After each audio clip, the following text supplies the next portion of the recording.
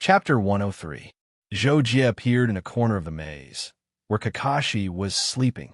Sensing Zhou Jie's appearance, he immediately opened his eyes, got up, and patted his butt. A pair of bright eyes looked at Zhou Jie. "Jocko, you want to relax again?" Zhou Jie did not answer. Instead, he looked at the barrier of energy flowing above his head. With a thought, the golden lotus sword flower flew out. After flying forward for a distance, its momentum paused, and then it suddenly pierced upwards, causing the surrounding energy to circle and gather towards the flying sword like a tornado. Puffed. The flying sword was extremely powerful, but it did not cause much of a stir when it attacked the barrier. The barrier directly broke open, creating a huge gap. The flying sword withdrew, and it took a full 2 seconds for the gap to completely close. Seeing this, Kakashi could not help but be stunned. After being stunned for a second, a look of pleasant surprise appeared on his face, and he excitedly said, "Wow, Jocko, you're almost at the ultimate realm of the flying sword, right?" When Zhou Jie heard this, a faint smile appeared on his face, and he replied, "I've only comprehended the ultimate realm of this move. It will take some time to completely integrate the ultimate realm of the flying sword into other moves, especially the lightning saber intent. It's very different from the flying sword intent, and the saber art is still far from reaching the ultimate realm. I was only lucky to comprehend the ultimate realm of the flying sword this time." "That's still very impressive, Jocko. When you finished tempering your body last time, you were able to cut through the barrier. It's just that it was a little small and not enough to bring people out. I thought you would use your saber art to break through the barrier this time, but I didn't expect you to do it with just your mental strength." Kakashi was still excited, as if he was the one breaking through, and not Zhou Jie. Zhou Jie did not respond to this, but after tempering his body 12 times with a Thunder Soul Pearl, he had indeed improved. He estimated that if he used his full strength with his saber art, he would have about 80% of the ultimate realm of the flying sword. It was just that using the extreme flying sword once consumed too much of his soul force.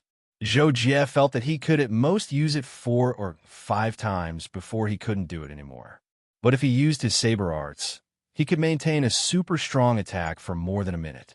After all, he had tempered his body 12 times with the Thunder Soul Pearl for 3 years. The increase in his physical strength was not just for show. "All right, Kakashi, return to the ring. We should go back," Zhou Jie said. Kakashi immediately nodded, "But Jocko, don't forget, I will buy it for you." Zhou immediately and helplessly. In the past 3 years, the food that Kakashi had hidden in the G-grade spaceship had long been eaten. So every time Kakashi came out, Kakashi would complain about the lack of food. Zhou Jie and the other 4 gathered beside the pool in the center of the palace. On the platform in the center of the pool, the Golden Lord seemed to be meditating with his eyes closed, but in fact he was trying his best to refine his inner demon. Zhou Jie stepped forward. Seeing that the Golden Lord ignored him, he hesitated for a moment, then cupped his fist and said, "Senior, we will take our leave." The Golden Lord still did not move. Zhou Jie waited for a few seconds, then finally turned around. He signaled Qin Feng and the other 3 with his eyes, and the group walked out of the palace, ready to leave. After Zhou Jie and the others left, the Golden Light Overlord suddenly opened his eyes. His gaze was calm and deep, but there was no longer a purple light flashing in them. "I didn't expect that after spending 1,000 years, I was just repeating the same mistakes, so I couldn't get rid of my inner demons. However, after seeing the growth of these juniors over the years, I was suddenly enlightened. The inner demons are almost gone. They are gone. Zhu Dingtian, should also be born." Zhou Jie and the others used Yuan Rong's weapon, a long whip, to tie each other. Then, Zhou Jie broke the barrier, and the group rushed into the quicksand formation. Under the lead of Zhou Jie, they resisted the downward force with difficulty and headed toward the surface. After returning to the surface, because there was no strong wind attack, under the lead of Zhou Jie, the 5 of them flew for a short distance and finally left the quicksand area. After finding a place where the wind was relatively weak, Zhou Jie and the others temporarily settled down. Zhou Jie tried to use his ID card to contact the headquarters, but it did not work at all. Zhou Jie was not surprised at all, but he knew that they would face another serious problem, and that was to find the Star Sword Alliance's base on the surface of the vast Dust Sea planet. This was the only way they could return to the Dragon Phoenix planet. Of course, it was under the condition that Zhou Jie did not expose the G-grade spaceship. Fortunately, they had the relevant location map. Otherwise, if they had to rely on their own strength to return to the Dragon Phoenix planet, they did not know how long it would take. Everyone, rest here for a while. After that, we will go to the nearest base. If there are no accidents, we will arrive at the nearest base in 10 days or half a month, Zhou Jie said. 11 days later, Hao Jue was practicing his moves when suddenly, his ID card emitted a specific wave. Hao Jue was shocked. This was the wave of an emergency report, so he immediately stopped practicing. With the ID card in hand, he opened the message. Lu Haoran and Yuan Rong are not dead. Hao Jue was shocked. He immediately ordered Lu Haoran and the others to be brought back. On the way back to the Dragon Phoenix planet, Zhou Jie and the others boarded the spaceship. Hao Jue met the 5 of them through a video call and comforted them. In fact, the reason Hao Jue did this was to confirm the situation of Zhou Jie and the others so that he could immediately give the Yoshino Emperor an explanation. The Yoshino Emperor, on the other hand, needed to give the Temple of the Stars an explanation as soon as possible and also give the Yuan family an explanation. On the other hand, before Zhou Jie and the others returned to the Dragon Phoenix planet, the news of their impending return had spread throughout the elite training base. When Yuqi Qingfeng heard this news, he excitedly returned to the base from the 100 Stars Pass, where he had stayed for almost 3 years. Since 3 years ago, he had made an appointment to enter the 100 Stars Pass every day, and he had never missed a single appointment. After 3 years, he was like a crazy person. His entire temperament had changed greatly, and he had become somewhat ferocious. As soon as Yuqi Qingfeng returned to the base, he went to his villa to wash up. Then, he went to the door of Yuan Rong's villa and waited happily. 13 days later, the spaceship that Zhou Jie and the others were on landed at the entrance of the Dragon Phoenix planet base. Everyone talked and laughed as they got off the spaceship. They were all very excited. After all, they had been trapped in this place for more than 3 years. Being able to return to a familiar and comfortable base naturally made them very happy. Walking on the main road of the base, Zhou Jie and the others chatted for a while. When they got close to their respective residences, they naturally went their separate ways. After going through so much, they all needed to adjust their states of mind in private. However, on the way to her villa, Yuan Rong suddenly received a call from Hao Jue. This surprised her, but she could not refuse, so she went to meet him at the appointed place. The place where Hao Jue lived was a D-class spaceship. Spaceships were the most valuable spaceships of the same class. A D-class spaceship, if equipped with extremely advanced weapons, was worth as much as an F-class spaceship. Zhou Jie's G-class spaceship was only worth 4 or 5 of such spaceships. Under the guidance of the spaceship's butler robot, Yuan Rong came to the front cabin of the spaceship and saw Hao Jue sitting in front of an electronic desk. "Senior Hao, you were looking for me?" After Yuan Rong went in, she asked in a somewhat timid voice. Hao Jue immediately smiled and tried to make himself seem as approachable as possible. He said to Yuan Rong, "Haha, sit down and talk. I just want to ask you something."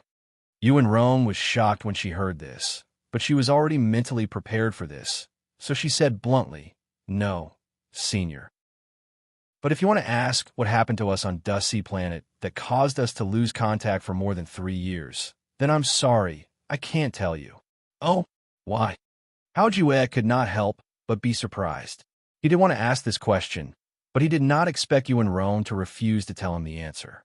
Yuan Rong thought for a moment, then answered, "Because I think it was like a dream. When we woke up, we left that place. I don't know how everything happened, so I can't tell you." "What do you mean by that place?" Hao Jue frowned and could not help but ask. "I said it was like a dream. I don't know how to say it. You don't have to look for others. They don't know either, Yuan Rong said straightforwardly. Hao Jue could not help but be speechless. If there's nothing else, I'll take my leave, senior. Yuan Rong saw this and nodded slightly. Hao Jue heard this and looked up at Yuan Rong deeply. In the end, he sighed helplessly. Okay, I understand. You can go. Thank you, senior. Yuan Rong then excused herself and left Hao Jue's spaceship. Chapter 104. The reason why Yuan Rong lied like this was naturally because they had already discussed this beforehand. The Golden Lord had said that he didn't want anyone to know about him, and they had both agreed. Naturally, they wouldn't tell anyone. When Yuan Rong returned to her villa, she saw a man in green armor waiting for her at the entrance. She couldn't help but be shocked. Yuchi Qingfeng had also sensed Yuan Rong's arrival earlier, and he was looking at Yuan Rong excitedly as she walked over. Big Brother Feng, why are you here? Yuan Rong asked as she approached, her expression somewhat stiff and unnatural. Xiao Rong, when you first arrived, I was in seclusion, so I didn't know you were here. When I came out of seclusion, I immediately came to find you. But who would have thought? I heard that you died on a mission, and not long ago, I heard that you had returned safely, so I waited for you here. Yuchi Qingfeng said with a smile, his eyes filled with tenderness. Hearing this, Yuan Rong forced a smile on her face and said, Big Brother Feng is too kind. I'm fine. If there's nothing else, I'll go back. After Yuan Rong finished speaking, she was about to walk towards the entrance of the villa. Seeing this, Yuchi Qingfeng's expression changed slightly, and he hurriedly raised his hand to stop her, saying, Wait a minute, Xiao Rong. I was too impulsive back then, and I'm really sorry. But it's because I really like you that much that I accidentally did that kind of thing. It's really because I like you too much, you know? Yuan Rong's footsteps paused, and her expression became somewhat unsightly. Can you forgive me? Yuchi Qingfeng then gritted his teeth and asked this question. Let bygones be bygones. Yuan Rong was silent for 2 seconds, then suddenly replied with a gloomy expression, and at the same time, continued walking towards the entrance. Seeing this, Yuchi Qingfeng's face turned pale and he looked like he was in pain. After hesitating for a moment, he still caught up with Yuan Rong when she opened the door and was about to enter.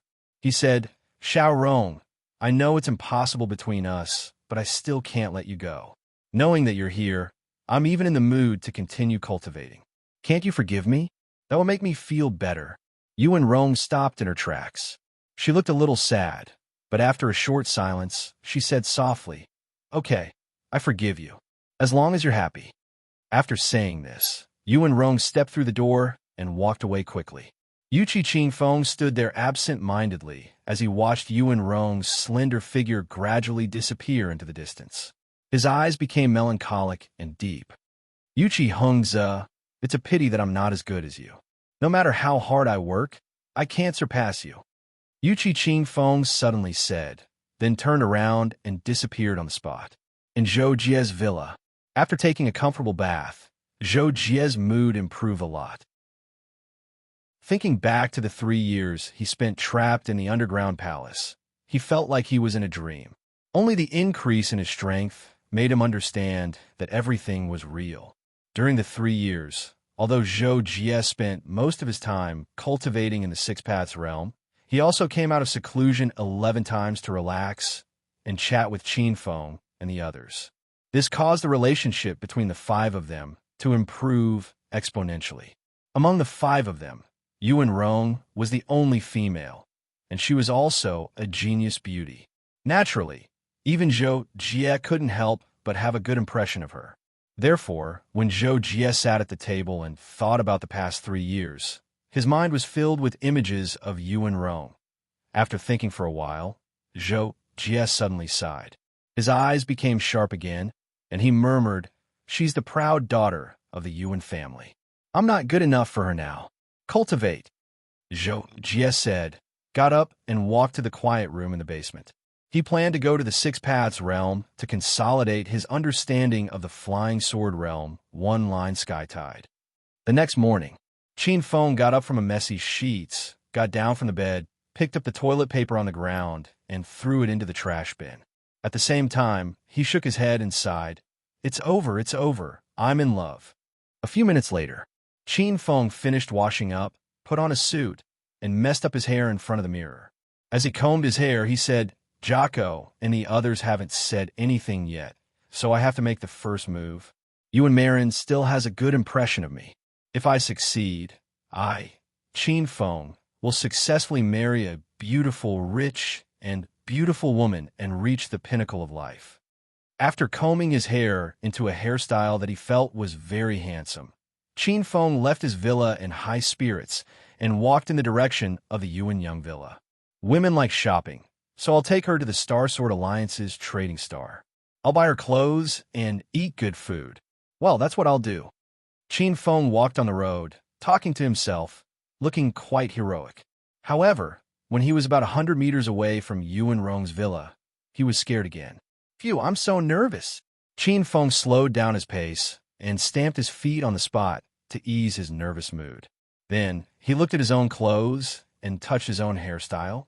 Well, everything is perfect, Qin Feng thought. He took out his ID card and contacted Yuan Rong. At the same time, he slowly walked toward the entrance of the Yuan Young villa. On the top floor of a villa 700 meters away, Yuchi Qin Feng was sitting cross-legged.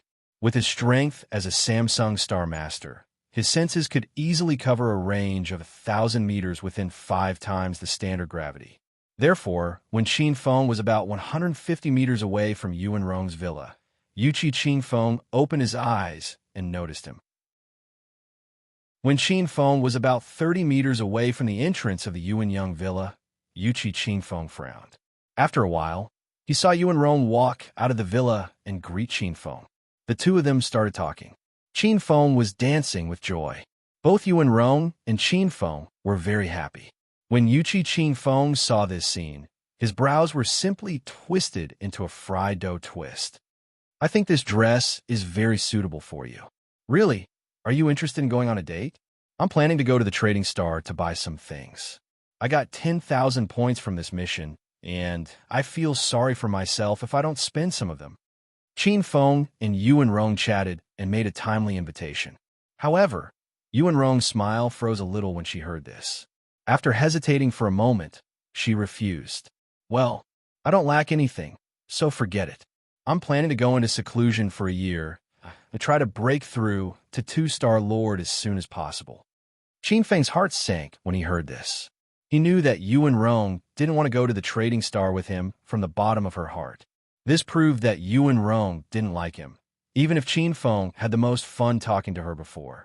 However, Qin Feng still wanted to fight for it. Perhaps Yuan Rong was just loosening the reins to grasp him better. Moreover, as long as he succeeded, he would have a chance to take another step forward. If he failed, then he wouldn't have any chance at all. Give me some face, beauty, Yuan. Also, I was planning to buy that dress for you because I think only a goddess like you is worthy of it. You'll definitely look good in it. Qin Feng said with a smile. Yuan Rong pursed her lips, but she still refused in the end. It's not that I don't want to give you face, but I really don't want to waste time right now. How about we talk about it later? All right, then we'll talk about it later. Sorry to bother you. Qin Feng was relieved when he heard that there was still a chance. He smiled and said, Okay, then we'll talk about it later. Sorry to bother you. Yuan Rong also responded with a smile. The corners of her mouth were curved up beautifully. Even though he had seen Yuan Rong smile countless times, Qin Feng still felt that it was breathtakingly beautiful. At that moment, he felt as if his heart had skipped a beat. When Qin Feng woke up, he found that he was already on his way back. As for how he turned around and left just now, he didn't remember at all. There's still a chance next time.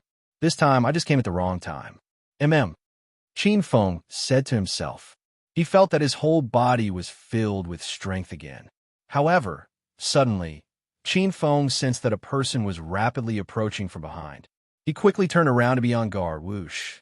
Yuchi Qin Feng stopped about 5 meters in front of Qin Feng. With a height of nearly 9 meters, he looked down at Qin Feng with disdain. Who are you? Qin Feng sensed that the newcomer didn't come with good intentions, so he immediately asked with a stern expression. However, Qin Feng then sensed that his opponent's cultivation seemed to be far above his own. His expression immediately changed. Qin Feng also sensed Qin Feng's cultivation. He estimated that he was a late-stage one-star lord at most, so he knew that Qin Feng was probably the same as Rong. He was a new student in recent years. "What's your name?" Qin Feng asked, completely ignoring Qin Feng's question. Chapter 105. Qin Feng saw the other party's arrogant attitude and completely ignored his question. He said coldly, "You haven't answered me who you are. Why should I tell you who I am?" Qin Feng was not angry when he heard Qin Feng's words. After all, those who could be selected to enter the elite training base were all geniuses. Which one of them did not have a bit of arrogance? They often could not tolerate disrespect from others, unless the other party's status or strength was much higher than theirs. Qin Feng had been in the base for nearly 15 years, so he knew better than Qin Feng what there's always someone better than you meant. He also knew how to be patient. Thus, his expression did not change. He said calmly, "It's fine if you don't tell me. I will find out. But if you want to get close to Rong, I advise you not to be naive. Unless the power behind you has a Lord-class expert." After a pause, Qin Feng added, "But even if the power behind you has a Lord-class expert, you may not have a chance." Qin Feng's words shocked Qin Feng. He did not have a powerful background, but the person in front of him said that even if he had a Lord-class expert behind him, he may not be able to win Rong's heart. This was a little scary. Also, this person actually called Rong Rong. What was his relationship with Rong? Many thoughts flashed through Qin Feng's mind. He felt a little frightened, but on the surface, he maintained a cold attitude. He said, "Don't worry about it. Rong has already agreed to go shopping with me next time. I don't have time to continue talking to you. Goodbye." "Oh no, let's not see each other again." After saying that, Qin Feng turned to leave. However, Qin Feng's expression changed when Qin Feng said that. He immediately moved to block Qin Feng's way. He stared coldly at Qin Feng and asked, "What did you just call her? Rong? Why would she like you?" "Impossible." Qin Feng's words immediately infuriated Qin Feng. What did he mean by how could she have taken a fancy to you? Was he that bad? Clearly, his looks were top-notch, and his strength was outstanding. Okay? Although Qin Feng's strength couldn't compare to Zhou Jie, Lu Haoran, or Gong Zhangxin, he had made great progress in the 3 years he had spent in the underground palace. He was much stronger than Rong. Even in the entire Wanhai Star Zone, he was in the upper echelons of the one-star lord rank geniuses. Qin Feng's question just now was simply an insult to Qin Feng. At that moment, Qin Feng's eyes seemed to be about to burst into flames, but then he suppressed his anger and said with a cold snort, "Ha! You're just relying on the fact that you came here a few years earlier than me. If we were at the same level of cultivation, who do you think you are? Also, don't tell me you want to pursue Rong too. Did you look in the mirror today? I advise you to go back and look in the mirror. Your face stinks, and so does your mouth." When had Qin Feng ever been spoken to in such a manner? His pupils constricted when he heard this, and he burned with rage as well. However, he was much older than Qin Feng after all, and he had been in the elite training base for nearly 15 years. He had long since learned how to conceal his edge and swallow his anger. Qin Feng stared at Qin Feng coldly for a few seconds. When he saw that Qin Feng was not afraid at all, he finally sneered. "You're just a frog at the bottom of a well." Qin Feng stared at Qin Feng's eyes. Energy flowed in his eyes. "If you're a man, don't waste your breath here. Let's have a bet. Do you dare?" Qin Feng could not help but look at Qin Feng in shock. He looked at him like he was looking at an idiot. "Did I hear that right? You want to bet with me? Don't you have any shame?" Qin Feng immediately said, "Humph. Of course I won't take advantage of you. We can wear uniforms that limit our strength to the same level. That way, I can only be stronger than you in terms of cultivation and techniques. However, my cultivation is much higher than yours. I can limit my strength to the level of an early-stage one-star lord. Do you dare?" When he asked the last question, Yuchi Qing Feng slightly raised his chin and deliberately looked at Qin Feng with disdain. In fact, Yuchi Qing Feng would have taught Qin Feng a lesson already if it weren't for the fact that fighting was forbidden in the training base, with the lightest punishment being a year of confinement. Qin Feng naturally could not tolerate Yuchi Qing Feng's words and his irritating expression. Not to mention, this was related to a man's dignity. He had no choice but to accept it. Okay, then let's fight in 3 days, Qin Feng said straightforwardly. However, Yuchi Qing Feng raised his eyebrows and said, "You need 3 days to prepare? Fine. Let's fight in 3 days." Qin Feng was no fool. He needed 3 days to understand Yuchi Qing Feng's situation and make ample preparations. He had to win this battle. "Let's fight right now," Yuchi Qing Feng added, as if he was afraid Qin Feng would go back on his word. "As you wish." Qin Feng naturally wouldn't go back on his word since he had agreed. "How many points do you want to bet?" "I'll give you double," Yuchi Qing Feng said again, looking at Qin Feng with awe-inspiring arrogance. Qin Feng did not want to be outdone, but his points were limited. He thought for a moment and said, "Unfortunately, I don't have many points right now. I can't rip you off. Let's bet 10,000. "Okay," Yuchi Qing Feng answered, then took out his identity card and chose the points gambling battle option, challenging Qin Feng to a face-to-face battle. Qin Feng also took out his identity card.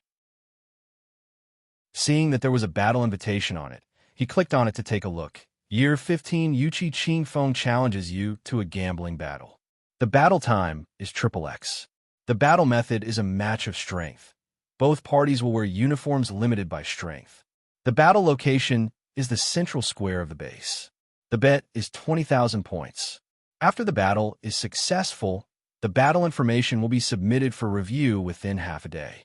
The base will send a robot referee to supervise the battle at the appointed time.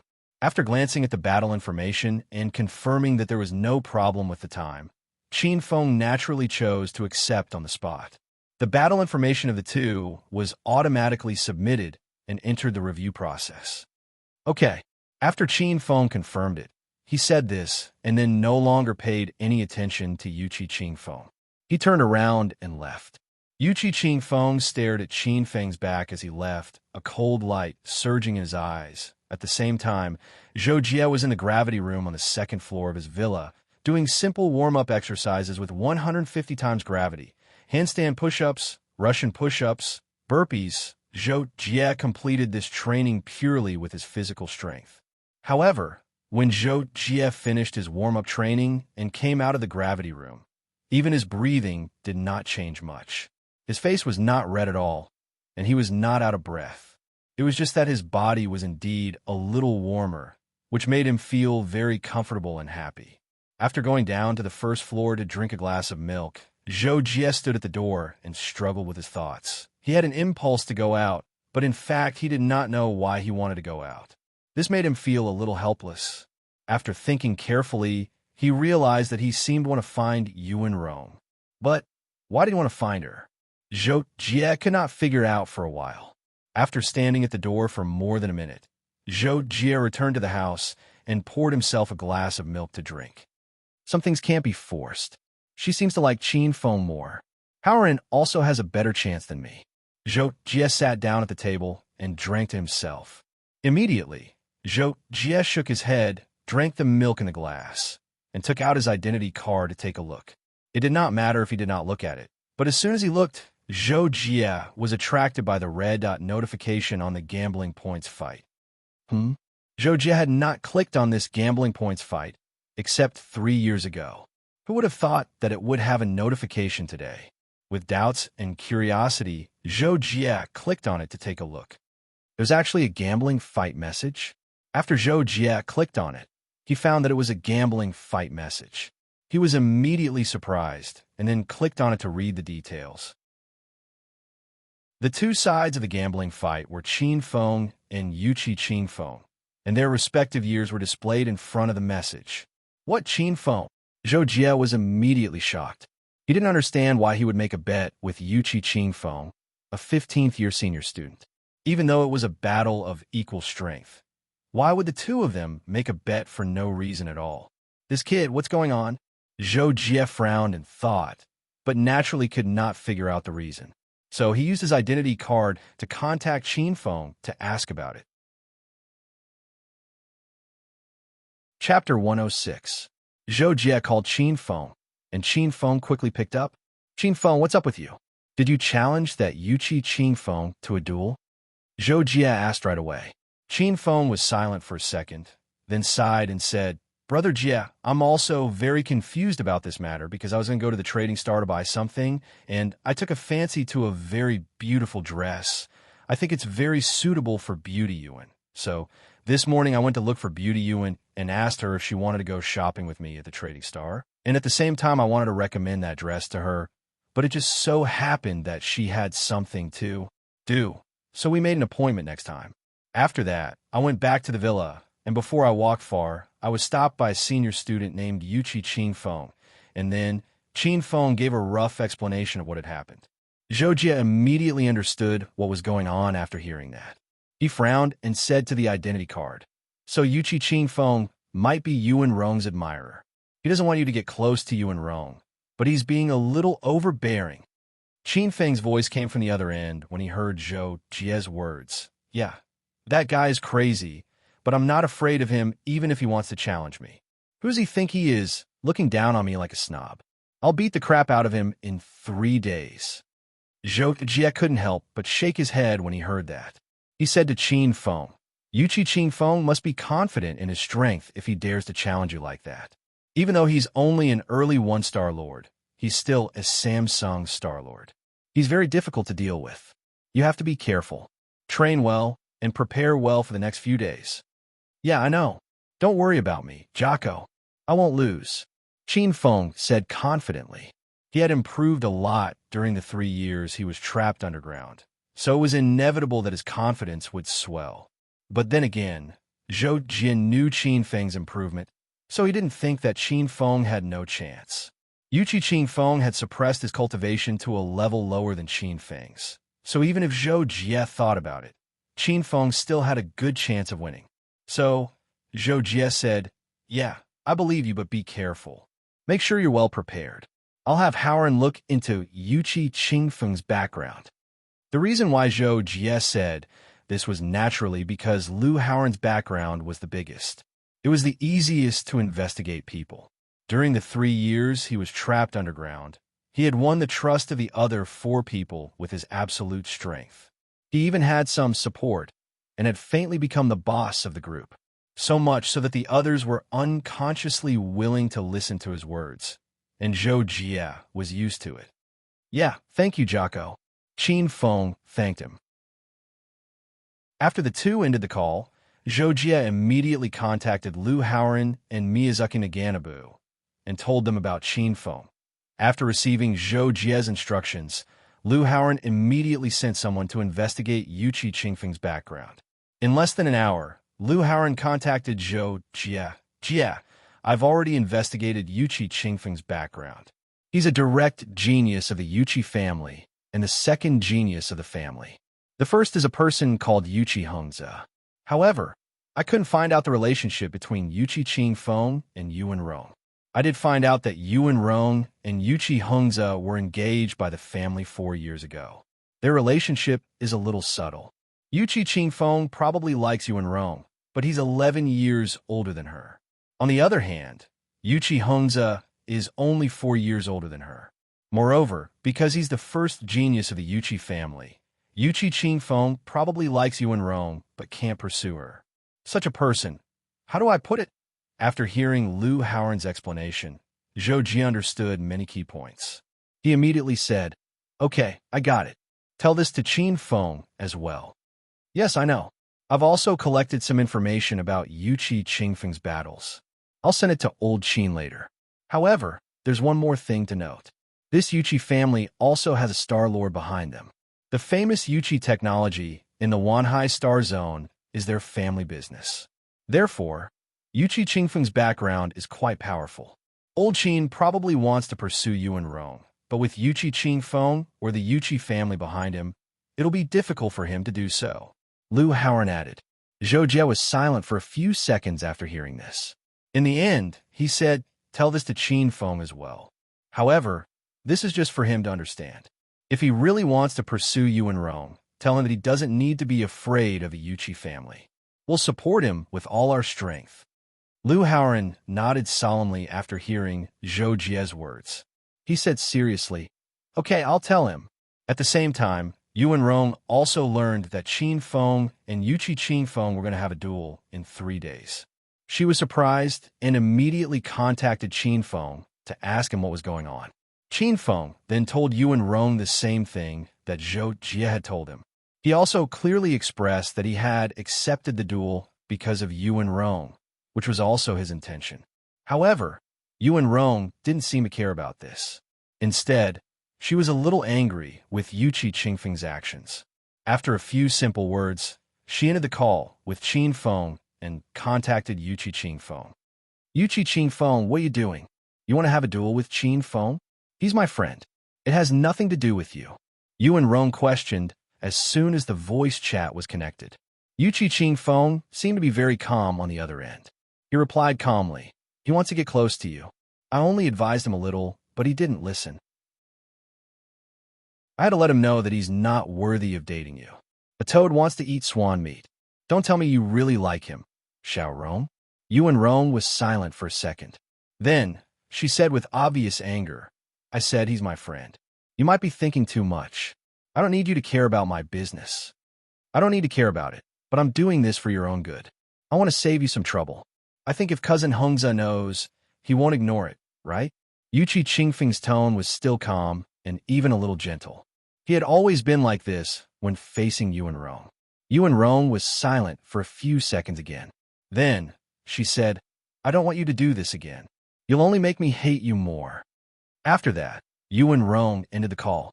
On the other end of the call, Yuqi Qingfeng held the identity card in his hand for a full 10 seconds. Then he suddenly threw the identity card at the wall beside him, causing the wall to shake violently. 3 days passed in the blink of an eye. Soon, it was the day of the duel between Qin Feng and Yuqi Qingfeng. Zhou Jie, Lu Haoran, Miyazaki Naganabu, and Yuan Rong had all arrived at the square in the center of the base early. The referee robot had also arrived in advance, standing at the edge of the field. However, Yuqi Qingfeng and Qin Feng hadn't arrived yet. Since the news of the duel was public, anyone who wasn't cultivating in seclusion in the base would know about it. The seniors all knew Yuqi Qingfeng's big name. It had only been 4 years since Yuqi Qingfeng became a Samsung Star Lord. However, when he was a 2-star Lord, he had won a duel with someone and easily defeated a genius of the same level. At that time, he was almost the strongest 2-star Lord. In addition, he was a member of the Yuqi family, so he was quite famous. When the 5 seniors heard that Yuqi Qingfeng was dueling with a Star Lord, they were very curious, so they all came to watch the duel. Those are the seniors, right? There are actually 5 of them? Miyazaki Naganabu, who was standing with Zhou Jie and the others, suddenly said when they saw the 5 people gathered in another corner of the field. "Yeah, I didn't expect Li Xiantian to come as well.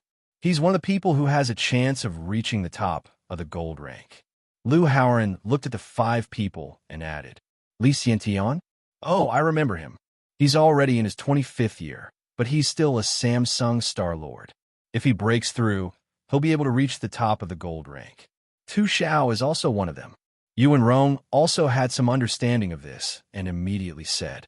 Zhou Jie, who didn't pay attention to the outside world, couldn't help but be surprised when he heard this. He asked, "Yuqi Qingfeng broke through to Samsung Star Lord in the 11th year. Does that mean he also has a chance of reaching the top of the gold rank?" In response, Lu Haoran replied, "Yes, sort of. However, the last few Samsung Star Lords on a gold rank are all very terrifying existences. It's said that they all have strange meridians or strange divine bodies that allow them to exert combat power that's an entire level higher than theirs. That's why they're at the bottom of the gold rank. If they're not a 4-star Star Lord, even geniuses like Li Xiantian and Tu Xiao will find it difficult to reach the top of the gold rank. They're not any worse than Yuqi Qingfeng. It only took a little more than 10 years for a 1-star Star Lord to become a Samsung Star Lord, But for a Samsung Star Lord to become a 4-star Star Lord is a small hurdle that even they haven't been able to cross. It's really too difficult to reach the gold rank. Chapter 107. After that, Liu Haoran looked at Zhou Jie and said solemnly, "But with JJ's strength, you'll definitely be on the gold rank in the future." Miyazaki Naganabo looked at Zhou Jie and nodded in agreement. Yes, Zhou Jie is a monster. He already has the strength of a Samsung Star Master. When he becomes a Samsung Star Master, I wonder how strong he'll be. I think even Yuan Qingkong and Veronica won't be able to compare. Miyazaki Naganabu said this because, in their opinion, although Zhou Jie only got 3rd place in the genius competition and seemed to be far weaker than Yuan Qingkong and Veronica, they had overlooked one point, which was that Zhou Jie was completely a monk without any support. In other words, he didn't have any good cultivation conditions or resources to support his cultivation. Even so, he was still extremely outstanding. Now that he was in the Star Sword Alliance's elite cultivation base, he didn't lack cultivation resources, and his strength had indeed skyrocketed. His strength had improved to a terrifying level. Zhou Jie didn't say anything after hearing this. In the eyes of others, his strength had improved tremendously after cultivating in the underground palace for 3 years, but only he knew how much pain he had endured and how much blood he had shed. No matter how tough he was, he wouldn't be willing to do it again. He was only forced by the situation at the time to improve his strength so desperately. It was natural for him to become so strong. Yuan Rong also expressed her agreement with Miyazaki Naganabu and Liu Haoran because they all knew how strong Zhou Jie was. He was the most terrifying person they had ever seen at the same level. They couldn't even think of chasing after him. Zhou Jie was just too strong. There was still less than half an hour before Qin Feng and Yuqi Qingfeng's arranged battle time, and Yuqi Qingfeng finally appeared in the square. He walked toward Zhou Jie and the others as soon as he entered. To be more precise, he was walking toward Yuan Rong. Zhou Jie and the others watched as Yuqi Qingfeng approached. Their eyes were very unfriendly, but they couldn't say anything to stop him from approaching, so they just watched. Yuqi Qingfeng completely ignored Zhou Jie, Liu Haoran, and Miyazaki Naganabu. He walked to Yuan Rong and said with a gentle expression, "Xiao Rong, don't worry, I'll definitely win this battle. I'll let everyone know that you're not that easy to get close to. Also, I'll give you face, I'll go easy." "You're crazy." Hearing Yuqi Qingfeng's words, Yuan Rong's expression became unsightly, and she frowned. "I'm not. I know what I'm doing. You don't understand me, do you?" Yuqi Qingfeng lowered his eyes when he heard that. His voice was still gentle and pleasant, and there was no trace of anger in it. This scene couldn't help but cause the nearby Liu Haoran's group of 3 to be disoriented, and they thought in their hearts, "Why does this Yuqi Qingfeng speak as if he's sick?" It was really puzzling. However, coincidentally, Qingfeng also flew into the arena at this time. Yuqi Qingfeng sensed him and turned around. His gaze turned cold as he looked at Qingfeng, who had just entered the arena. Qingfeng also looked at Yuqi Qingfeng. When their eyes met, it was as if sparks were about to explode in the air. Yuan Rong did not say anything. Yuqi Qingfeng and Qingfeng looked at each other for a few seconds. His gaze calmed down a little. Then, he turned his head and walked to the side, giving off a sense of desolation. Qingfeng, on the other hand, walked towards Zhou Jie and the others. The expression on his face was much more relaxed as he greeted Zhou Jie and the others. Seeing this, the robot referee at the side of the field also walked over and stood between Zhou Jie and Yuqi Qingfeng and the older students. He opened his mouth and asked in a robotic male voice, "Both sides of this gambling fight are in position. May I ask if you want to start the fight now, or wait until the appointed time?" Qingfeng and Yuqi Qingfeng heard this. Qingfeng was stunned, while Yuqi Qingfeng's eyes flashed coldly. He looked at Qingfeng, obviously waiting for Qingfeng to agree. If he would definitely like to fight immediately. It seems that some people can't wait. I don't mind waiting for 20 minutes. Let's start now. Qingfeng looked at Yuqi Qingfeng and deliberately said loudly. He did not seem to be afraid of this gambling fight at all. "You and Marin, cheer for me." Qin Feng smiled and said to Yuan Rong. At the same time, he prepared to walk to the center of the arena. Good luck." Yuan Rong nodded and made a good luck gesture to Qin Feng. When Qin Feng saw this scene, his eyes seemed to be about to burst into flames. However, he closed and opened his eyes, and his expression returned to its usual coldness. "Then let's start, referee," Qin Feng also shouted. Thus, the referee robot immediately announced the start of the gambling fight and reminded both parties to set up their strength limit uniforms. According to the rules of the gambling fight, Qin Feng's uniform was limited to 3 levels of 1-star Lord. The uniform did not have the ability to actually limit energy. It only checked whether the wearer's energy usage threshold exceeded a set value. For example, 1-star Lord had 3 levels. The first level limited one's cultivation to the early stage of 1-star Lord, while the third level limited one's cultivation to the late stage. As for Qin Feng, he was a 1-star Lord with the first level. This meant that he could only use energy at the early stage of 1-star Lord.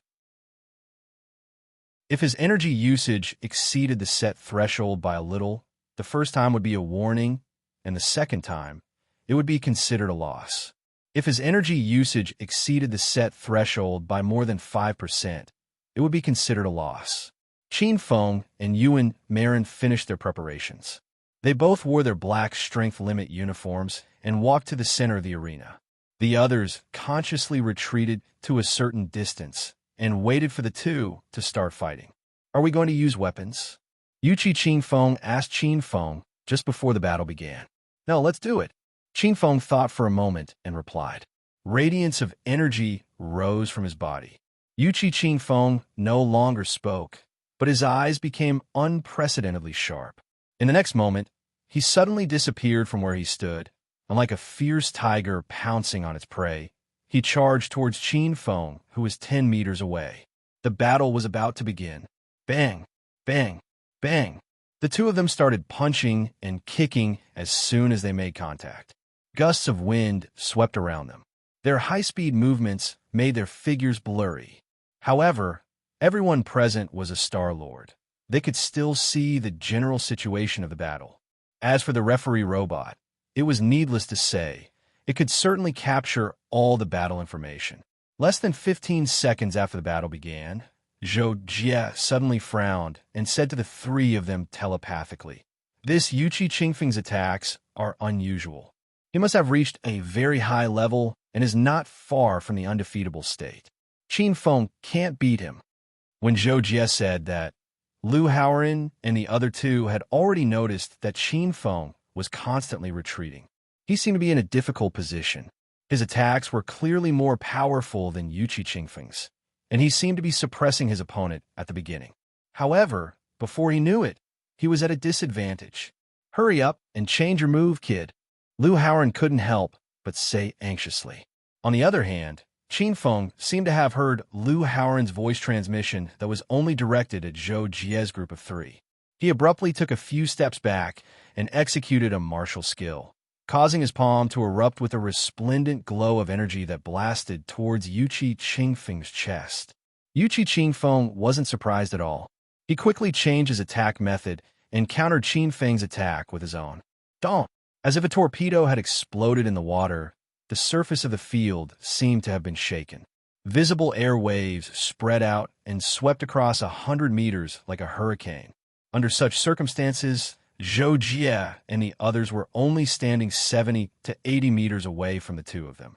If it were an ordinary person here, they would have been directly sent flying into the air, seriously injured and dying. Of course, it was only natural for a Star Lord to unleash such power. So, although everybody was shocked, they weren't surprised or panicked. At the center of the field, Qin Feng and Qin Feng were on par with each other. Qin Feng was quite surprised, because Qin Feng couldn't unleash as much energy as he could. It could only mean that Qin Feng's control of energy and external energy was far better than his after he unleashed his power. That was under the condition that the limit of mental power was also limited. Otherwise, Yuchi Qingfeng's mental power field, which was on the level of a Samsung Star-Lord, would have crushed Qin Feng. The fundamental difference between a Samsung Star-Lord and a Samsung Star-Lord was too great. Although he was shocked by this, no matter what, Qin Feng was still a genius at the upper middle tier of the same level. How could he only have such little means? Great! Therefore, Qin Feng cheered and at the same time revealed his shock and anger. His two palms struck out together. The attacks connected into one, directly attacking Yuchi Qingfeng's face and nose. Yuchi Qingfeng responded calmly and carried out more than 120% of his strength with each attack. He thought that he could block Qin Feng's attack as easily as before. Yuchi Qingfeng's pupils constricted. He sensed that Qin Feng's attack was so powerful that he almost couldn't resist it. Although he managed to resist it, his center of gravity was disrupted. Chapter 108. Zhou Jie's eyes lit up when he saw this. It turns out that Qin Feng has also mastered the concept. He was hiding something just now, and now he's unleashing it. Hearing Zhou Jie's comment, Lu Haoren and the others understood in their hearts. They couldn't help but feel happy when they saw that Qin Feng was beating Yuchi Qingfeng until he was unable to resist. Hey, that's how it should be. If you can't win even when your cultivation is higher than your opponent's, it'll be too embarrassing. Lu Haoren immediately laughed. Miyazaki Naganabu and Yuan Rong also nodded in agreement with smiles on their faces. They felt that Qin Feng would definitely win this time. Only Zhou Jie didn't comment on this and still watched the battlefield closely. After Qin Feng used the concept attack, his moves and attacks were linked together, and the power of each attack was greatly increased. In addition, he used more power, so he finally caught Yuchi Qingfeng off guard and forced him to retreat again and again, as if he could not resist at any time. However, although Yuchi Qingfeng was temporarily disrupted by Qin Feng's attacks after his instantaneous eruption, causing him to be suppressed by the fierce attacks until he kept retreating, he didn't really suffer any real damage. He was only at a disadvantage. This meant that even if Qin Feng also used the concept attack, he still couldn't crush Yuchi Qingfeng. After being suppressed for a few seconds, Yuchi Qingfeng began to regain his footing. With the concept power and energy control that were stronger than Qin Feng's, he once again stabilized the situation of the attack, and his retreat became extremely small. This time, except for Zhou Jie and the other seniors, Lu Haoren and the other two were dumbfounded. He actually completely withstood it. That's crazy. Lu Haoren had just expressed that Qin Feng would definitely win, and now he was slapped in the face. He couldn't help but feel a little speechless. Zhou Jie added, Yuchi Qingfeng is a Samsung Star-Lord after all. His realm is high, and he's also a genius. Even if he suppresses his strength, he still has the strength of a 2-star Lord. That's why he dared to make a bet with Qin Feng. It won't be easy for Qin Feng to defeat him. At the same time, the seniors were also commenting on the battle. Among them, Li Xiantian suddenly said, if that freshman is only so capable, Yuchi Qingfeng will definitely win. Brother Tian, what do you mean? A senior student who had a good relationship with Li Xiantian immediately asked. Obviously, he didn't see anything wrong with it. Upon hearing this, Li Xiantian calmly replied, have you forgotten? All these years, Yuchi Qingfeng has only exchanged for one martial technique in the library, stacked fist. That senior student suddenly realized. That's right. He hasn't even used it yet. Stacked fist is famous for being difficult to practice. However, with Yuchi Qingfeng's temperament, he must have learned it a long time ago. He must have made some progress in it. While everyone was discussing, the battle between the two in the field also entered a white-hot state. Boom, boom, boom. Qin Feng's attacks became more and more cunning and ruthless. With his advantage in strength, he faintly gained the upper hand, making it difficult for Yuchi Qingfeng to deal with. Yuchi Qingfeng's eyes were gradually filled with anger. Just a moment ago, Qin Feng's attacks became more and more unscrupulous. Every move was ruthless and could even be said to be insidious and vicious. If he was careless and hit, he would definitely be seriously injured. There was even the danger of losing his family line. Even Zhou Jie and the others felt a little disgraceful when they saw Qin Feng's attacks. However, they could also understand that Qin Feng must have been forced into a corner and wanted to end the battle quickly. Therefore, Yuqi Qin Feng finally stopped hiding his strength and used the martial technique stacked fist. Bang! Qin Feng's attacks were fierce. Previously, Yuqi Qin Feng could only block, but now Qin Feng and Yuqi Qin Feng's fists collided. Suddenly, he felt a blunt force pass along the surface of his fist into his body. Although it was quickly dissolved by the surging qi, blood, and energy in his body, it still made the area below his forearm slightly numb and tingling. Bang! Another collision occurred, and another wave of blunt force invaded his arm, causing his attack to slow down. Bang! Bang! Bang! Bang! After more than 10 consecutive exchanges, Qin Feng's expression changed greatly. His moves became slow and messy. On the other hand, Yuqi Qin Feng's attacks were orderly. His expression was solemn. Every strike he made was like pushing a heavy object. There was a wonderful feeling of pushing, but the speed was still very fast. At this moment, when Qin Feng's moves slowed down, Yuqi Qin Feng completely gained the upper hand and began to beat Qin Feng into retreat. Not good, Zhou Jie and Lu Haoren said almost at the same time. Their faces were full of shock. Miyazaki Naganabu and Yuan Rong reacted half a beat slower. At this time, their expressions changed greatly. Miyazaki Naganabu was even more surprised and said, "How did he suddenly become stronger? It's over."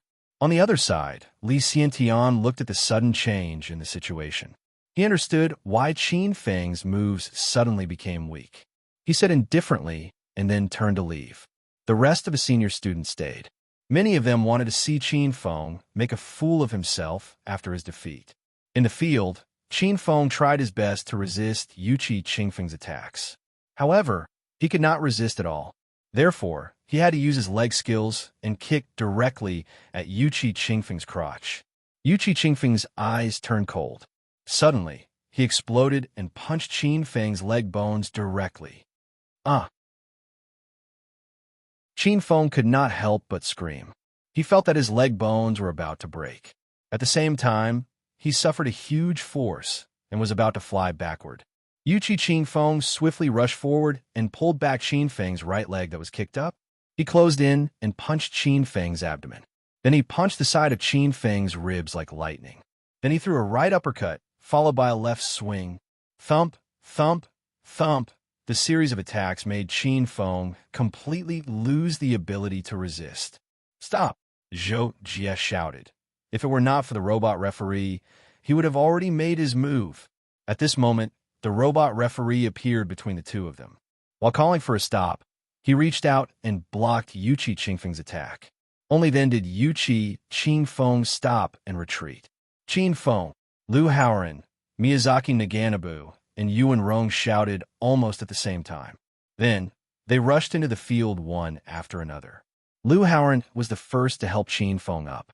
Seeing that his mouth was open and bleeding from his nose and mouth, and his face was pale and in pain, Lu Haoren could not help but feel angry and anxious. "Qin Feng, are you okay?" Yuan Rong also squatted beside Qin Feng and asked with concern.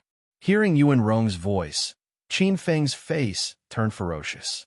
He seemed to want to struggle to get up, but he immediately spat out a mouthful of blood and fell back down. Obviously, his injuries were very serious. Yuan Rong's face turned pale when she saw this. She stood up abruptly and directly ignored the referee in the middle. She questioned Yuqi Qin Feng. "Yuqi Qin Feng, are you crazy? Didn't you say you would stop?" At that time, Yuqi Qin Feng did indeed tell Yuan Rong that he would show mercy. However, later on, Qin Feng's moves were too ruthless and angered him. He could not hold back and used the overlapping fist to severely injure Qin Feng. "I'm sorry. If his moves were not so sinister, perhaps he would not have angered me and beaten him up like this," Yuqi Qin Feng said indifferently. "But you shouldn't have been so ruthless." Yuan Rong was still angry. In fact, Yuchi Qingfeng did indeed use too much force. At that time, when he injured Qin Feng's leg, he would have added 2 more punches at most. The referee would have also declared him the winner at that time. However, he did not stop and continued to use heavy punches. By the time the referee stopped him, Qin Feng had already been punched more than 20 times. For this gambling fight, Yuchi Qingfeng wins. The cultivation points will be transferred within an hour. The referee robot did not care about Qin Feng's injuries. After announcing this, he planned to leave. However, at this moment, Zhou Jie flashed in front of Yuchi Qingfeng and shouted, "Wait a minute, referee." Hearing this, the referee robot paused and turned to look at Zhou Jie. He asked, "Is there anything else?" Zhou Jie stared at Yuchi Qingfeng with burning eyes and replied, "I want to have a gambling fight with him. Do you dare to accept the challenge?" Zhou Jie was clearly asking Yuchi Qingfeng this question. On the other side, the referee robot said, "You can choose to have a battle now and submit it for review. After the review, the gambling fight can be carried out very soon. I can wait here." Yuchi Qingfeng was a little surprised by Zhou Jie's sudden appearance. However, he did not show it on his face. He looked at Zhou Jie calmly and said, "You want to stand up for that trash? You want to stand up for that trash?" When these words landed in Zhou Jie's ears, Zhou Jie's anger rose to the extreme. Then, Zhou Jie calmed down again. Extremely calm. His eyes were extremely cold. "He is my friend, not trash," Zhou Jie said word by word. Then, with a flip of his hand, he took out his identity card and challenged Yuchi Qingfeng to a gambling fight. Chapter 109. Liu Haoran's team and Qingfeng were shocked to see Zhou Jie challenge Yuchi Qingfeng to a duel. Qingfeng even struggled to call Zhou Jie Jacko. However, Liu Haoran quickly stopped Qingfeng and said, "Qingfeng, let him go. Yuchi Qingfeng has gone too far by beating you up like this. Let Jie teach him a lesson and help you win back your points." Liu Haoran knew very well that Zhou Jie was doing this mainly to win back the points that Qingfeng had lost. That was 10,000 points, which they had spent 3 years to earn. "Yes, Zhou Jie is also angry that you're injured like this. Let him go," Miyazaki Naganabu also said to Qingfeng. Qingfeng finally agreed helplessly. At the same time, on the warship next to the elite training base, Hao Jue was watching the video sent by the robot referee, which was synchronized with the scene of Zhou Jie challenging Yuchi Qingfeng to a duel. "Huh, it's this guy. He didn't become a Star Lord in his first year, and then he passed the 51st level of the 100 Stars Challenge, which means that he's not any weaker than the others after his breakthrough. He's already a peak 1-Star Lord, and he seems to be the tallest of the newcomers." Hao Jue wasn't surprised that Zhou Jie had suddenly challenged Yuchi Qingfeng. However, he was rather curious about Zhou Jie's situation when he recalled what he had learned about Zhou Jie 3 years ago. What was the reason that made Zhou Jie lag behind when he became a Star Lord? Why was he still the strongest at the moment? Beep beep.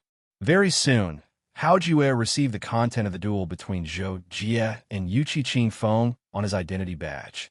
He was in charge of the duel review alone. Interesting. It's a duel of the same level. Hao Jue read the content of the duel and smiled. He also felt that Zhou Jie was more complicated than he had imagined. As it turned out, when Zhou Jie challenged Yuchi Qingfeng to a duel, both of them had to overcome the 1-Star Lord's 3 gears with their strength. Qingfeng had been in 1-Star Lord's 3 gears, while Yuchi Qingfeng had been in 1-Star Lord's 1 gear. Even so, Qingfeng had lost. Yet, Zhou Jie still dared to challenge Yuchi Qingfeng with the same level of strength. It was obvious that he thought he was much stronger than Qingfeng. Then, let me see how strong this guy is. If he can really defeat Yuchi Qingfeng with the same level of strength, he'll probably be able to fight Veronica. Hao Jue's eyes glittered as he confirmed that the duel had passed. In the central square of the base, the seniors were more or less dumbfounded. Yuchi Qingfeng had just defeated Qingfeng with absolute strength, and yet another freshman, before 2-Star Lords, they were basically called freshmen, challenged Yuchi Qingfeng to a duel. They couldn't help but wonder how lucky Yuchi Ching Feng was. 10,000 points weren't enough for one person. And now there was another? Another bet of 10,000 points. What are these freshmen thinking? They didn't even ask before joining the duel. Do they not care about points at all? A senior looked at Zhou Jie and shook his head. They must be angry after seeing their comrade get injured. It's a pity that the points aren't for me. Yuchi Ching Feng is really lucky. Another senior sighed. They all felt that Zhou Jie was giving away points. With Zhou Jie's hearing, Zhou Jie could hear everything the seniors said without soundproofing or telepathic communication. However, Zhou Jie still stared coldly at Yuchi Ching Feng in front of him, waiting for the duel to pass the review. The points that Zhou Jie and Yuchi Ching Feng were betting on this duel were the same as when Qin Feng fought with Yuchi Ching Feng. Zhou Jie bet 10,000 points, while Yuchi Ching Feng bet 20,000 points. Zhou Jie originally only wanted to win back the 10,000 points that Qin Feng lost, but then he remembered that Qin Feng was so badly injured that he should make Yuchi Ching Feng lose more points.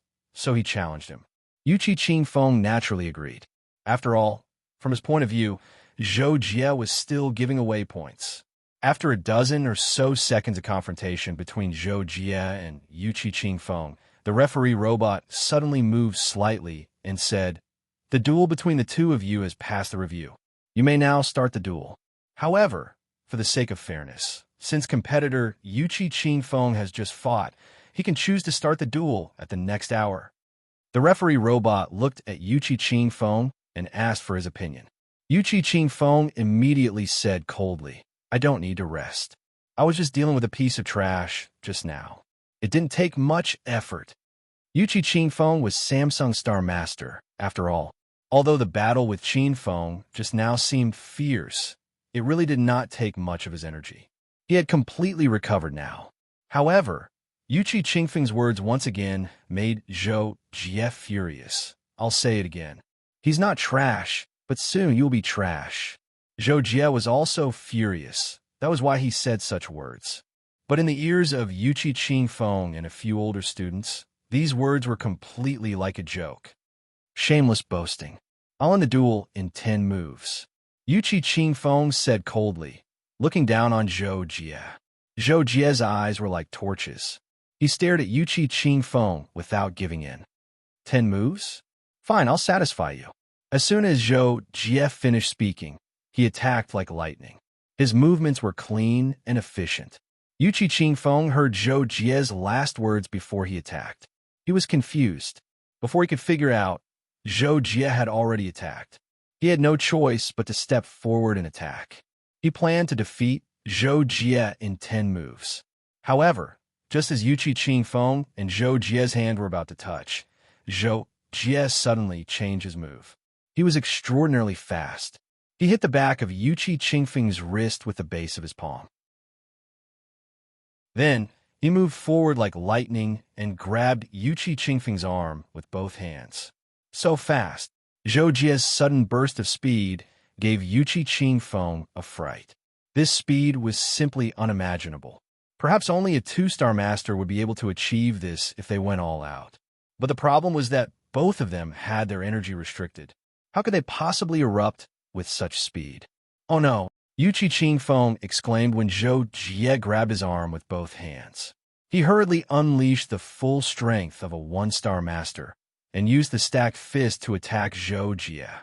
However, Zhou Jie was too fast. As soon as Yuchi Ching Feng moved, Zhou Jie had already rotated Yuchi Ching Feng's wrist with one hand and grabbed the base of his arm with the other. Zhou Jie leaned back to put some distance between them. He then grabbed Yuchi Ching Feng's wrist with one hand and the base of his arm with the other. His footsteps were quick. He pulled back from the side, and combined with the movements of his hands, he twisted. Crack! Yuchi Ching Feng's face turned pale. His eyes almost popped out of their sockets. His right shoulder joint had been dislocated. At the same time, a wave of energy had penetrated his body, further cutting off the connection between his body's energy and his joint. As a result, Yuchi Ching Feng's right arm seemed to have disappeared. When Zhou Jie let go, it hung limply by his side. Yuchi Ching Feng was horrified. He endured the pain and wanted to retreat immediately, but Zhou Jie was too fast, and his strength was extraordinary. With a stride forward, he circled around to his side and continuously punched his waist and abdomen. Bang! Bang! Bang! Bang! Every punch made contact with flesh, producing a dull sound. Zhou Jie had excellent control over his strength. Every punch was enough to cause Yuqi Qingfeng some internal injuries, but it wasn't enough to make him lose his balance and fall to the ground. Yuqi Qingfeng was beaten up by Zhou Jie in the blink of an eye. He couldn't resist at all. Everyone present was dumbfounded. Mother of Kerr, what kind of situation is this? He beat him up the moment he started. With such strength and speed, he was simply a murderer in human form. In the field, Yuqi Qingfeng wanted to fight back with his other hand, but Zhou Jie seized the opportunity to capture him again. Then, crack! Zhou Jie cleanly dislocated Yuqi Qingfeng's other arm. Yuqi Qingfeng was terrified. Coupled with the severe pain from his dislocated arms, his face was extremely pale. He had no choice but to kick Zhou Jie's crotch. Crack! Yuqi Qingfeng's left knee joint was also dislocated. Then Zhou Jie kicked his leg like lightning, accurately hitting Yuqi Qingfeng's right knee joint. Crack! Plop! Yuqi Qingfeng's limbs were broken. He simply fell to the ground, his face twisted in pain. In an instant, the field was so quiet that even the sound of a pin dropping could be heard. Liu Haoran and the others stared at the center of the field with their mouths agape. The group of seniors looked as if they had seen a ghost. Some of their mouths were so wide open that 2 eggs could be stuffed in. This gambling match is over. Competitor Zhou Jie wins. The points will be transferred within an hour. The referee robot said in a stiff voice. It was the only one present who didn't change its expression. Chapter 110. Pan. Inside the battleship, Hao Jue slammed the table and stood up as he looked at the image in front of him. His expression was equally stunned. Good Lord, this is the ancient martial art of grappling. Not many people nowadays would learn this. What is the background of this Zhou Jie? Hao Jue stared at Zhou Jie in the video and felt amazed. At the same time, he couldn't help but wonder. In the central square, a few senior students looked at each other, their mouths wide open. Who just said that this kid is a free point? No, I didn't say that. Xing Hao, you said it. How? How would I know that this is a freak? There is actually such a freak among the freshmen other than Veronica. How come I've never heard of it before? What the hell, this is too strong. The whole place was in an uproar. The seniors discussed animatedly, but this time, the sound was isolated so that Zhou Jie and the others could not hear it. On the other side, Zhou Jie glanced coldly at Yuqi Qingfeng, who was lying on the ground. The latter was trembling all over, as if he was suffering great pain. Zhou Jie knew that this was a heavy psychological blow that caused Yuqi Qingfeng to be so unbearable at this moment. However, Zhou Jie would not pity him at this moment. He turned around and walked back to the back. At this time, the referee robot had already walked to Yuqi Qingfeng's side and said to him, "You are seriously injured. I will take you to the infirmary." The referee's words made Yuqi Qingfeng's body tremble.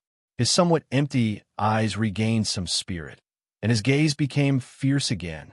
After a series of bone-connecting sounds, Yuqi Qingfeng's entire body floated up.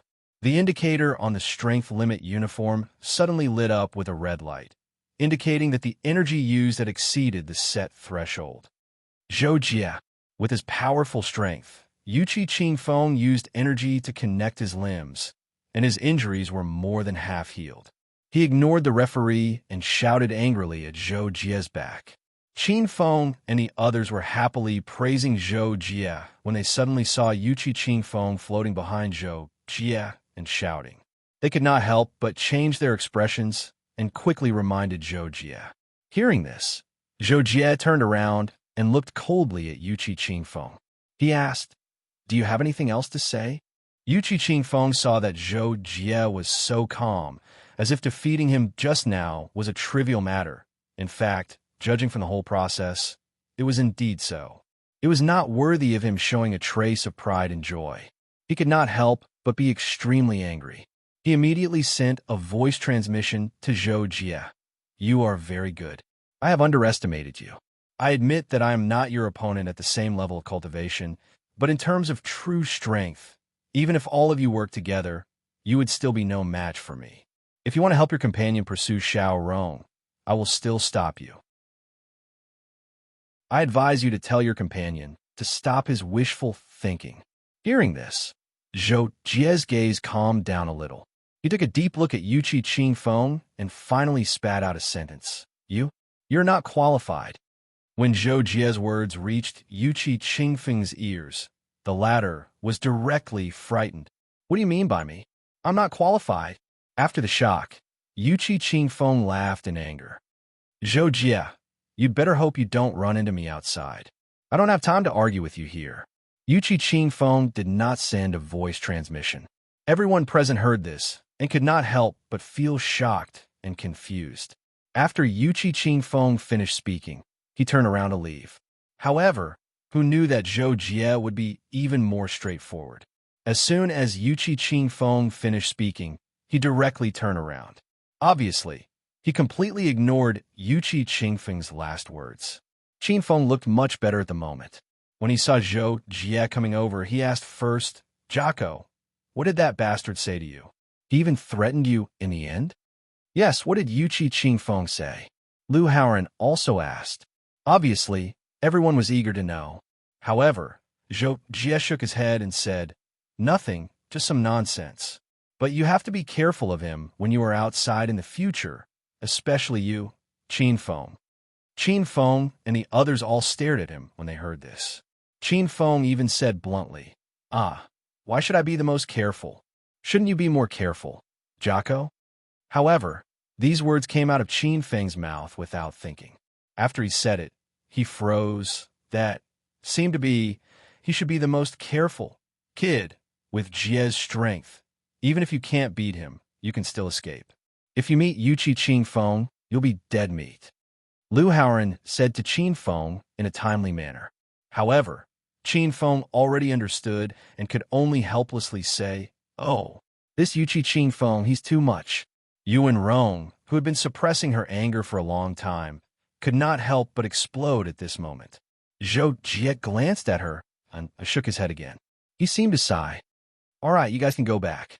I'll accompany Qingfeng to the infirmary. Zhou Jie accompanied Qingfeng out of the infirmary. Qingfeng had completely recovered and only spent 100 cultivation points on the medical fees. Of course, the 20,000 cultivation points that Zhou Jie won had already been transferred to his account. 10,000 of them were returned to Qingfeng and also paid for his medical fees. This was a piece of cake. On the way back to the villa, Zhou Jie finally asked Qingfeng, Qingfeng, are you going to pursue Yuan Rong? Qingfeng held his breath and his eyes dimmed slightly. However, he said, after all, she's a great beauty and so outstanding. It'll be great if I can pursue her, but actually I know that I'm a toad lusting after a swan's meat. If it really can't work out, let's just be friends. After all, women can always be found. Zhou Jie was suddenly stunned. He shook his head slightly and said, that's not what I meant. I just wanted to say that if you want to pursue her, go ahead. You don't have to be afraid of Yuqi Qingfeng. However, Qingfeng smiled and said, of course I'm not afraid of Yuqi Qingfeng. It's just that I really feel that I'm too weak to fight with him. Even Yuqi Qingfeng said that I'm not worthy of Yuan Marin. How can I still be thick-skinned and feel good about myself and pursue her? Zhou Jie couldn't help but frown when he heard Qingfeng say this. Qingfeng immediately said, but then again, Jocko, I think it's better for you to pursue Yuan Marin. You're so powerful, you can definitely do it. When the time comes, if Yuqi Qingfeng dares to come looking for trouble, just beat him up until he can't take care of himself. Let's see if he dares to come again. Zhou Jie was about to comfort Qingfeng. He couldn't help but be speechless when he heard this. He raised his eyebrows slightly and sighed. Feelings can't be controlled by your strength. I don't think Yuan Rong is interested in me. Why should I force her? Qin Feng's mouth suddenly opened wide when he heard Zhou Jie's words. Then he said, "Damn, Jocko, you're really a man of steel. Must the goddess pursue you? If you don't flirt, how do you know you won't have a chance? Besides Howren, you're the most likely person to get you and Marin." "Flirt?" Zhou Jie frowned in confusion. "How do I flirt?" Qin Feng, "All right, for the sake of your happiness, Jocko, I'll teach you all the tips I've learned in my life." Qin Feng had no choice but to make a decision. "Zhou Jie, no need. You should teach it to Howren." Zhou Jie shook his head and sped up to slip away. "Hey, no, this secret manual is specially designed for grassroots. People like Howren don't need it at all." Qin Feng hurriedly chased after him and shouted. Zhou Jie couldn't help but feel a headache. "I don't need it either." Qin Feng chased after him relentlessly. "Hey, Jocko, you can't be like this. There's a technique to picking up girls. Straight men are destined to be single for life. Hey, Jocko, don't run so fast." "Hey," in the execution field, Veronica finished his 10 days of meditation and came to the resting area at the edge of the execution field. The meditation area of the execution field was cut off from the internet, but the resting area could communicate with the outside world normally. As usual, Veronica took out his ID card and wanted to see if there was any news worth paying attention to. Although he was a cultivation maniac, his mother was a politician and he had received relevant education since he was young. Therefore, he paid close attention to current affairs and news. Veronica quickly found out that one of the 2 gambles that took place today was Yuchi Qing Feng, but he won one and lost the other. Zhou Jie. Veronica saw Zhou Jie's name and thought of this person, but he didn't pay attention to it before. Yuchi Qing Feng fought Zhou Jie at the same level of cultivation, and he lost. Veronica raised his eyebrows in surprise. As mentioned earlier, Veronica paid close attention to intelligence, so he knew Yuchi Qing Feng's background. Veronica thought it was reasonable that Yuchi Qing Feng defeated Qin Feng while suppressing his strength at the early level of the 1-star Lord level, which proved that Yuchi Qing Feng was indeed very strong. However, he lost to Zhou Jie in the blink of an eye, and they were at the same level of cultivation. He couldn't help but be surprised. Chapter 111. Veronica felt that something was amiss, so he decided to watch the replay of the battle. Veronica first clicked on the replay of the battle between Yuchi Qing Feng and Qin Feng, but the notification said that he had to pay 100 points to watch it. Without hesitation, he chose to pay the points to watch the battle. The replay of the battle would only be saved for a year. After this time, it could not be purchased to watch it. In less than a minute, Veronica closed the replay of the battle and nodded slightly. He was satisfied with the result of the battle, as he had expected. However, Veronica could not help but feel even more curious. Qin Feng had grasped the concept, and his cultivation level was higher than Yuchi Qing Feng's, yet he was still defeated. Moreover, he was obviously not injured, so how could he lose to Zhou Jie? Could it be that he has also reached the limitless state? Veronica guessed, but he did not want to believe it. As a genius who had reached the limitless state, he knew how difficult it was to reach the limitless state. He had only grasped the limitless state for 5 or 6 years, and once he reached the limitless state, he really stood out from his peers and was known as the first genius of the Star Sword Alliance in 100 years. In the future, it was very likely that he would reach the top 10 of the gold rank. In the end, Veronica clicked on the replay of the battle between Yuchi Qing Feng and Zhou Jie, but this time, the notification said that he had to pay 500 points to watch it. Veronica could not help but feel even more surprised. It was also his first time watching the replay of the battle, so he did not feel much about paying points to watch it. However, the points for 2 different battles were different. So what was this? However, Veronica obviously did not lack points, so after being stunned for a moment, he still clicked on the play button. About half a minute later, Zhou Jie. Veronica raised his head. His eyes were like torches, flashing with excitement.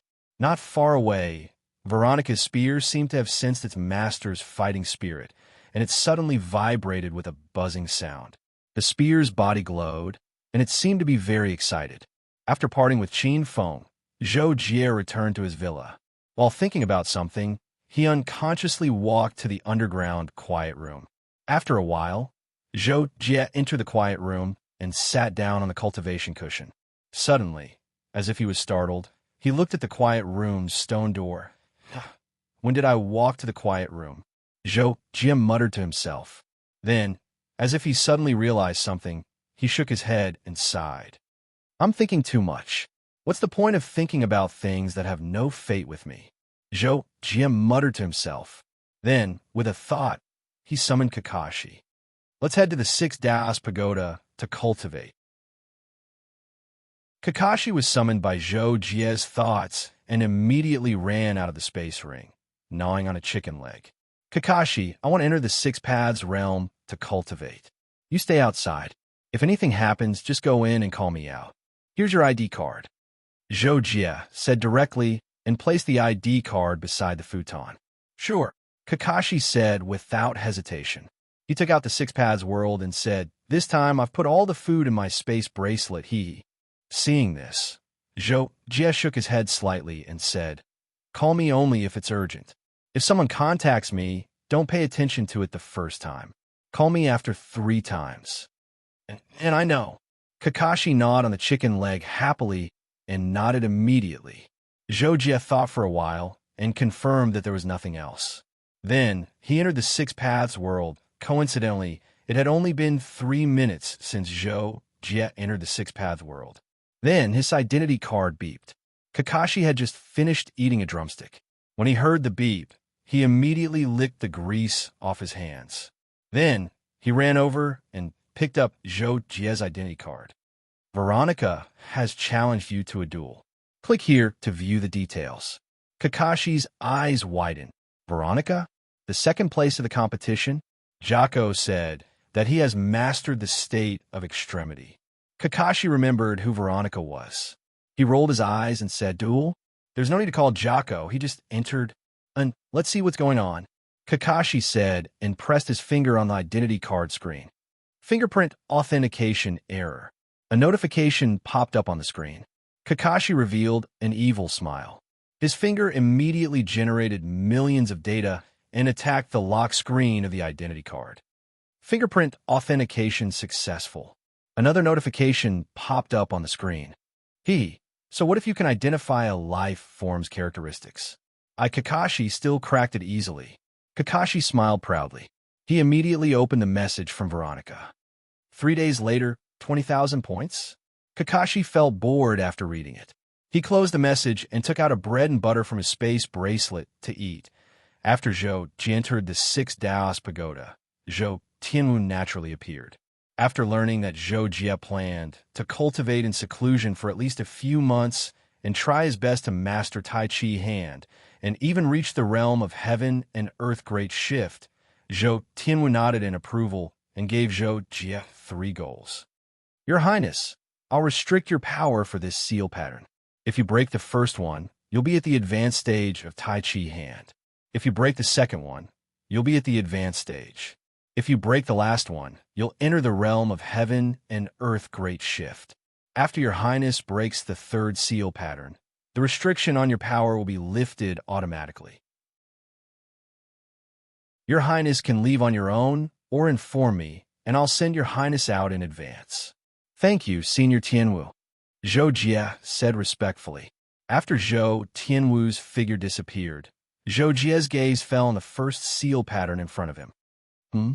Zhou Jie took a closer look and found that there were many lines flowing in the seal pattern. It was exactly the same as the path of Tai Chi Hand. He immediately realized that these seals were not only a test, but also a guide for him to cultivate Tai Chi Hand. An hour later, swish, swish, swish, Zhou Jie operated the Tai Chi Hand and used the only energy he could use to activate the surrounding energy to form streams of water-like energy. Finally, he struck out with all his strength and bombarded the first seal diagram. Boom! The seal pattern vibrated violently, and a powerful energy wave burst out from its surface.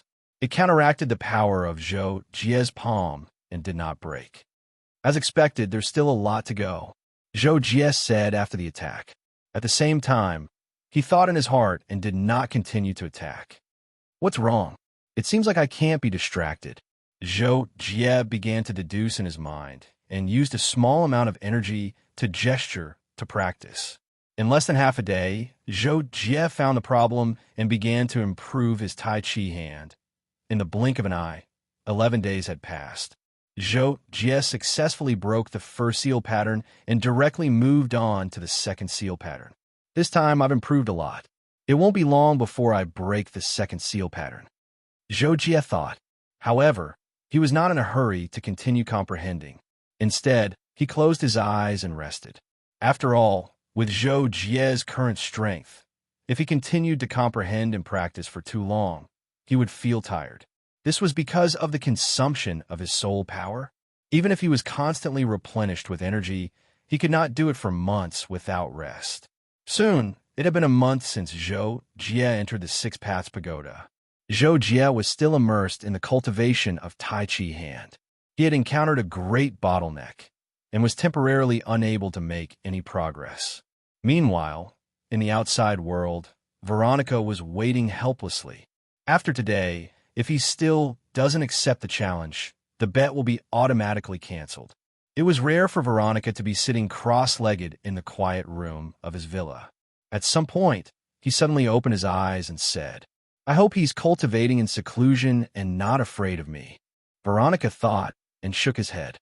He felt that with Zhou Jie's personality, it was impossible for him to be afraid of a challenge.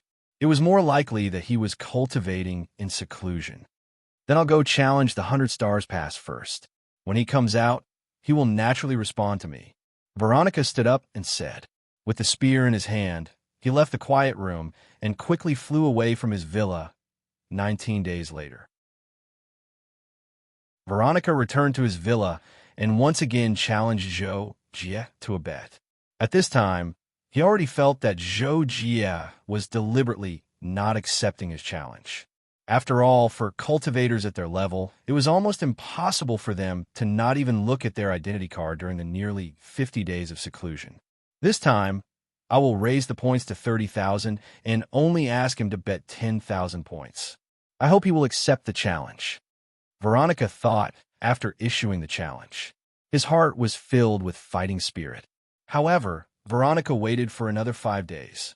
Zhou Jie did not even give him a fart. This made Veronica feel very uncomfortable.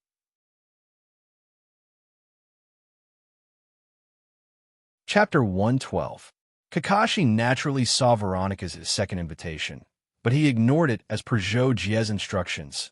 He would only be notified if someone contacted him for the third time, and continued eating snacks and reading novels on the cushion. After waiting for another 10 days, Veronica finally gave up. She took the initiative to cancel the battle, accepted a mission with 10,000 points, and set off alone. At the end of the month, Qin Feng and the others finished their training. After a dinner meeting, they went to challenge the 100 Stars Pass together. Of course, Qin Feng and the others had sent an invitation to Zhou Jie before the dinner, but Zhou Jie didn't reply. They thought that Zhou Jie was still in seclusion, so they gave up after waiting for a day. In the end, Qin Feng, Yuan Rong, Lu Haoran, and Miyazaki Naganabu went to challenge the 100 Stars Pass together. Qin Feng and the others had become Star Lords 4 years ago. They had all reached the peak of the 1-star level. Considering their talents, it would only take them 1 or 2 years to reach the 2-star level. Some of them might even make breakthroughs in the next few months. Such strength was naturally much stronger than when they first passed through the 100-star trials. Thus, every single one of them passed through the 60th star trial on the first day. Amongst them, Lu Haoran even passed through the 64th star trial. Of course, that wasn't the limit of Qin Feng and the others. After a break, they went on with the second challenge. This time, all of them reached their limits and ended up failing. Yuan Rong was the last to finish the challenge. She flew out with a pale face. The other 3 immediately asked her about her results. I couldn't pass the 68th star. I couldn't take it anymore. Yuan Rong replied. Qin Feng and Miyazaki Naganabu shook their heads and sighed. Qin Feng even said bluntly, "You and Marin, what are you talking about? Except for Haoran, we all failed at the 68th star." Changshin and I are under a lot of pressure. Exactly. Miyazaki Naganabu nodded quickly. Lu Howard couldn't help but laugh when he saw that. He couldn't help but boast. Jay isn't here. I'm finally superior for once. However, I only passed one more level than you guys. The 70th level is the real hurdle. Veronica passed the 71st level a few days ago. We're still not strong enough. Yeah. How did you know that Veronica passed the 71st level? Qin Feng asked in surprise. Miyazaki Naganabu and Yuan Rong also looked at him in confusion. Lu Howard was stunned. He immediately laughed and asked, "Didn't you guys buy the information about the 100 Stars Pass?" Information about the 100 Stars Pass? No, there's such a thing? Where did you buy it? Qin Feng asked in shock. Miyazaki Naganabu and Yuan Rong were also confused. Lu Howard couldn't help but shake his head and reply helplessly, "There's an information option on the identity card. I clicked on it after I became a Star Lord, and it recommended the information about the 100 Stars Pass for me. I could subscribe to it by paying 300 cultivation points a year, and it would be updated in real time. One inquiry would cost 50 points. I happened to see Veronica go out that day and guessed that he might be going through the 100 Stars Pass, so I looked it up." Everybody was enlightened. They took out their identity cards one by one and pulled the information icon from the other functions to the main interface. After pulling the icon, Qin Feng looked up at the other three and asked, "This Veronica is really crazy, but compared to Jocko, I think he's still a lot worse. I plan to make another appointment and try to pass the 69th level. Are you guys coming with me?" "Okay, I also plan to see the 70th level and try my best to pass the 70th level." Lu Howard heard this and immediately said he was prepared to stay outside the 100 Stars Pass for a long time of practice. Seeing that Qin Feng and Lu Howard had made such a decision, the other two naturally didn't want to fall behind. They all expressed their agreement. Therefore, Qin Feng and the other three set up camp outside the 100 Stars Pass. In the blink of an eye, more than a month had passed. Qin Feng and the other three all made breakthroughs. Lu Howard reached the 70th level, and Qin Feng and the other two each reached the 69th level. At night, Qin Feng and the other three sat in a circle and cultivated a meditation. Such a scene had already been going on for over a month, and they'd become accustomed to having no distractions in their hearts. Suddenly, a white-haired middle-aged man in silver armor flew over from afar. His speed was extremely swift, like a missile that tore through the sky. Qin Feng and the other three were jolted awake, and they all turned around to look. The white-haired middle-aged man flew above them, and then he suddenly slowed down before descending like a bolt of lightning. Whoosh! The white-haired man suddenly slowed down when he approached the ground, and he slowly descended to the ground. He was less than 20 meters away from Qin Feng and the other three. Qin Feng and the others were wondering who this white-haired man was when Yuan Rong's expression had already changed. She hurriedly stood up and said to the white-haired man, "Ancestral Uncle Luo Shui, why have you come?" Qin Feng and the others were shocked when they heard Yuan Rong call the white-haired man ancestral uncle, and they hurriedly stood up as well. The white-haired man glanced at Qin Feng and the other two, and his gaze became slightly colder, vaguely revealing a trace of dissatisfaction. Then he looked at Yuan Rong and said, "Xiao Rong, come with me." "Okay." Yuan Rong didn't have any thoughts of resisting the white-haired man. She obediently replied and followed the white-haired man into the distance. When they were about 60 to 70 meters away from Qin Feng and the others, the white-haired man, Yuan Luoxue, turned around and stopped. He looked at Yuan Rong with a somewhat stern gaze. "Ancestral uncle, why have you called me here?" Yuan Rong hurriedly stopped and asked. Then she met Yuan Luoxue's eyes, and she felt her heart skip a beat. "Why are you hanging out with a group of men?" Yuan Luoxue looked at Yuan Rong sternly and questioned her like this. His tone was very dissatisfied. Yuan Rong immediately braced herself and answered, "Ancestral uncle, they're all new students who came in the same year as me. We've done missions together, and we're all friends. Of course, we're just friends. Ancestral uncle, don't think too much. Think too much?" Yuan Luoxue sneered when he heard this. He said, Yuchi Qingfeng specially came to tell the clan about your recent situation. Maybe you think you're just friends with these people, but they don't necessarily think of you as just friends. If Yuchi Hongze knows about your situation, what would he think? Yuan Rong's face turned pale when she heard Yuan Luoshue's direct words. Then she smiled miserably. So, you came to tell me this? Yuan Luoshue took a deep look at Yuan Rong when she heard this. Then she turned to the side and said, "You're not young anymore. Someone in the clan wants you to marry Yuchi Hongze as soon as possible." The clan leader also agreed, so he asked me to inform you to prepare and find a time to take you back. Are we leaving now? Yuan Rong was a little surprised and asked quickly. There's no need for that. The clan has been busy recently, and we don't have much energy to arrange a marriage. So, the clan has tentatively decided to invite the Yuchi family to discuss this matter at the end of the year. You can also go back and meet Yuchi Hongze. He's a rare genius in the Yuchi family, and he has a high chance of reaching the Lord rank. He's not any worse than our clan's Yuan Qingkong. Yuan Rong naturally knew her fiancé, Yuchi Hongze. She had only met him once when she was young. After not seeing him for more than 10 years, she didn't have any special impression of Yuchi Hongze. She only knew that he was indeed a genius, to the extent that he was known by everyone in the clan. I understand. Then you can come and pick me up on the last 5 days of the year. Yuan Rong lowered her eyes. Her voice was a lot lower, but it sounded even more gentle and pleasant. Yuan Luoshua couldn't help but shake her head slightly. She took one last look at Qin Feng and the others in the distance, then said to Yuan Rong, "All right, then I'll come and pick you up on the last 5 days of the year. For the next few months, it's best if you don't come into contact with your friends. Just cultivate quietly by yourself." Yuan Rong didn't say anything. Yuan Luoshua also didn't say anything. She raised her head and flew into the sky, quickly disappearing into the horizon. "Yuan Marin, what did your granduncle want to talk to you about?" Qin Feng asked as soon as Yuan Rong returned. Yuan Rong's expression wasn't very good. She glanced at everyone and said dejectedly, "It's nothing. It's just that I have to make a trip back to the clan at the end of the year. Let's continue cultivating." Qin Feng and the others could naturally tell that something was wrong with Yuan Rong.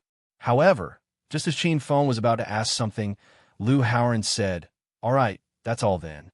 Let's continue cultivating." Qin Feng had no choice but to give up after thinking about it. Chapter 113. After Yuan Luoshua left, Yuan Rong appeared to be the same as usual, hanging out with Qin Feng and the others from time to time. However, Qin Feng and the others still felt that she was a little different from before. She rarely took the initiative to talk to them, and she didn't joke with them much.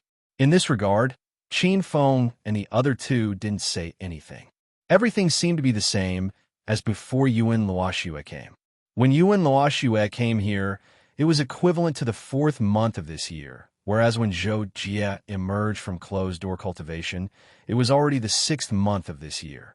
In other words, Zhou Jie had been in closed-door cultivation for almost 4 months this time. The moment Zhou Jie returned to the underground quiet room, he felt as if he had come to a strange world.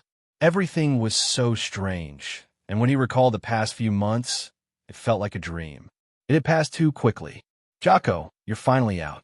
You've been in seclusion for so long this time." Kakashi was watching a drama. When he saw Zhou Jie suddenly appear, he was pleasantly surprised. When Zhou Jie saw Kakashi, he showed a rare smile and nodded.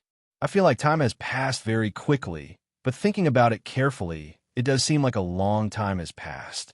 What month is it now?" "Well, according to the standard year, it's the beginning of June.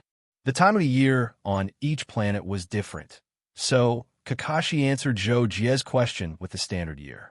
When Zhou Jie heard this, he did a simple calculation and was shocked to find that he had been in seclusion for so long.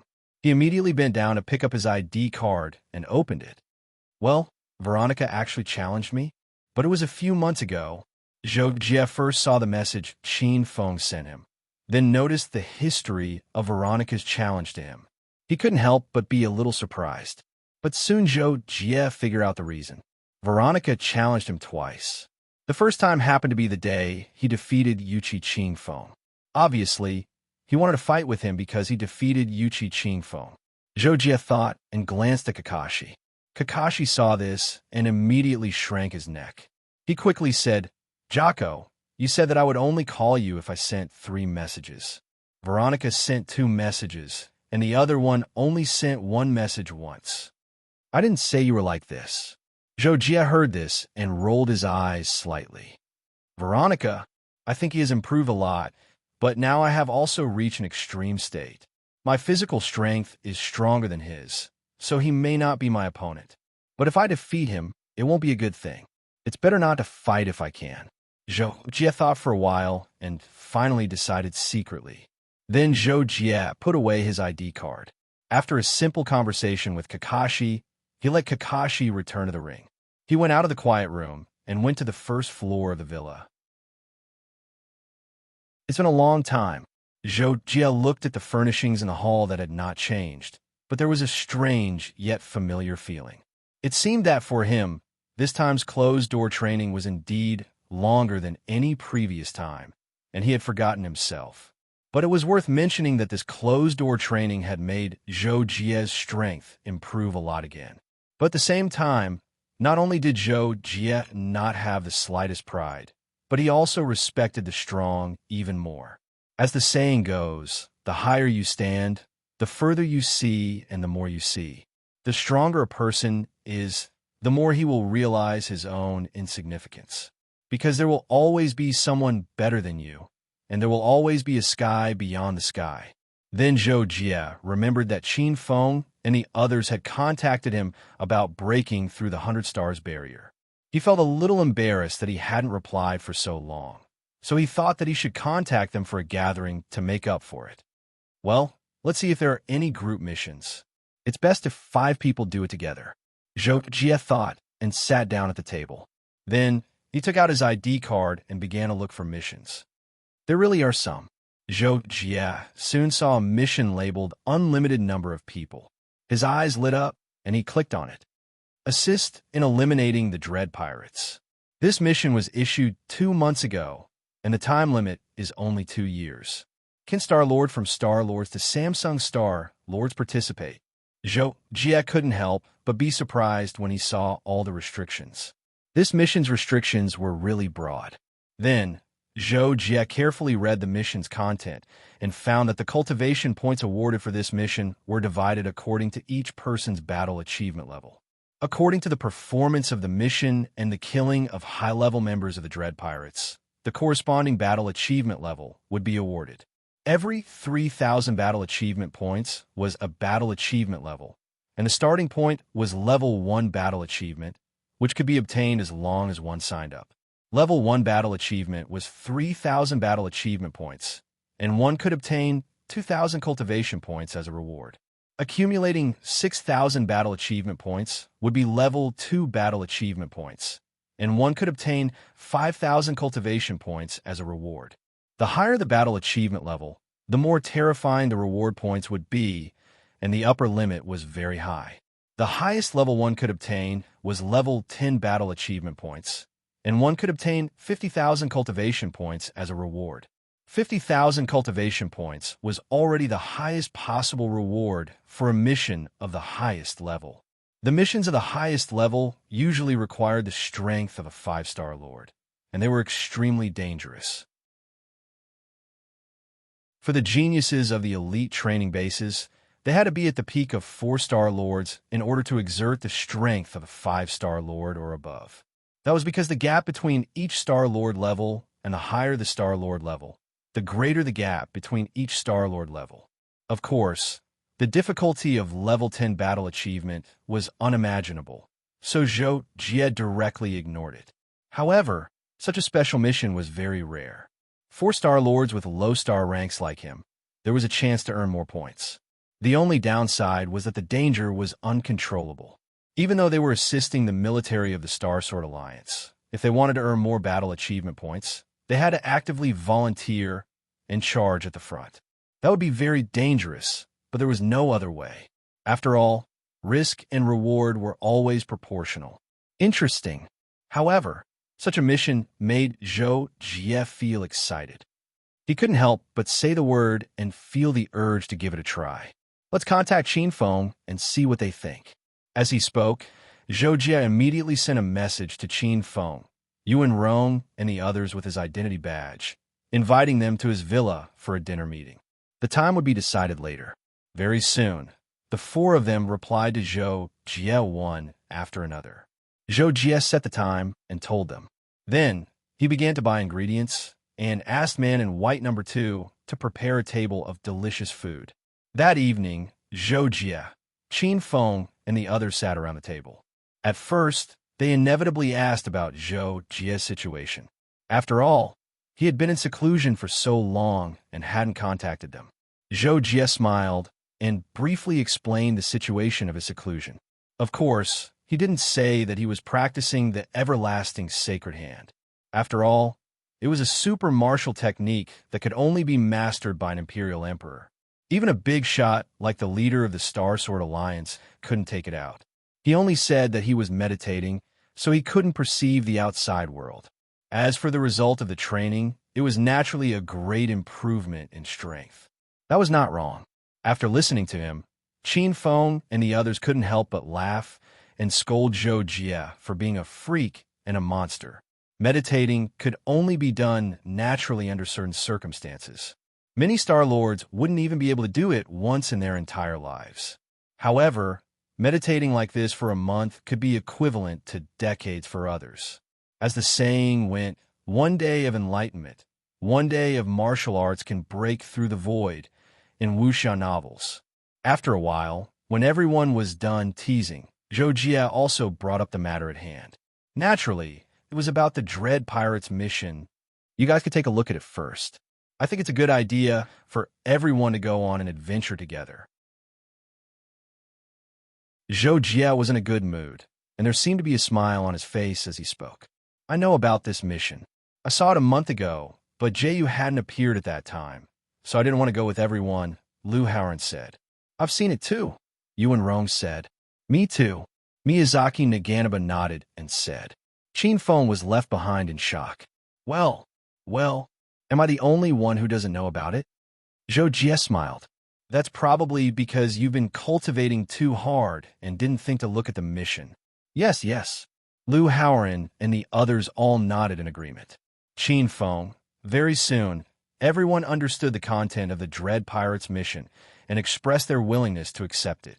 After all, according to the description of the mission, they would receive 2,000 points if they participated, which meant that they could still get 2,000 points even if they didn't take any risks and didn't delay their cultivation.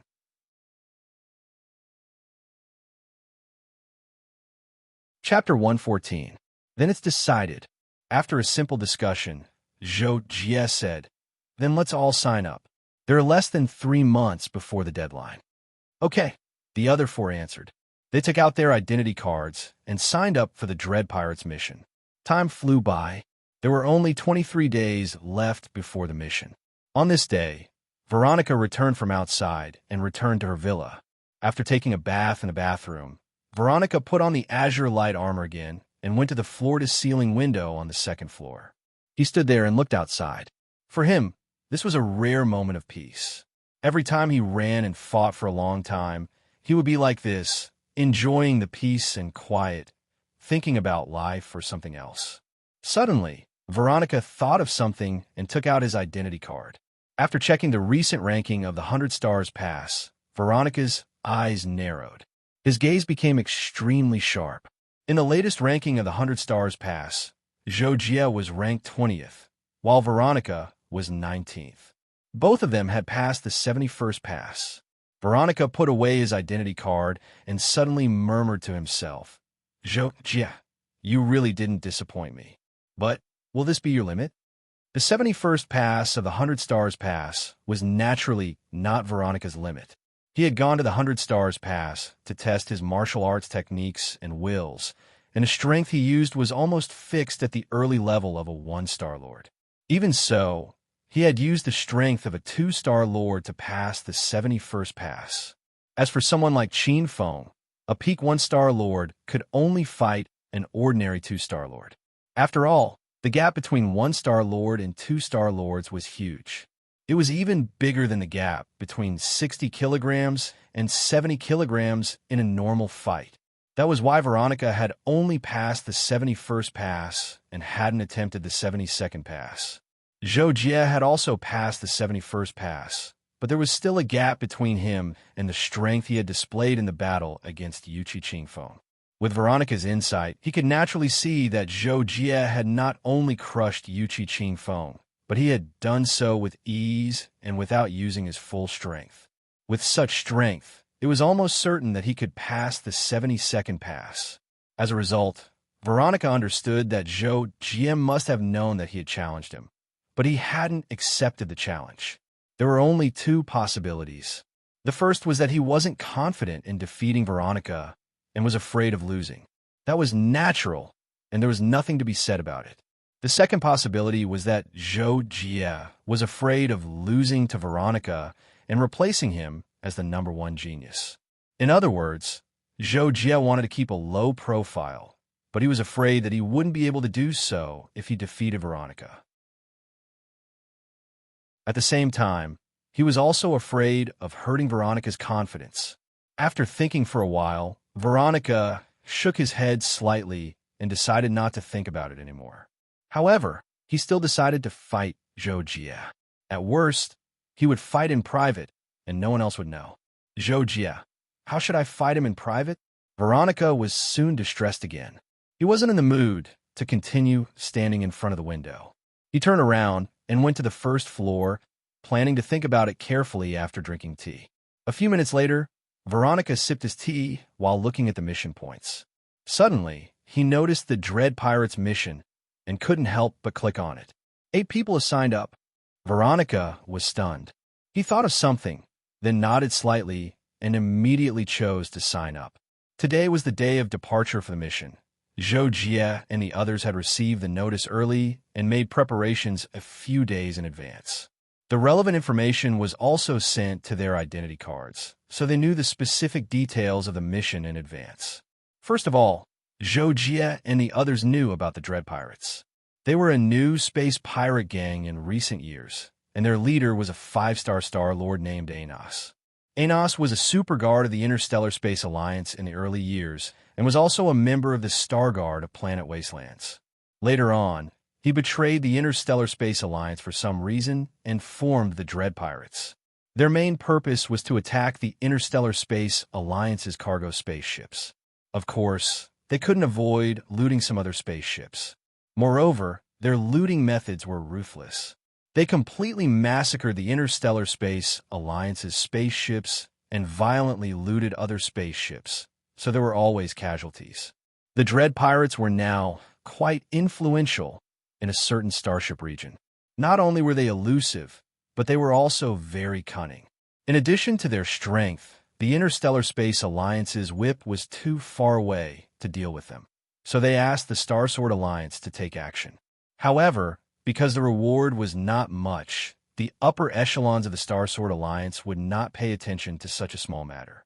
The forces that the Starsword Alliance dispatched to deal with the Dread Pirates were not much, and so far, they had not launched a large-scale encirclement or attack. Other than saving a few spaceships, they did not cause much damage to the Dread Pirates. This time, the Dread Pirates mission issued by the Starsword Alliance was to completely eliminate the Dread Pirates, and at the same time, to let the geniuses of the elite training base gain some experience. There was still about an hour before the departure time. Qingfeng and the other 3 had already gathered on the second floor of Zhou Jie's villa, and they were sparring with each other. However, this sparring was mainly between Qingfeng and the other 3 because Zhou Jie's strength was just too strong. In the eyes of Qingfeng and the other 3, sparring with Zhou Jie was not sparring at all. It was just asking for a beating. Qingfeng and the other 3 had sparred with each other a few times, and each of them tested some moves and martial arts techniques. More than half an hour had passed, and Zhou Jie had been watching from the side, occasionally giving out some pointers. There was still about 10 minutes before the departure time. Zhou Jie looked at his ID card and said to everyone, "It's about time. Let's gather at the plaza." Everyone responded, and then followed Zhou Jie out of the villa and directly flew to the central plaza. In the plaza, there was already a battleship nearly 100 meters long and 50 meters wide waiting there. There were two soldiers in military uniforms standing at the entrance of the battleship. When they saw Zhou Jie and the others approaching, they immediately went forward and asked for their names. After Zhou Jie and the other four reported their names, the two soldiers looked at the name list on their military smartwatches. After confirming that there were no mistakes, they immediately gave Zhou Jie and the other four a standard military salute and said in unison, "Greetings, Major Generals." Zhou Jie and the others were slightly surprised by this, and then they remembered that they were the so-called honorary Major Generals, so they calmed down. Then, one of the soldiers said to Zhou Jie and the others, and made a gesture of invitation, "5 Major Generals, please board the battleship. Then, according to the guidance of the members of the battleship, you will receive the mission equipment and check in." After a while, Zhou Jie and the other four received a bag of so-called equipment and room keys, and then went to their respective rooms.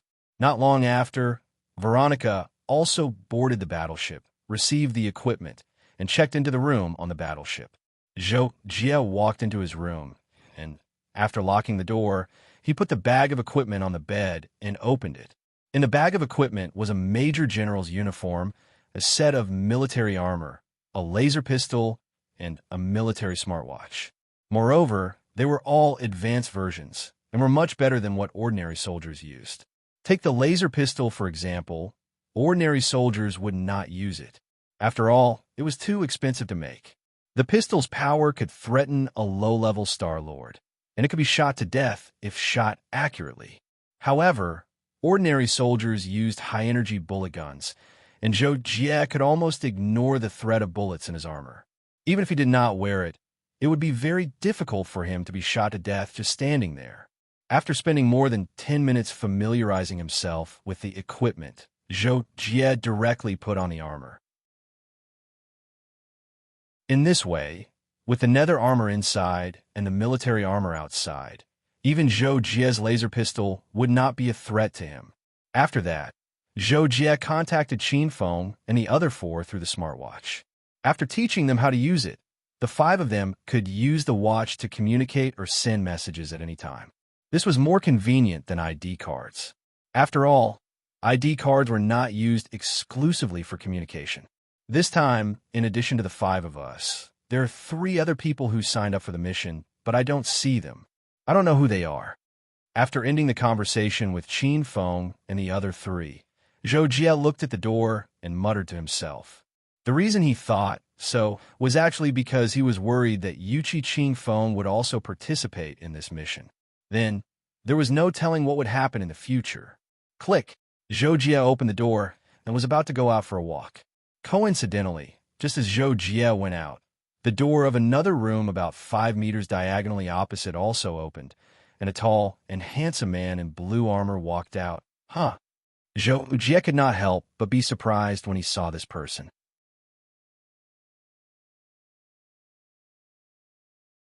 Chapter 115. The man in blue armor was Veronica. Similarly, he was surprised to see Zhou Jie. His icy blue eyes lit up. Zhou Jie. Veronica frowned and called out, "What a coincidence, Veronica!" Zhou Jie couldn't help but say as a greeting. However, Veronica did not just greet him. He stood at the door and looked at Zhou Jie. Suddenly, he asked, "Did you deliberately refuse to accept my challenge?" Zhou Jie heard the question and remembered it. He replied, "Not really. I was in seclusion for a few months. I didn't see your challenge." "Is that so?" Veronica asked softly, as if he was asking himself. Then, he looked at Zhou Jie and continued, "If there's a chance, how about you and I fight?" Zhou Jie was silent for a few seconds. Veronica saw this and added, "A private fight. The outcome won't affect you or me. What do you think?" Zhou Jie heard Veronica's words and understood what he meant. No matter who won or lost, they should not tell anyone about this battle. Although Zhou Jie still did not want to fight Veronica, he did not want to let the other party think that he was afraid. So, he nodded after thinking for a while. "Okay, We'll fight again if there's a chance. Okay. Veronica immediately responded. He then closed the door and left without looking back. Zhou Jie saw this and slowed down his pace to catch up. Soon, Veronica's figure disappeared. After that, Zhou Jie strolled around the warship and asked the soldiers about the Dread Pirates. The soldiers on these warships naturally knew about the Dread Pirates. Some of them had fought with them before. After Zhou Jie asked a few soldiers, he could not help but have a deeper understanding of the Dread Pirates. The information obtained through this method was indeed more comprehensive and detailed than the information provided. It was also easier to understand them directly. Military warships were much more powerful than cargo spaceships when it came to long-distance space jumps. In less than a month, the warships Zhou Jie and the others were on crossed 7 galaxies and arrived at their destination, the Star Sword Alliance's Planet Red Sea military base. Planet Red Sea was originally a barren planet. However, it was very close to a large trading planet, Planet Faraway. Because of this, it was convenient to provide military supplies. The Star Sword Alliance had built a military base here and was responsible for governing this galaxy. After the warship landed and Zhou Jie and the others disembarked, the warship quickly entered the charging area. Although the warship was very powerful in all aspects and was generally small in size, its hull energy storage was larger than cargo spaceships of the same model. Cargo spaceships of the same model were at least 50% larger than warships of the same model. This caused the warship's energy consumption to be terrifying.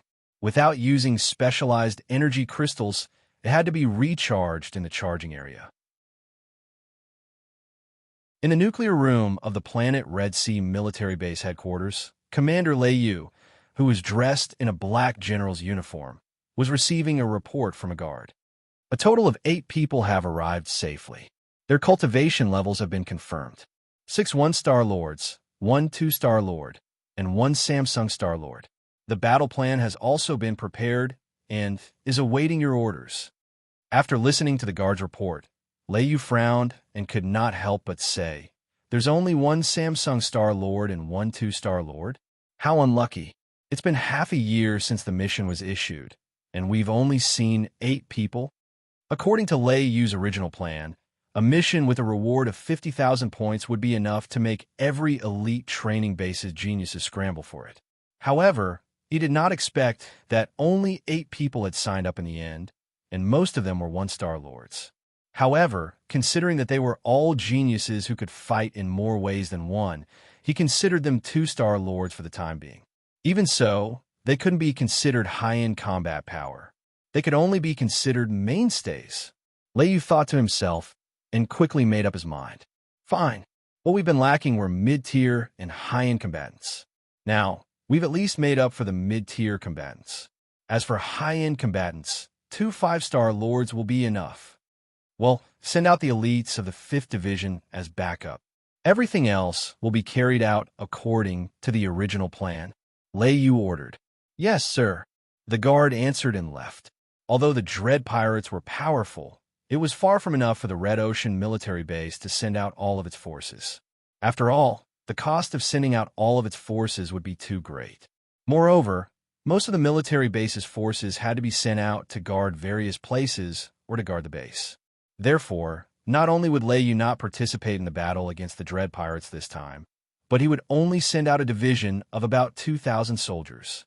After Zhou Jie and the others settled down in the base, they were notified to gather on a flat ground outside the base the next morning. More than 20 warships were already parked on the flat ground.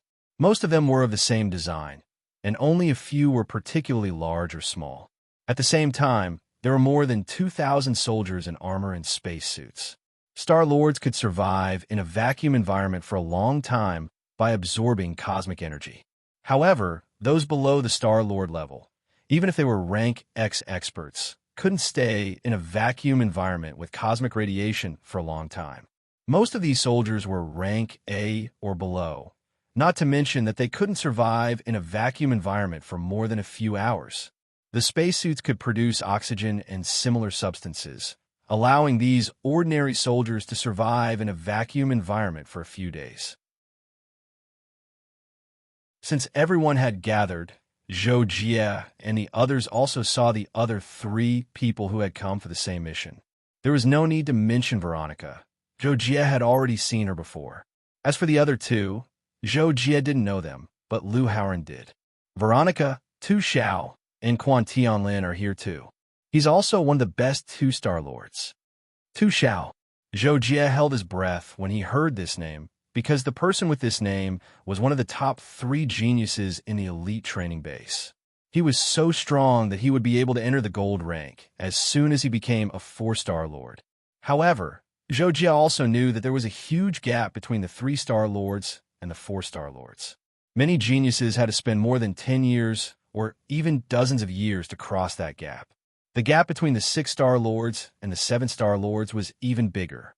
Even though more than half of those on the gold rank were still alive, only a handful of them had become 7-star lords. Since they were on the same mission, Tu Xiao didn't act like a senior when he saw Zhou Jie and the others.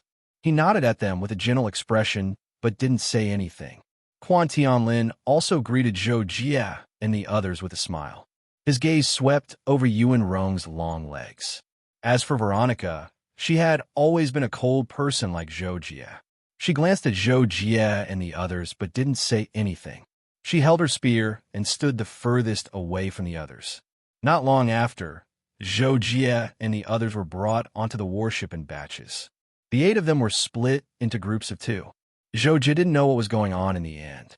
Qin Feng and the others seemed to have discussed it beforehand and threw Yuan Rong to him. Yuan Rong naturally didn't object. Instead, she smiled at Zhou Jie and said, "They don't like me." "Zhou Jie, you won't dislike me too, right?" Zhou Jie couldn't help but laugh. He shook his head helplessly and said, "I won't." After boarding the warship, Zhou Jie and Yuan Rong sat down and looked at the information that had just been sent to them. It was about the mission. As it turned out, the whole team was divided into 4 squads for the battle. 2 of the squads were assigned to escort the designated locations because some important spaceships were going to pass by the place, and the Fear Pirate Gang often visited the place.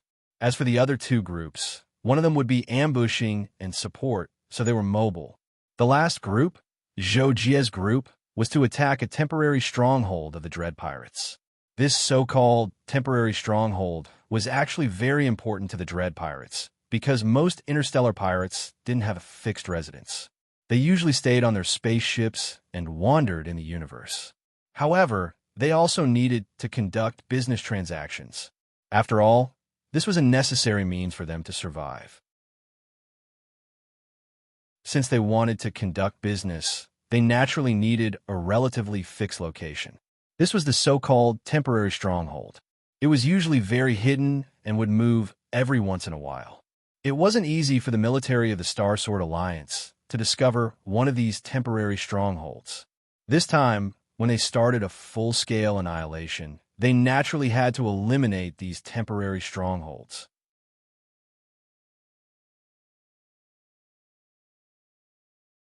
Chapter 116. As a temporary stronghold of the Dread Pirates, it was only natural that there would be important forces guarding it, but there would not be too many of them. According to the military's investigation, Zhou Jie's team of more than 500 people was more than enough. Crescent Creek was a primitive planet that had yet to be developed. The planet was very small, with a diameter of less than 130,000 meters. It was also lacking in resources, so it had not received much attention or development from the outside world. The destination of Zhou Jie's team was the temporary stronghold of the Dread Pirates hidden deep in the desert of Crescent Creek. About 10 minutes before the military's warship arrived at Crescent Creek, the undercover Star Sword Alliance soldier in the temporary stronghold was communicating with the commander of Zhou Jie's team in a room. "Okay, understood."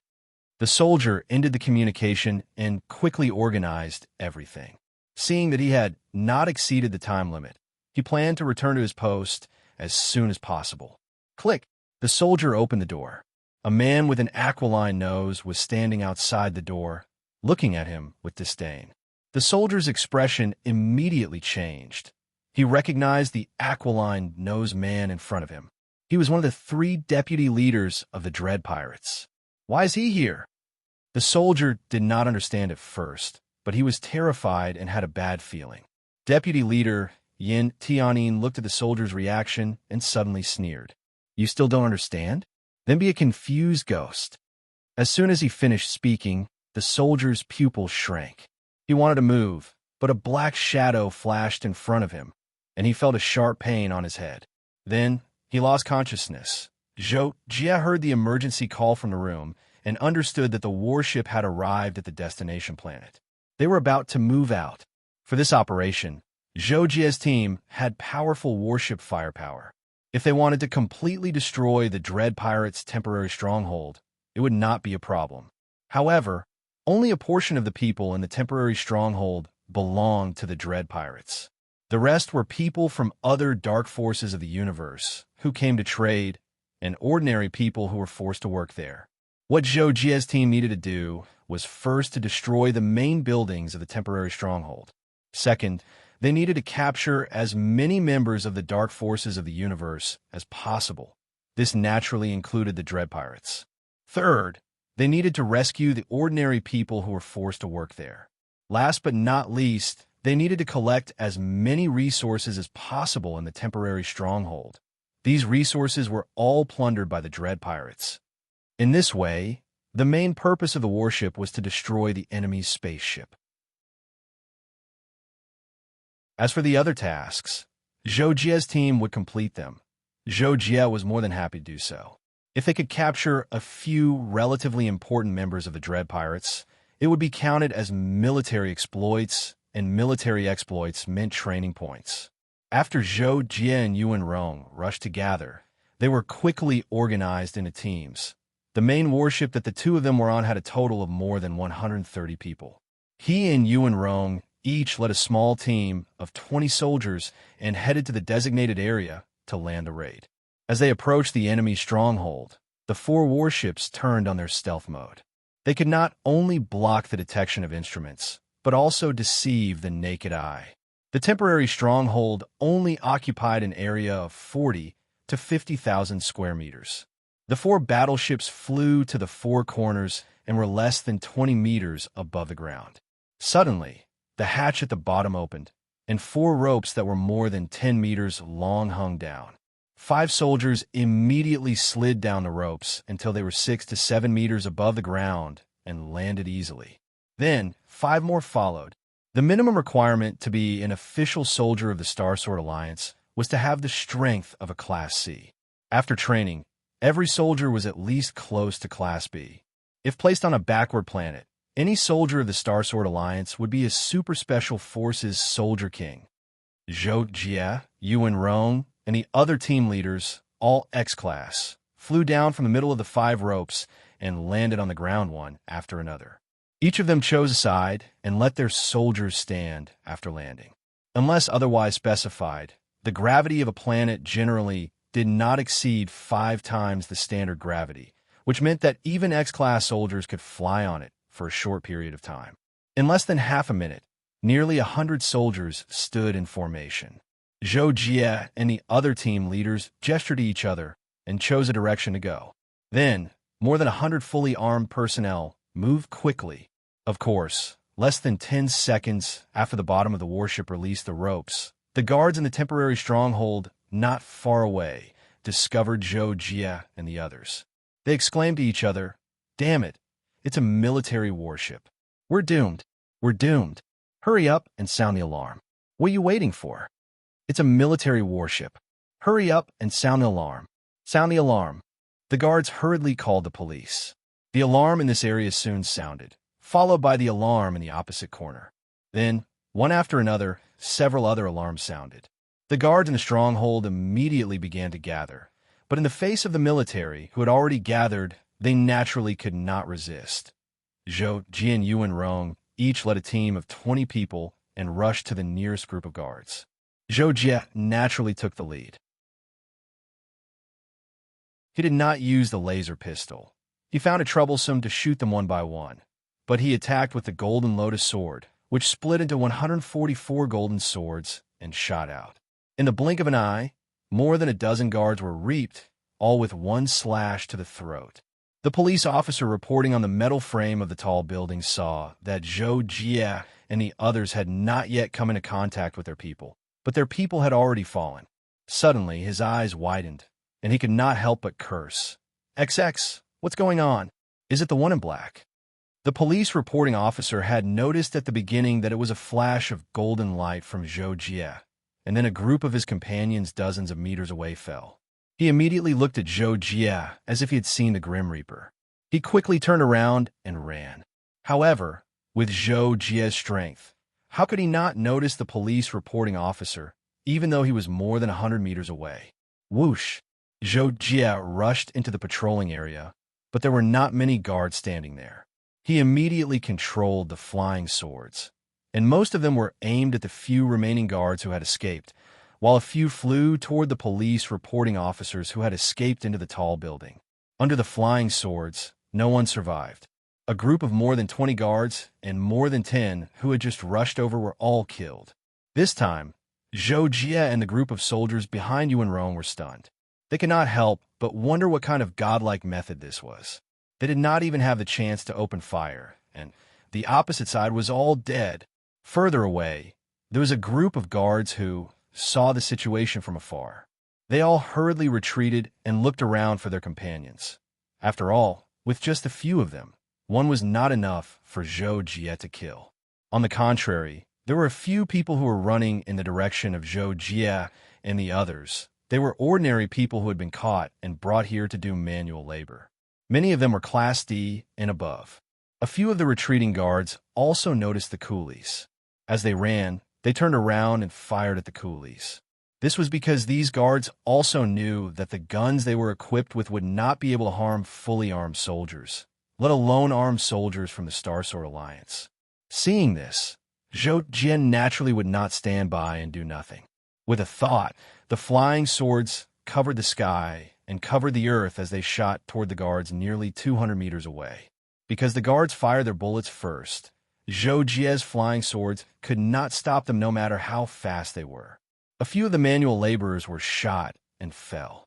However, other than the first few bullets, the rest were all blocked by Zhou Jie's flying swords and continued to fly toward the guards. Fire! Zhou Jie ordered at the same time. The soldiers behind him, who had been ready for a long time, immediately pulled the trigger and shot out energy bullets. Although the guards in the distance were also wearing protective suits, they could not completely block the power of the energy bullets. They were seriously injured, and a few of them limped and fell to the ground. Unravel was standing not far away from Zhou Jie. Seeing this, she could not help but cover her mouth and laugh. She said to Zhou Jie, I think you alone are enough to wipe out this stronghold. Don't be careless. In response, Zhou Jie said with a solemn expression, as long as they were in a dangerous environment, they had to be very vigilant. This was the quality that Zhou Jie had as a top assassin through more than 10 years of training and actual combat practice. Rumble. As soon as Zhou Jie finished speaking, everyone heard distant sounds coming from all directions. They could not help but change their expressions and look to one side of the sky. In the distance, a row of black battleships suddenly appeared and rapidly approached the stronghold. There were ships coming from all directions, and they just happened to surround the stronghold. Seeing this, Zhou Jie could not help but feel his heart sink. Oh no!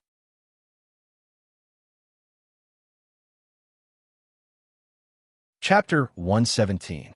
Before they set off, Zhou Jie and the rest of them had received the relevant information and roughly knew the situation of the temporary settlement. With their team of 4 warships and 500 people, it would definitely be a piece of cake for them. But now, there were at least 20 enemy warships. In such a situation, it was definitely not something that the 4 warships could easily wipe out. It was more likely that they would be wiped out. Zhou Jie had learned about the Terror Pirate Gang from many soldiers. It was an amalgamation of 3 major pirate gangs in the nearby galaxy. There were a total of 39 battleships, some of which were modified from cargo spaceships. However, there were 21 battleships in this temporary stronghold. At that moment, not to mention Zhou Jie, everyone present realized that they had most likely fallen into the enemy's trap. They were in big trouble. Inside the 4 warships of the Star Sword Alliance, The corresponding commanders were all greatly shocked. They felt that they could not resist the enormous enemy that had suddenly appeared. They planned to contact the other 3 legions and inform them of the situation. However, when they tried to communicate, they found that the communication was jammed. Oh no, this is the enemy's trap. They've even set up a comprehensive communication blockade in advance. Feng Xiang, the commander of Zhou Jie's warship, could not help but grit his teeth. He was infuriated that the dread pirates dared to turn the tables on them. This was truly the so-called stirring up the earth and stirring up the lion. If this could be tolerated, what could be tolerated? However, faced with 21 enemy warships, even though the quality of the warships on the Star Sword Alliance's side was much higher, Feng Xiang and the other commanders did not dare choose to break through the siege directly. Since it was the enemy's trap, it would certainly cause unbearable casualties on their side. It was possible that both sides would suffer heavy losses, and one of them would be annihilated. After the 21 battleships of the Dread Pirates surrounded the stronghold, they did not attack immediately. Instead, one of the battleships emerged and approached the battleship that Feng Xiang was in. Inside the battleship that stood out from the rest, Yin Tianyin, one of the 3 vice-captains of the Dread Pirates, was watching the members of the Star Sword Alliance being surrounded through the screen in the control room with a smile. When his battleship was less than 100 meters away from Feng Xiang's battleship, he initiated a directional communication link between the battleships. In other words, he initiated a conversation with Feng Xiang's battleship. As expected, when Feng Xiang saw Yin Tianyin's battleship approaching on the screen, he knew that the other party wanted to negotiate with him. When the other party sent a communication request, Feng Xiang immediately accepted it. The screen switched to the image of Yin Tianyin in his battleship's control room. Yin Tianyin was looking at him with a creepy smile on his face. Please synchronize my words to your other 3 battleships, Yin Tianyin said. When Feng Xiang heard this, his expression remained solemn. He said calmly, "No need. I've already told them not to act rashly. If you have anything to say, I can talk to them on your behalf." Yin Tianyin twisted his lips slightly when he heard this. Then he smiled and said, "All right, then I'll get straight to the point." Outside the battleships, Zhou Jie and the others stopped what they were doing. They all looked up at the 2 battleships not far away with a solemn expression, waiting for something. Although you've already been surrounded, and we have absolute confidence that we can wipe you all out, this will undoubtedly cause us to suffer heavy losses. As for you all, I'm sure you don't want to die, so I thought of this compromise.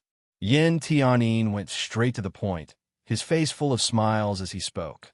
As long as you're willing to surrender to us and hand over 3 battleships, I can make the decision to let all of you, including 1 battleship, leave safely. How about it? When Yin Tianyin stated this condition, he looked at Feng Xiang on the screen. His eyes narrowed slightly, waiting for the other party to give him the answer he wanted. However, Feng Xiang's expression changed. He could not help but say angrily, "I think you're dreaming."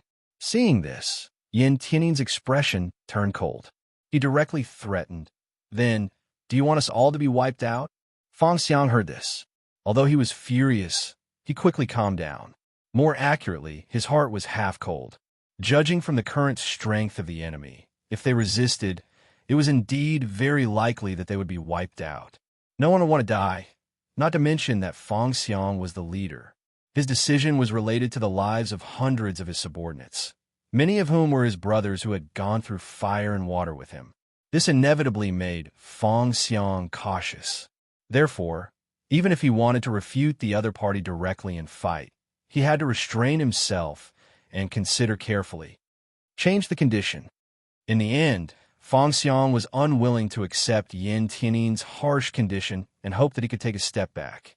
However, Yin Tianyin had already stopped smiling at this time. He said coldly, "Impossible. This is the condition. I'll only give you 2 minutes to consider it." Feng Xiang heard this. His pupils shrank. Anger surged in his heart again.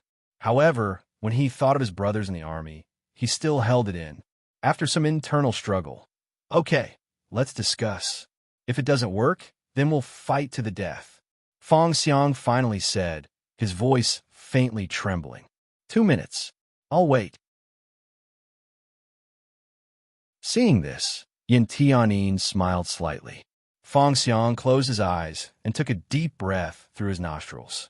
When he opened his eyes again, he had already picked up the communication device. Fong Xiang and the other commanders of the 4 warships were discussing. Yin Tianyin watched and could not help but smile proudly. He then switched to split-screen mode and observed the situation in the temporary stronghold. Yin Tianyin's eyes suddenly lit up. His gaze fell on a beautiful figure in armor on the screen. The owner of the figure was tall. Her long black hair was tied up behind her head. Under the armor, her alluring curves could still be seen. Coupled with her beautiful and somewhat heroic face, Yin Tianyin swallowed a mouthful of saliva. What a beautiful girl. She suits my taste, Yin Tianyin thought to himself. His breathing became rapid. He did not have any other hobbies, but he liked beautiful women. Among the group of people, Yin Tianyin directly liked Yuan Rong.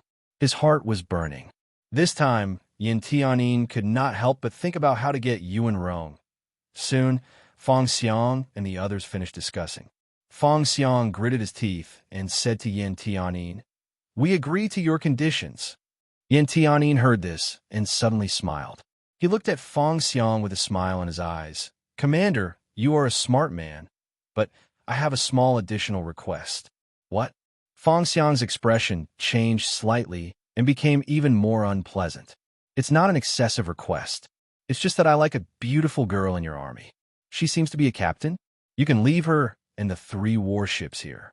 The others can go," Yin Tianyin said with a smile. "That's impossible." Fong Xiang directly rejected Yin Tianyin's request. "She is a genius of the elite training base. She can't be lost. Even if I die, she can't die." "Oh, a genius?" Yin Tianyin heard this, and his eyes lit up. Hee, that's even more interesting. You. Fong Xiang heard this and knew that the other party did not dismiss the idea of keeping Yuan Rong. He was so angry that he interrupted his words. "If you don't give it to me, I will take it myself. If your warship dares to open fire, just shoot it down." Yin Tianyin sneered and turned to leave the control room. He ordered people to keep an eye on Fong Xiang's warship. Once it moved, they would attack immediately. The moment Yin Tianyin turned around, Fong Xiang's face turned pale. However, he was powerless to stop him. This made him extremely emotional and even made him look much older. The door of the warship opened and Yin Tianyin, dressed in black armor, rushed out like a flash of light and flew directly in Yuan Rong's direction. Zhou Jie and Yuan Rong had been paying attention to the 2 warships. When they saw Yin Tianyin flying over, their expressions changed, not knowing what was going on. However, Yin Tianyin's flying speed was extremely fast.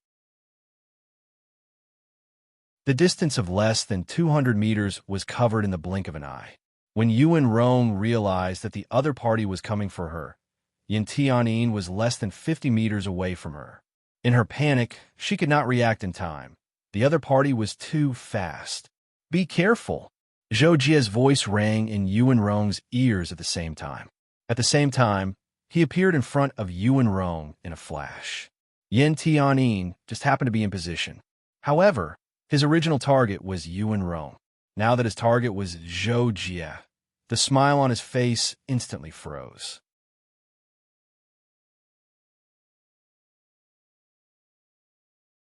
Chapter 118. A 1-star lord dares to stop me? You're courting death. A thought flashed through Yin Tianyin's mind. He didn't even think about how terrifyingly fast Zhou Jie had been when blinking. At the same time, he reached out with a claw. His fingers glowed with energy, causing the surrounding air to churn violently. Zhou Jie's expression was solemn. He punched out and accurately blocked Yin Tianyin's claw. Boom! When the 2 collided, there was a sudden clap of thunder on the ground. A terrifying shockwave exploded, and Zhou Jie could not help but fly out. However, Yuan Rong was standing less than 2 meters behind Zhou Jie. When Zhou Jie flew backward, his entire back slammed into Yuanrong's arms. In her panic, Yuanrong also hugged Zhou Jie tightly. The two of them fell forward together. Zhou Jie reacted very quickly. When he felt someone hugging him from behind, he realized the situation. Just as the two of them were about to hit the ground, he forcefully turned his back so that he was facing the ground. Everything happened too quickly. Zhou Jie and Yuanrong didn't have time to release enough energy to fly. Zhou Jie had just turned around when his entire body fell to the ground. However, he managed to support himself with his hands and didn't let his face hit the ground. "Stay away." Zhou Jie got up as soon as he touched the ground. At the same time, he untied Yuanrong's hand from his back. "Oh." Yuanrong was still a little dazed at the moment. When she heard Zhou Jie say that, she hurriedly took a few steps back and replied, "Okay." On the other side, Yin Tianyin was sent flying dozens of meters back by the shockwave. He looked at Zhou Jie in astonishment. He couldn't help but be shocked. What kind of monster is this? He's clearly a one-star lord, but he managed to block his attack. "I'm a Samsung Star Lord." Then, Yin Tianyin couldn't help but look at his right hand that had just collided with Zhou Jie. It still hurt a little, as if he had almost twisted his bones. How can this kid's body be so tough? Yin Tianyin quickly focused on Zhou Jie's right fist that had just struck out. He found that although he was wearing gloves, it was a light protective cover made of soft material. Now, it had been torn apart due to the collision just now. Seeing Yin Tianyin looking at him as if he had seen a ghost, Zhou Jie didn't back down. However, at this moment, Fang Xiang's voice sounded in his headset. "Major General Zhou, this is one of the 3 vice leaders of the Dread Pirates, Yin Tianyin. He's a Samsung Star Lord. We just came to an agreement with him. He'll let us go as long as we give him 3 battleships. But just now, he asked Major General Yuan to stay. I didn't agree, so he's coming to capture us himself." Due to the tense situation of the battle, although Fang Xiang spoke very quickly, at the same time, Yin Tianyin had already slowly approached Zhou Jie and asked him, "Who are you? Are you also a genius from the elite training base?"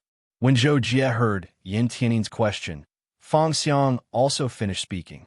Zhou Jie understood the situation and couldn't help but frown. His gaze towards Yin Tianyin became even colder. Seeing that Zhou Jie didn't answer immediately, Yin Tianyin also frowned.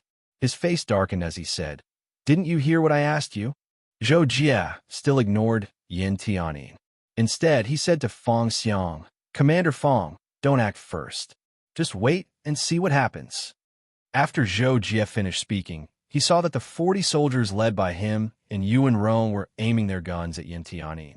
Thus, he said to them, "Team 1 and Team 2, listen up. Quickly return to the warship." However, when they heard this order, the 40 soldiers were stunned. What kind of situation was this? They were told to run first while the captain stayed behind to hold the enemy back? This is an order. Hurry up and carry it out. Zhou Jie couldn't help but shout when he saw the group of people stunned. Only then did the group quickly begin to retreat. Yin Tianyin's eyes almost popped out of their sockets when he saw this scene. What the hell was this? A little one-star lord was completely ignoring him and telling his subordinates to retreat. Did he really think he didn't exist? "You're courting death." Yin Tianyin couldn't help but shout angrily. However, with his status, he wouldn't go so far as to attack the 40 ordinary soldiers. Moreover, he was afraid that if he attacked the soldiers, Zhou Jie and Yuanrong would run away. Thus, after he shouted angrily, he planned to kill Zhou Jie first and then kidnap Yuanrong. When that time came, he reckoned that Fang Xiang wouldn't be able to refuse. He would have no choice but to leave the 3 warships behind to protect the others. Boom! Yin Tianyin launched a sudden attack and pounced on Zhou Jie like a meteor. His entire body erupted with a terrifying radiance that even stirred up wind and thunder. Lightning flashed around his body. Zhou Jie's eyes narrowed when he saw this. He knew that Yin Tianyin had naturally stirred up wind and thunder, which proved that his control over elemental power had already reached a higher level. Zhou Jie couldn't help but be on full alert. With the Kadi's blade in hand, his body also erupted with a radiance of energy. He took a step back and slashed at Yin Tianyin at the same time, colliding with one of the energy streams Yin Tianyin had unleashed. Boom! As the energy wave radiated, Zhou Jie felt as if his blade had slashed at a collapsing mountain. He couldn't withstand it at all. Fortunately, he was prepared and took a step back. He hurriedly moved sideways and retreated. He stepped on the ground with the feeling of wave-like, subtle steps, and his whole person almost flew backward. Yin Tianyin had used almost all his strength in this attack, but when he saw that Zhou Jie was unscathed, he couldn't help but be shocked and angry. He took out his weapon from his space belt, a black, curved machete, and once again charged at Zhou Jie. Not far away, Yuan Rong couldn't help but turn pale when she saw this scene. She was worried for Zhou Jie. Although she knew that Zhou Jie had a supreme-level move called Skyline Tide that could erupt with the attack power of Samsung Star-Lord, that move was only comparable to Yin Tianyin's full-strength attack. In the end, Zhou Jie was only a Star-Lord, and the gap between him and a Samsung Star-Lord was too big. Yin Tianyin had just forced Zhou Jie to retreat without using a weapon. Now that he was using a weapon, he was obviously going to pursue and attack. How could Zhou Jie resist? In fact, it was just as Yuan Rong thought. When they first came out of the underground palace, Zhou Jie's cultivation realm was too far away from that of a Samsung Star-Lord, even though his physical body was terrifying. The limit he could usually erupt with was only at the threshold of a Samsung Star-Lord. It was obviously impossible for him to clash with Yin Tianyin with such strength.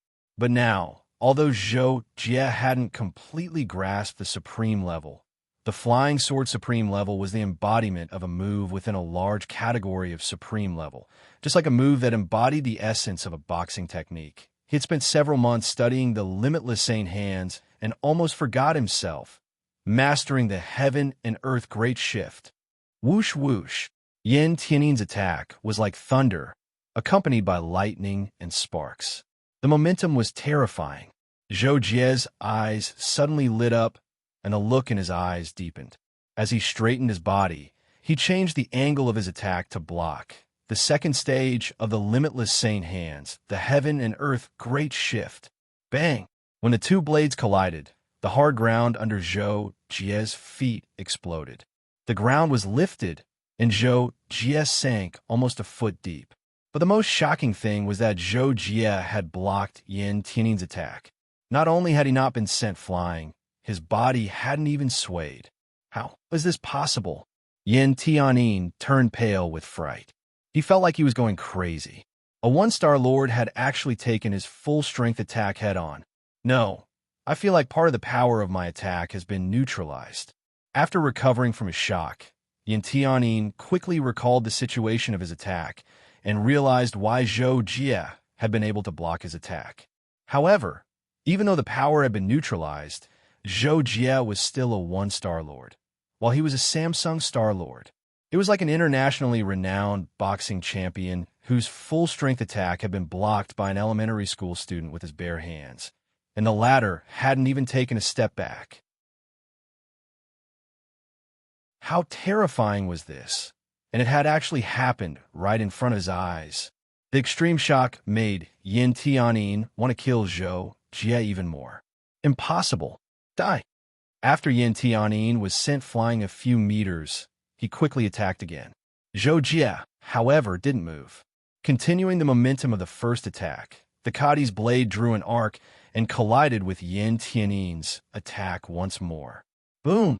This collision was obviously more vicious than the previous one. Zhou Jie sank more than a foot. His body trembled slightly, but he still looked completely fine. Die, die, die, die. Yin Tianyin went crazy and swung his blade again and again. The terrifying blade aura caused the air to shriek and rumble.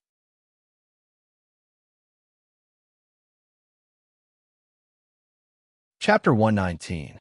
Boom, boom, boom, boom, boom. Yin Tianyin changed to a fast slash. Although the power of each slash was slightly weaker, it could not withstand the continuous rapid slashes, causing the power accumulated in a short period of time to become extremely terrifying. In response, Zhou Jie's pressure increased greatly. He pushed the heaven and earth great shift to the limit. His entire body was smashed into the ground like a pile driver. Through the heaven and earth great shift, the impact of the heaven and earth great shift was distributed to the nearby surface, causing the ground around him to look like it had been blasted by a bomb, turning into ruins. After half a minute of continuous slashing, even Yin Tianyin felt that it was extremely strenuous. Finally, he let out an angry roar, and the last slash turned into a long streak of light. At the same time, he flew backwards, and at the same time, the terrifying 9-foot-long blade light slashed towards Zhou Jie. Zhou Jie didn't stay where he was after seeing that. He jumped back, but he couldn't completely avoid Yin Tianyin's saber aura. He could only block it with the universal shift. The saber aura was also a rainbow, but it was much smaller. Boom! There was another thunderous sound. Zhou Jie was sent flying over 100 meters. He flipped a few times on the ground before he managed to stop himself. He quickly stood up. The scene of the battle left everyone watching dumbfounded. I didn't expect Major General Zhou to be so strong. Feng Xiang was shocked as he watched the battle between Zhou Jie and Yin Tianyin on the screen. He finally understood why Zhou Jie had told him to act according to his performance. A one-star lord is already so strong? Is he a genius from the elite training base? Feng Xiang was shocked. He was a peak 2-star lord and had been trained in the army. He wasn't weak among his peers. However, he didn't think he could compete with Yin Tianyin from Samsung, because there was no way he could beat him. But now, Zhou Jie had proven with his performance that a 1-star lord could fight a Samsung star lord. How strong was he? At the same time, the 21 captains on the 21 warships of the Dread Pirates were also stunned. However, they didn't know that Zhou Jie was a 1-star lord. They thought that a hidden Samsung Star Lord had popped up in the Star Sword Alliance's army and blocked their vice-captain's attack. Fortunately, they could all see that Yin Tianyin had the upper hand, while Zhou Jie could only take a beating. If this continued, Yin Tianyin would definitely win. On the other side, Yin Tianyin was shocked to see that Zhou Jie had withstood his last attack. He had never seen or even heard that a 1-star lord could be so strong. It was creepy. What a terrifying genius. I must kill him. Yin Tianyin made up his mind again. At the same time, the power of thunder and lightning wrapped around his body. He was finally going to use the power of the elemental laws. There were two main reasons why Yin Tianyin hadn't used the power of the elemental laws before. First, it would consume too much energy. Second, although he had comprehended how to control the power of thunder and lightning, he could be injured by the power of thunder and lightning if he didn't control it properly. Under such circumstances, he naturally wouldn't use it if he could. However, at this moment, he couldn't care less. Killing Zhou Jie was more important. Boom! After using the power of thunder and lightning, Yin Tianyin's burst of power was twice as strong as before. Wind and thunder moved at the same time, causing the world to tremble. Zhou Jie was ready for battle. He waved the Kadi's blade, and the wind also surged around him. He was using the universal shift to increase the power of his moves.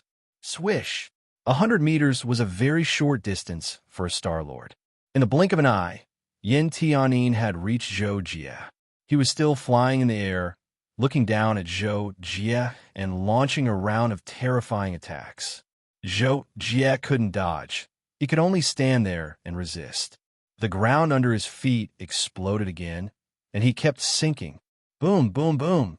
The wind was howling, lightning was flashing, and thunder was rumbling. The energy waves spread out in circles, causing the world to distort. This time, Yin Tianyin used the power of lightning. Each of his attacks had lightning snakes attacking Zhou Jie's body. Even though the Netherworld battlesuit was protecting him and reducing the damage, the lightning was still under Yin Tianyin's control. Even the surface of Zhou Jie's skin would be strengthened to a certain extent. An ordinary 1-star lord would have been injured in a single exchange. However, such a lightning attack was nothing more than a tickle to Zhou Jie. What a joke. How could Zhou Jie's physical body be so terrifying? Wasn't it the Thunder Soul Pearl that was refined with the power of thunder and lightning? The amount of lightning that Yin Tianyin could control was not even a third of the lightning that Zhou Jie had used to temper his body. Zhou Jie simply ignored it. Therefore, Yin Tianyin slashed down again and again, but Zhou Jie was still as steady as Mount Tai, completely resisting the pressure. Impossible. Yin Tianyin felt like he was going crazy. He was a Samsung Star-Lord, yet he couldn't do anything to a one-star Lord. How could he accept that? Moreover, he really couldn't understand how Zhou Jie was able to fight him head-on, even though there was such a huge gap between their cultivation levels. Moreover, the power of thunder and lightning was ineffective against Zhou Jie. However, even though Yin Tianyin felt that Zhou Jie was resisting his attacks with ease, the truth was that Zhou Jie wasn't having a good time at all. After all, the gap between their cultivation levels was just too great. He was completely relying on the heaven-defying power of the universal shift and his sturdy body to hold on. At that moment, he felt so uncomfortable that he wanted to vomit blood. The burden on his body was too great. However, at that moment, Zhou Jie was pleasantly surprised to find that Yin Tianyin's attacks were starting to become a little messy and disorderly. Zhou Jie knew that Yin Tianyin's mind was in a mess. If he was facing an expert of the same level, Yin Tianyin would definitely be caught off guard and defeated. However, while Zhou Jie's universal shift was powerful for defense, it could only strengthen Zhou Jie a little bit when used for offense. Under such circumstances, he couldn't unleash the power to counterattack and kill Yin Tianyin in one fell swoop. However, Zhou Jie still had one more move that could do it. Boom, boom, boom, boom, the frenzied attacks were still going on. Zhou Jie used all his strength to resist, but his psychic power took out the golden lotus swords from his spatial ring again. Whoosh! The moment the golden lotus swords appeared, they turned into a golden stream and disappeared into the sky like lightning. Diverting his attention to control the golden lotus swords caused the pressure on Zhou Jie's defense to increase, but he knew that this was his only chance to turn the tables. He had to grit his teeth and persevere, giving it his all. Yin Tianyin completely ignored Zhou Jie's small movements and continued his frenzied attacks. At this moment, he also sensed that Zhou Jie's defense was starting to weaken, and Zhou Jie had also started to move backwards. In this situation, firstly, it was because Zhou Jie was resisting too much pressure and was trying his best to move his feet to reduce the pressure. Secondly, it was because Zhou Jie's knees had sunk into the ground of the ruins, and he was afraid that continuing to sink would affect the movements of his upper body, so he needed to move. Ugh! Zhou Jie clenched his teeth, and all the muscles in his body bulged to an exaggerated extent. Blue veins popped out on his forehead, and a stream of blood finally flowed out from the corner of his mouth, indicating that he was also seriously injured. Yin Tianyin quickly noticed Zhou Jie's situation and could not help but be overjoyed. He continued his frenzied attacks and laughed sinisterly. Go to hell.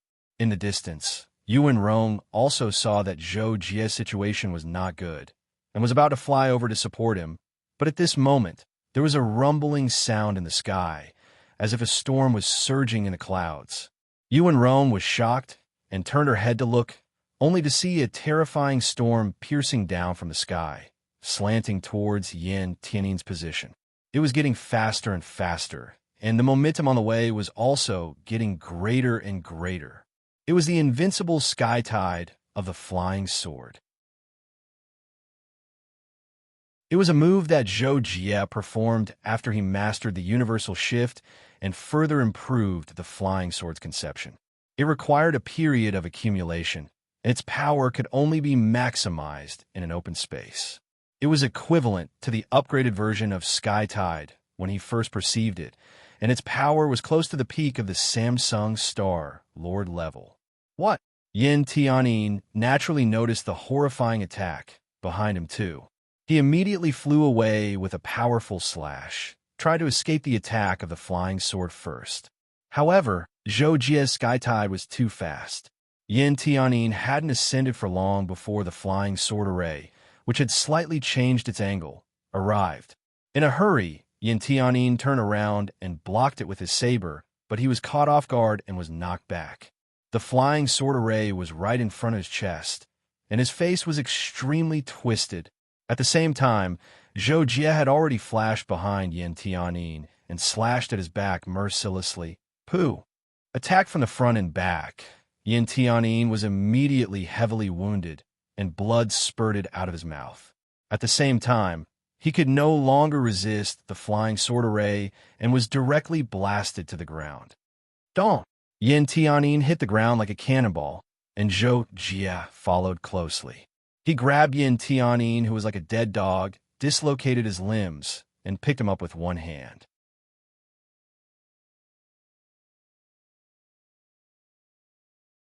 Chapter 120. Zhou Jie carried Yin Tianyin with one hand and walked out of the dust-filled hole. Once again, he was exposed to everyone's sight. Everyone couldn't help but suck in a breath of cold air. Deputy Captain.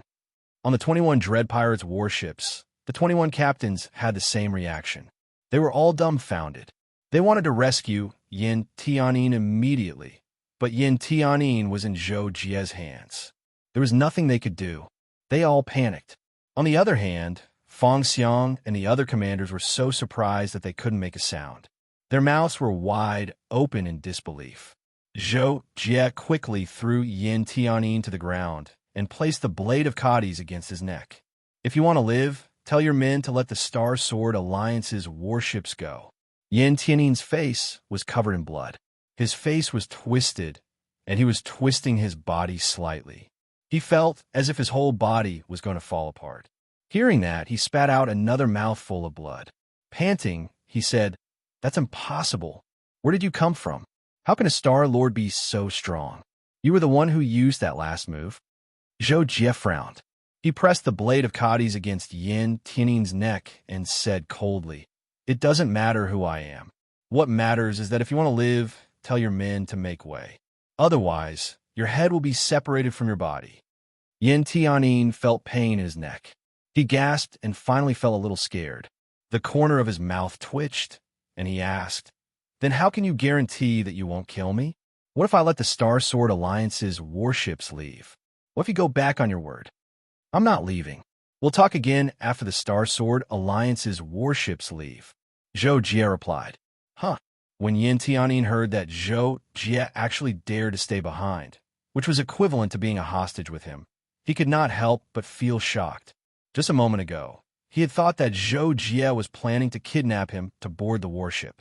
Zhou Jie said this because he knew that it was almost impossible to hold Yin Tianyin hostage and let everyone escape. Yin Tianyin wasn't a fool, so he could only make this decision. In the end, Yin Tianyin thought for a while and felt that his life was the most important thing. As for whether Zhou Jie would stay to play with him later, he felt that he still had the confidence to kill Zhou Jie. After all, he would have the advantage in numbers. With a few tricks, he wouldn't be afraid that he couldn't kill Zhou Jie. "Okay, help me reattach my hand first," Yin Tianyin agreed. However, Zhou Jie did as he was told. Instead, he quickly connected his tactical communications watch to Feng Xiang and had him transfer the call to the Dread Pirates. Zhou Jie threw the tactical communications watch next to Yin Tianyin's mouth and said to him, "You go first. Once they've left, I'll help you reattach your leg. As for your hand, I'm not stupid." Yin Tianyin was furious when he heard this, but there was nothing he could do. In the end, he could only compromise.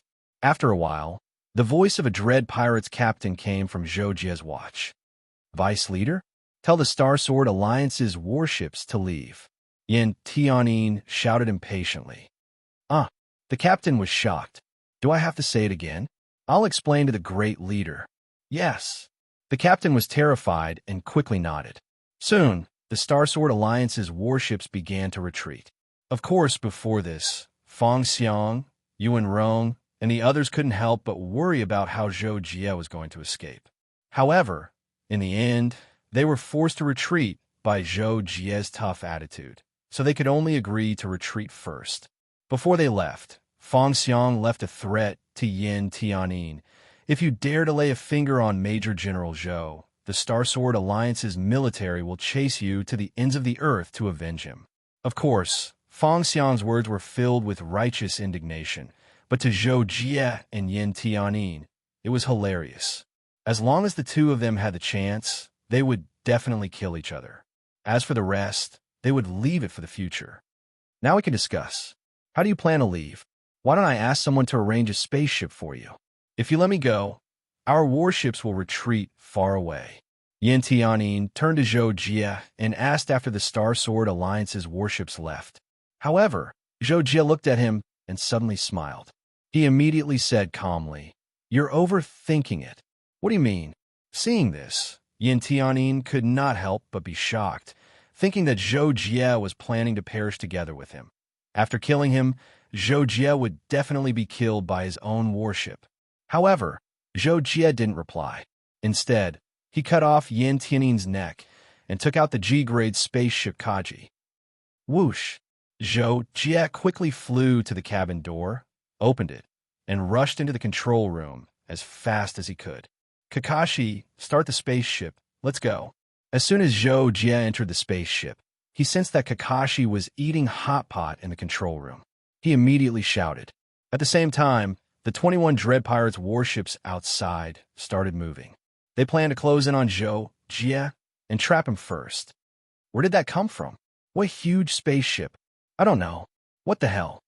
Oh no, that kid wants to escape in the spaceship. The deputy leader is dead.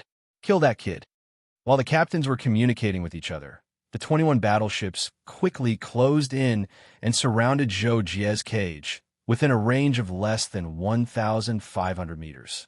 At the same time, several battleships fired their energy cannons first. Kaji was too huge. It was more than 1,000 meters long and more than 400 meters wide. It was more than twice the size of the 21 warships. Therefore, the energy cannons fired by the warships were like white dots on the surface of Kaji. Other than some sparks, they couldn't do anything to this huge spaceship at all. The defense of this spaceship is so terrifying. Quick, switch to high-energy laser cannons. The Dread Pirates were shocked by the defense of Kaji and immediately ordered. On the other hand, inside Kaji, Kakashi was shocked by Zhou Jie. He quickly activated the spaceship as fast as he could. When he saw the 21 warships surrounding them on the screen, his little face instantly turned pale. "Jocko, what's wrong with you?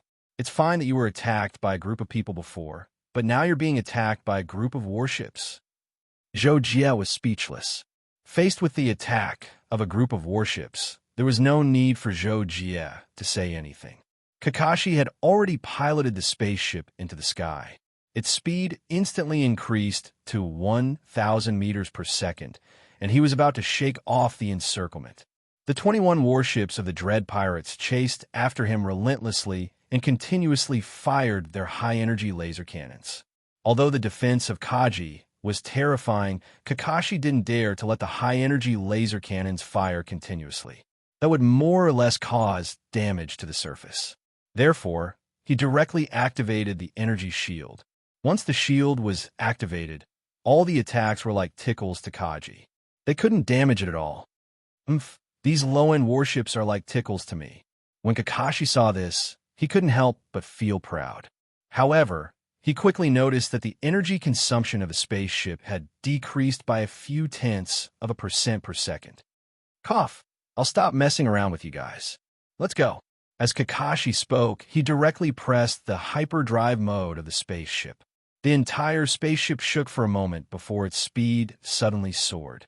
The 21 warships that were originally chasing behind Kaji were instantly left behind by 300 meters, 900 meters, 1,800 meters, 3,000 meters. F***CK.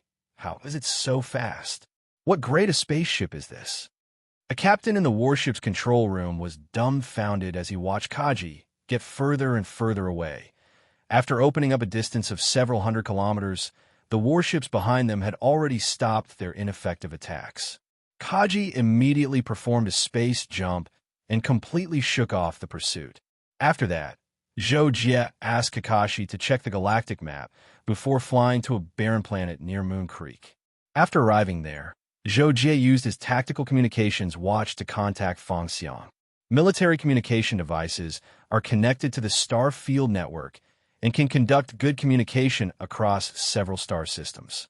However, normal communication devices can't. They need to enter the virtual network first and use specialized communication software to communicate.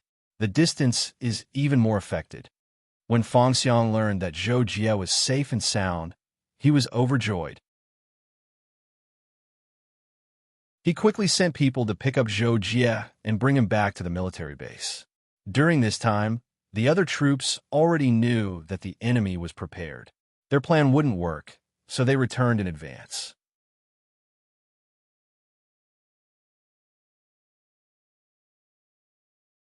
Chapter 121.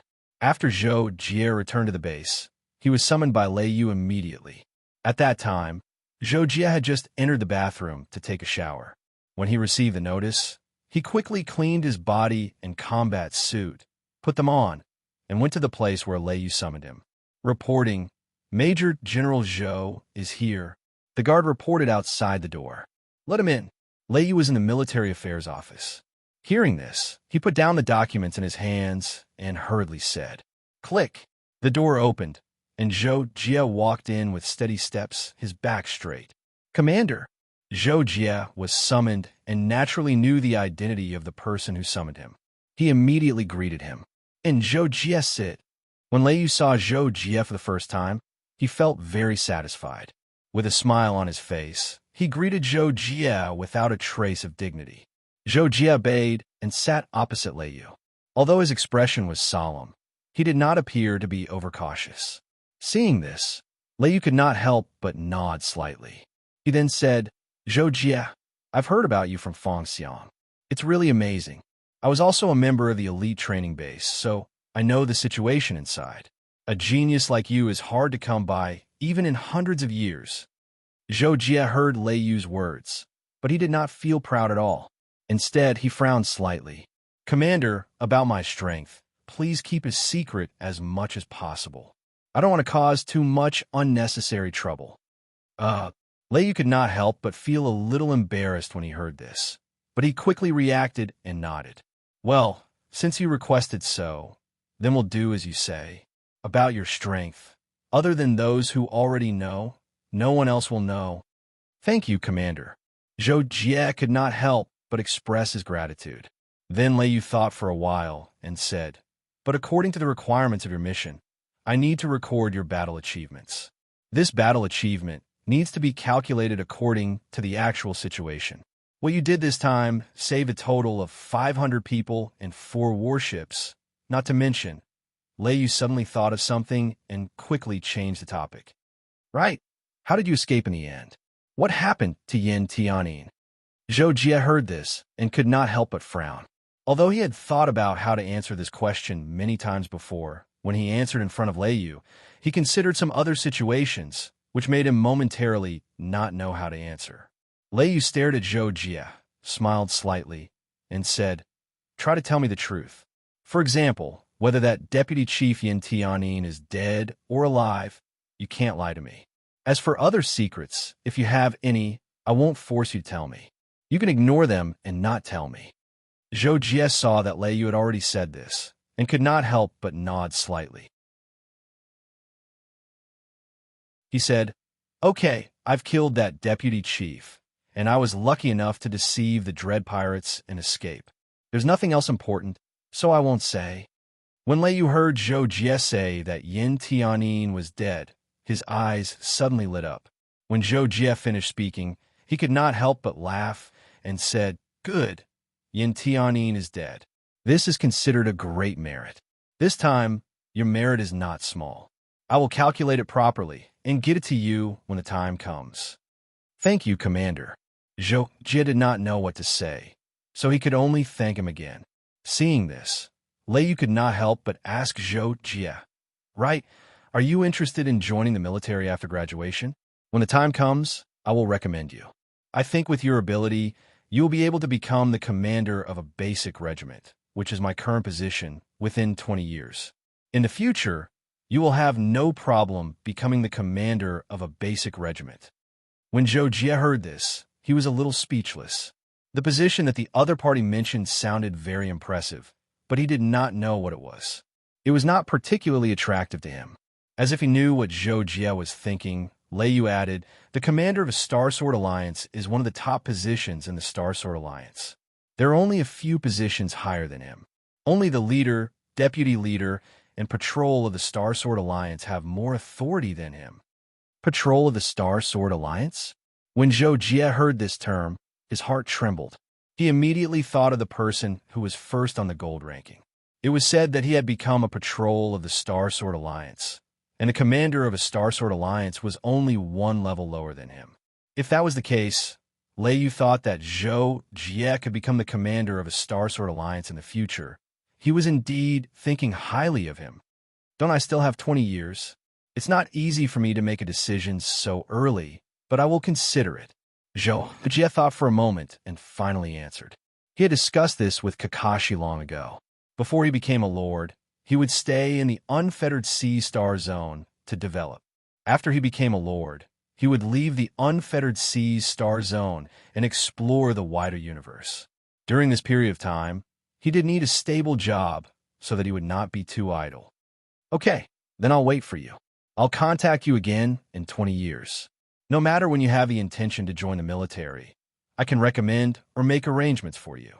Lei Yu was relieved when he heard that Zhou Jie didn't directly refuse. This was because Lei Yu knew that this meant that Zhou Jie was very likely to be roped in by him in the future. By then, whether Zhou Jie's position was below or above his, it would bring him great benefits. Similarly, it would also bring benefits to the military. Yes, thank you, Commander. Zhou Jie could not help but express his gratitude. He could see that Lei Yu really valued him. Okay, you can go now. However, the Dread Pirates have not been completely eliminated. After the new plan is formulated, you will all have missions. Lei Yu said to Zhou Jie, looking very happy. Understood. Zhou Jie nodded and then left. Zhou Jie returned to his room. On the way back, he bumped into Unravel. She was standing there looking very obedient and cute.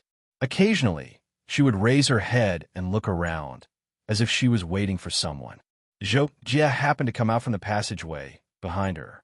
If Unravel did not pay attention, she would not have noticed Zhou Jie's appearance at the first moment. Are you waiting for someone? Zhou Jie slowed down his steps, then quickly regained his speed and went forward to ask. Unravel was startled when she heard the voice. Only then did she see Zhou Jie from the side. She was obviously a little surprised, and her beautiful face blushed slightly. I was waiting for you. I was originally looking for you, but I heard that you were summoned by the commander, so I waited here for you. Zhou Jie was puzzled. Why are you waiting for me? You saved me. I want to treat you to a meal to thank you. Unravel was very straightforward and said directly. Zhou Jie was stunned. He hesitated for a moment, then said, There's no need. Although I don't know why that guy suddenly attacked you. Since we are friends, I can't just stand by and do nothing. Unravel pursed her lips when she heard this. She looked like a little girl who had done something wrong. She said, Commander Fong told me later that they had already discussed it. In the end, that Yin Tianyin wanted to capture me again. He did not agree. And then things happened. When Zhou Jie heard the truth, he could not help but be speechless. So that Yin Tianyin attacked because he coveted Unravel's beauty, but in the end, he got himself killed. Okay, then it's all thanks to you. If you didn't lure Yin Tianyin out, I wouldn't have been able to capture him, and I wouldn't have been able to save everyone. Zhou Jie was speechless for a while. Then he seriously praised her. Unravel was speechless when she heard this. Her beautiful face was flushed red, and she was speechless for a moment. Are you okay? Why is your face so red? Zhou Jie quickly noticed Unravel's strange behavior and could not help but ask in confusion. Unravel was very angry, but she could not show it. She could only bite the bullet and return to the topic. I'm fine. I'll treat you to a meal. Are you coming or not? After hearing this again, Zhou Jie hesitated for a while, then he agreed. Okay, Let's call Qin Feng and the others. We haven't had a meal together in a long time. Boom! As soon as Zhou Jie said this, Yuan Rong felt as if thunder had struck her head. She was almost struck by lightning. In the end, Yuan Rong held it in for a long time. She could only angrily say, "Damn straight man," and leave angrily. Zhou Jie was baffled by this. A straight man? Of course men were straight. How could they be gay? Wouldn't that make them that? That night, Zhou Jie sat cross-legged in his room to meditate. Suddenly, he received a message. He hurriedly opened it to take a look. Honorary Major General Zhou Jie participated in the mission to encircle and annihilate the Dread Pirate stronghold. He has made a great contribution and is awarded 20,000 battle points. This is hereby announced.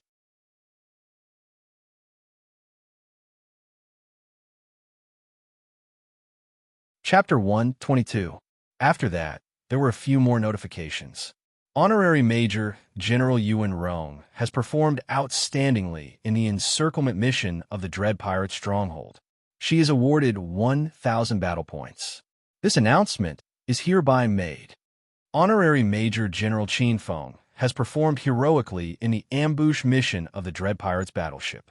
She is awarded 500 battle points. This announcement is hereby made. Honorary Major General Veronica has, I actually got 20,000 battle points. Zhou Jie casually glanced at the other people's battle points. Apart from Yuan Rong, everyone else had received 500 battle points. His 20,000 battle points were definitely enough to make him stand out from the crowd. In fact, even Zhou Jie was surprised by the 20,000 battle points. According to the level of battle points, every 3,000 battle points was a level.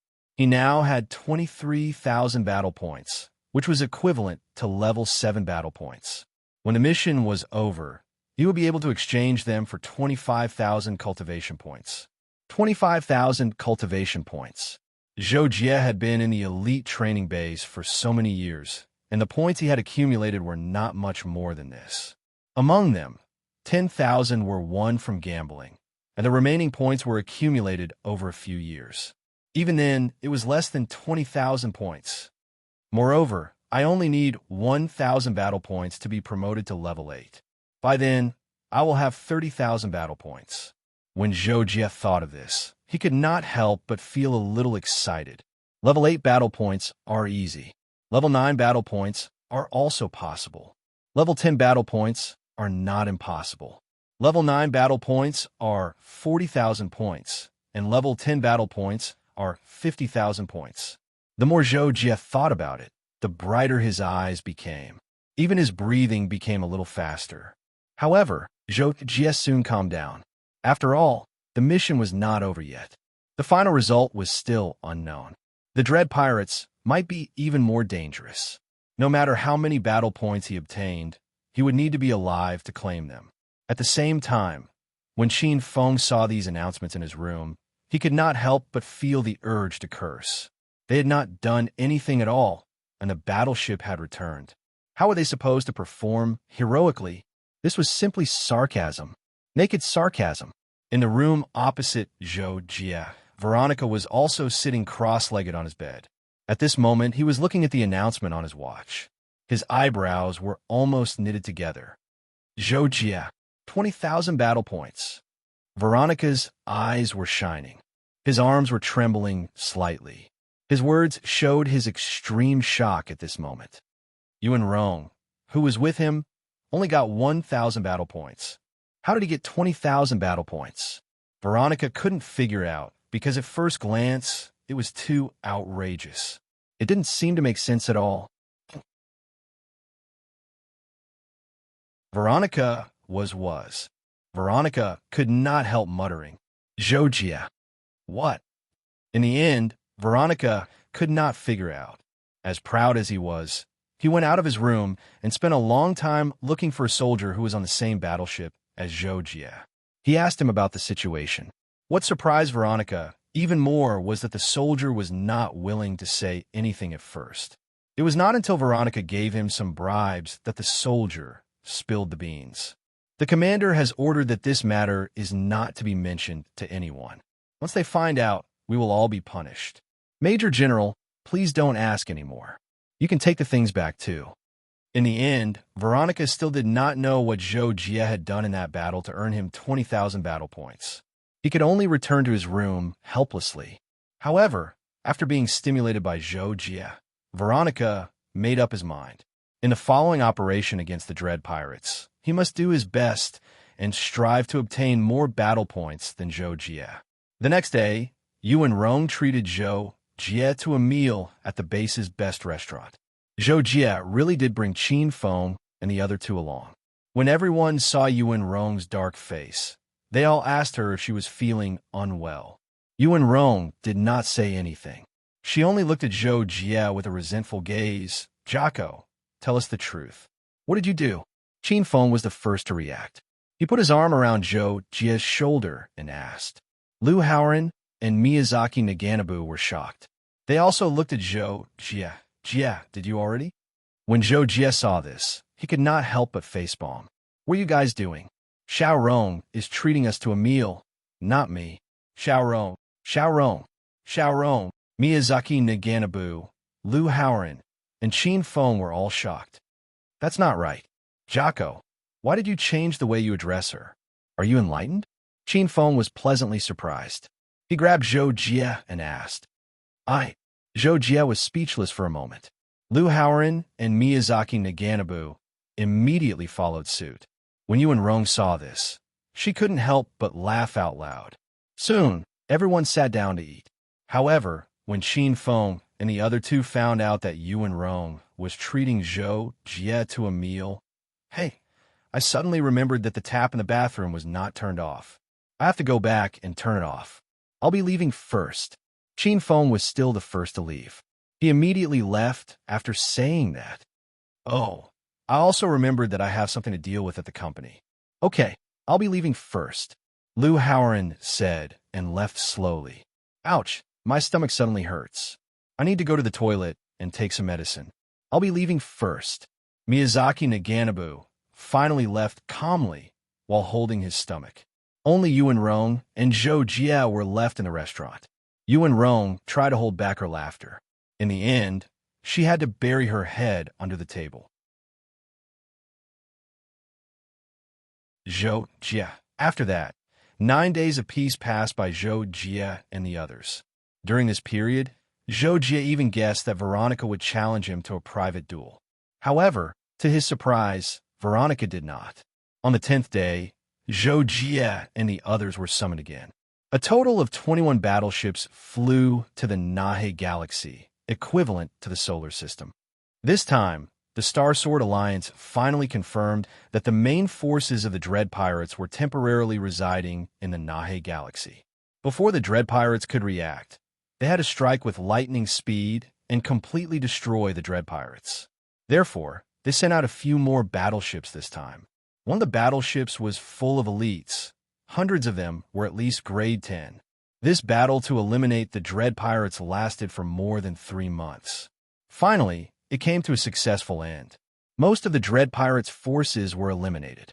The remaining 2 vice leaders were dead. Only the great leader, Enos, escaped in the end and was still being hunted down. During the 3 months, there were more than 10 days when they really needed to fight. Zhou Jie and the others experienced several battles. Lu Haoren's team even encountered a suicidal attack from a 2-star lord. Fortunately, Lu Haoren was not weak.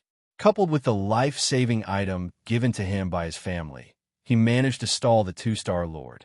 In the end, he cooperated with Miyazaki Naganabu to kill the 2-star lord. As a result, the two of them obtained a lot of military merits. However, this was not the most praiseworthy achievement. In the following battle, Zhou Jie killed a 2-star lord. The most praiseworthy achievement was Veronica's achievement. It could be said that she was second only to Zhou Jie's achievement in killing Yan Tianyin. Veronica fought alone. She left the team and wiped out the enemy's battleships all by herself. She even destroyed 2 battleships at once. She did this by relying on a strange stone that could interfere with a battleship's internal operations at close range and directly paralyze the battleship. In the end, Zhou Jie obtained the most military merits. He was also the only one to obtain a perfect rank 10 military merit. After him was Veronica with a rank 9 military merit. She was only 500 military merits away from rank 10. It was a pity. However, Veronica felt that Lei Yu had done this on purpose. Otherwise, he would have been given an extra 500 military merits.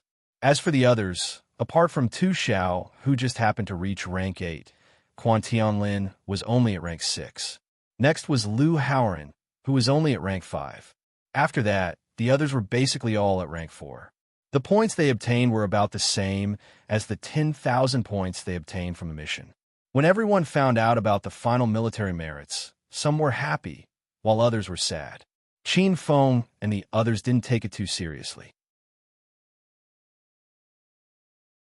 They felt that it was all right to obtain more than 10,000 military merits. Zhou Jie was naturally happy, but those who were supposed to be happy were very unhappy. For example, Veronica, Tu Xiao, and Quan Tianlin. Veronica found it hard to accept that he hadn't surpassed Zhou Jie, even though he had tried so hard. In his heart, he viewed Zhou Jie as a rival. As for Tu Xiao and Quan Tianlin, they felt that they were far stronger than Zhou Jie. Forget about Veronica. Quan Tianlin didn't even dare to underestimate him. Tu Xiao also knew that if they were at the same rank, he would be far from a match. They felt that it was unfair that Zhou Jie had obtained so many military merits. They felt that Zhou Jie was just too lucky, while they didn't have a chance to show off. But no matter what, this didn't affect Zhou Jie. The next day, they set off on their return journey.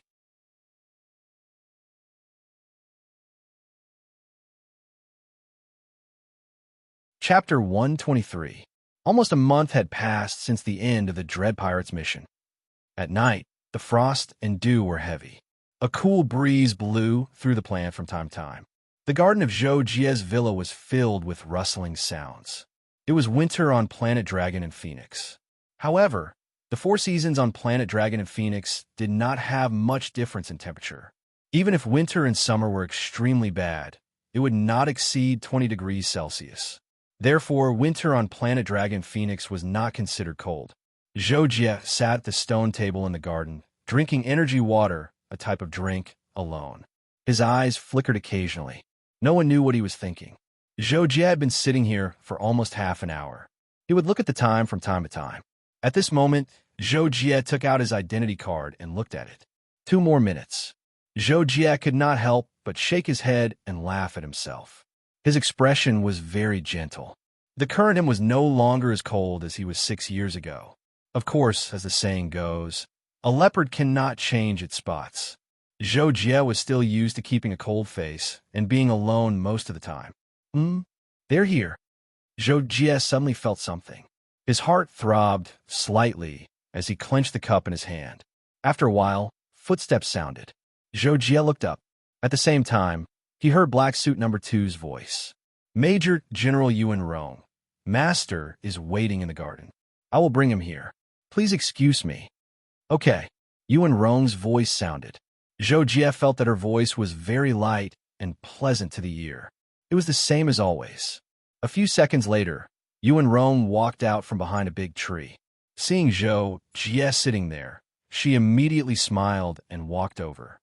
You're here. Zhou Jie also smiled and looked at Yuan Rong. Yuan Rong was wearing a tight, white leather suit. Her beautiful figure was exposed. It was even more seductive than the white soft armor she usually wore. Okay. Yuan Rong nodded and moved her long legs to sit opposite Zhou Jie. The moment she sat down, her face suddenly turned slightly red. Zhou Jie looked at her face. She had light makeup on, and her lips were pink. She looked quite alluring. Zhou Jie stared at him for 2 seconds before withdrawing his gaze. He felt an inexplicable sense of uneasiness in his heart as he asked, "Is there something you need from me?" When Yuan Rong heard this, she suddenly stopped smiling and her expression darkened. Zhou Jie couldn't help but feel a chill in his heart. "I'm leaving," Yuan Rong suddenly said. Her voice was very gentle and her tone was very calm. However, there was a hint of sadness between her brows that made one's heart tremble. What? Zhou Jie couldn't help but be shocked. Why? Where are you going? Zhou Jie asked 3 times in a row. He seemed very anxious and nervous. I'm going home. Yuan Rong didn't look at Zhou Jie. She lowered her head and said. Zhou Jie was speechless. Going home? This doesn't seem to be a big deal. Why did she have to make a special trip to tell me? Why are you going home? Zhou Jie thought that things wouldn't be so simple, so he asked. Yuan Rong explained. After you defeated Yuqi Qingfeng, you went into seclusion. Qingfeng and I went to challenge the 100 Stars Pass. You know about this, right? Yes, I know about this. Zhou Jie nodded. He still remembered that Qingfeng sent him a message. However, he was in seclusion in the Six Paths Pagoda at that time, so he didn't reply. When we were cultivating outside the 100 Stars Pass, my granduncle came. Yuan Rong continued.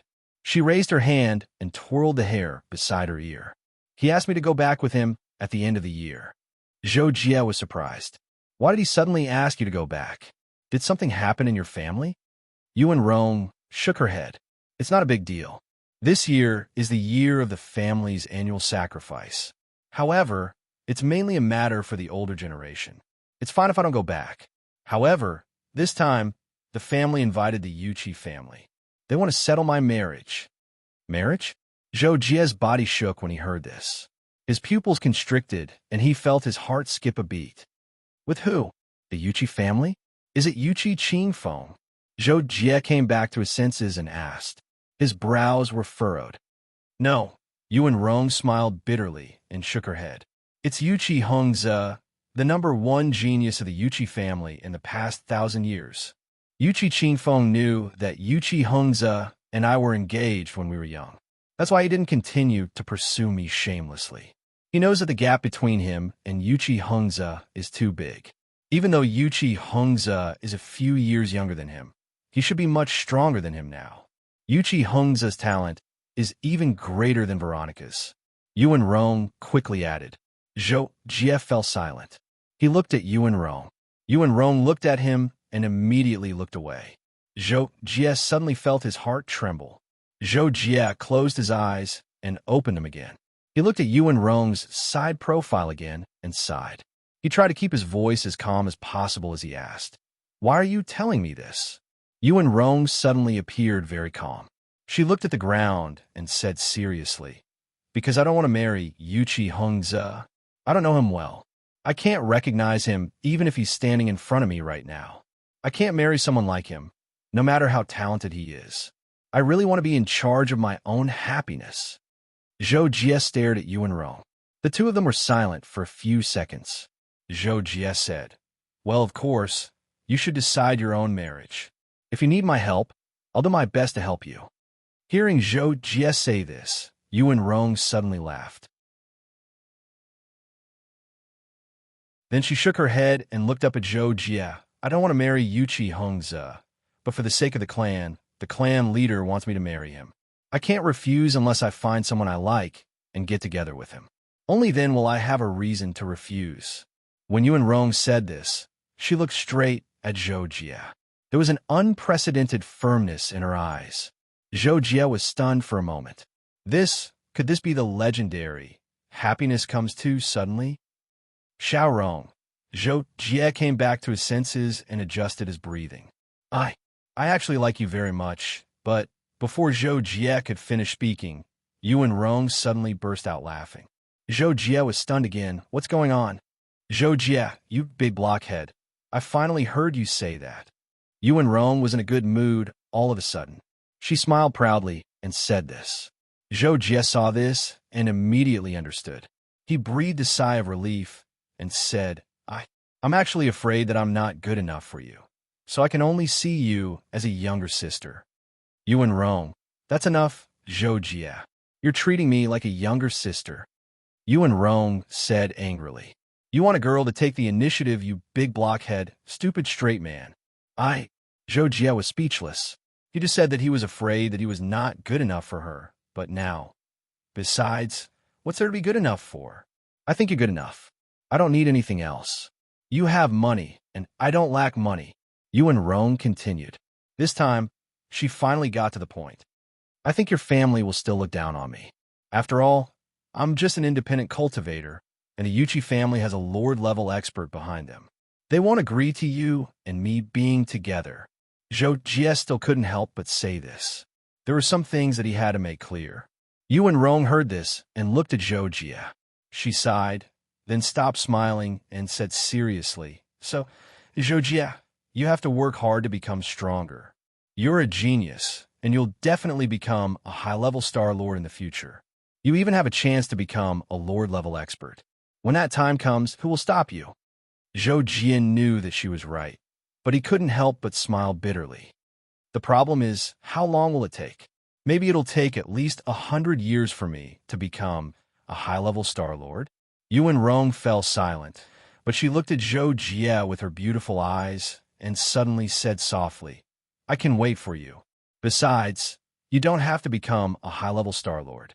As long as you perform well enough, much better than Yuchi Hongzhe, and make my family think that you have a high chance of becoming a Lord-level expert in the future, we can still be together. Zhou Jie's heart was filled with tenderness after hearing Yu and Rong's words. He then nodded. Okay, as long as you agree, I'll go anywhere in the universe without fear. Jie, I'll remember what you said. That's great. Yu and Rong smiled. Her eyes narrowed into beautiful crescents. I'm a man of my words. Zhou Jie smiled casually and walked to Yu and Rong's side. Okay, Yu and Rong replied and stood up. Zhou Jie hugged Yu and Rong from behind and sat down. The two of them leaned against each other. Under the starlight, this night was full of passion.